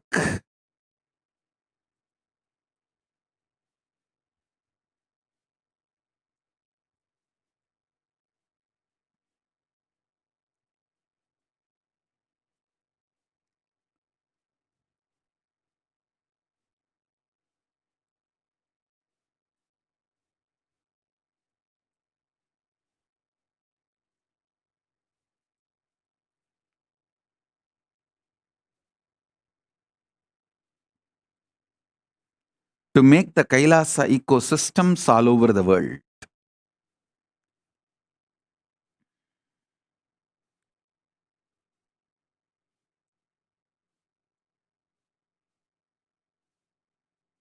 So all of you contemplate on this. I'll reveal more depth and details about third force and fourth force in a very practical, implementable ways.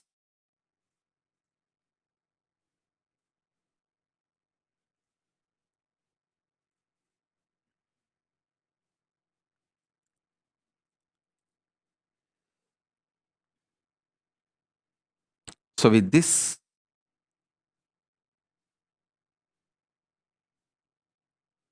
we will have darshan later. I'll announce the time of the Paramashiva darshan. Now it's already late for all of you to go to bed. It's 11:36. So with this, I bless you all.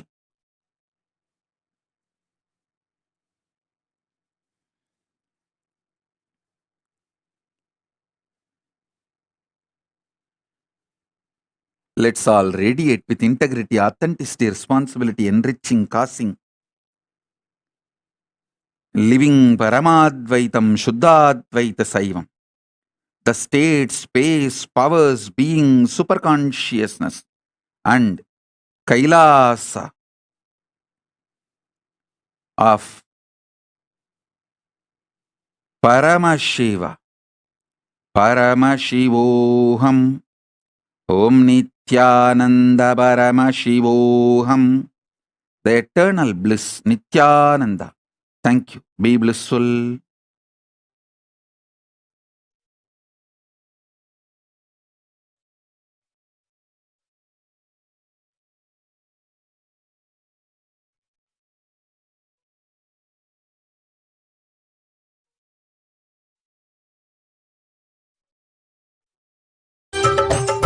Nithyanandam Om Nithyanandaya Nithyanandam Om Nithyanandaya Nithyanandam Nithyanandam Om Nithyanandaya Nithyanandam Om Nithyanandaya Nithyanandam Nithyanandam Om Nithyanandaya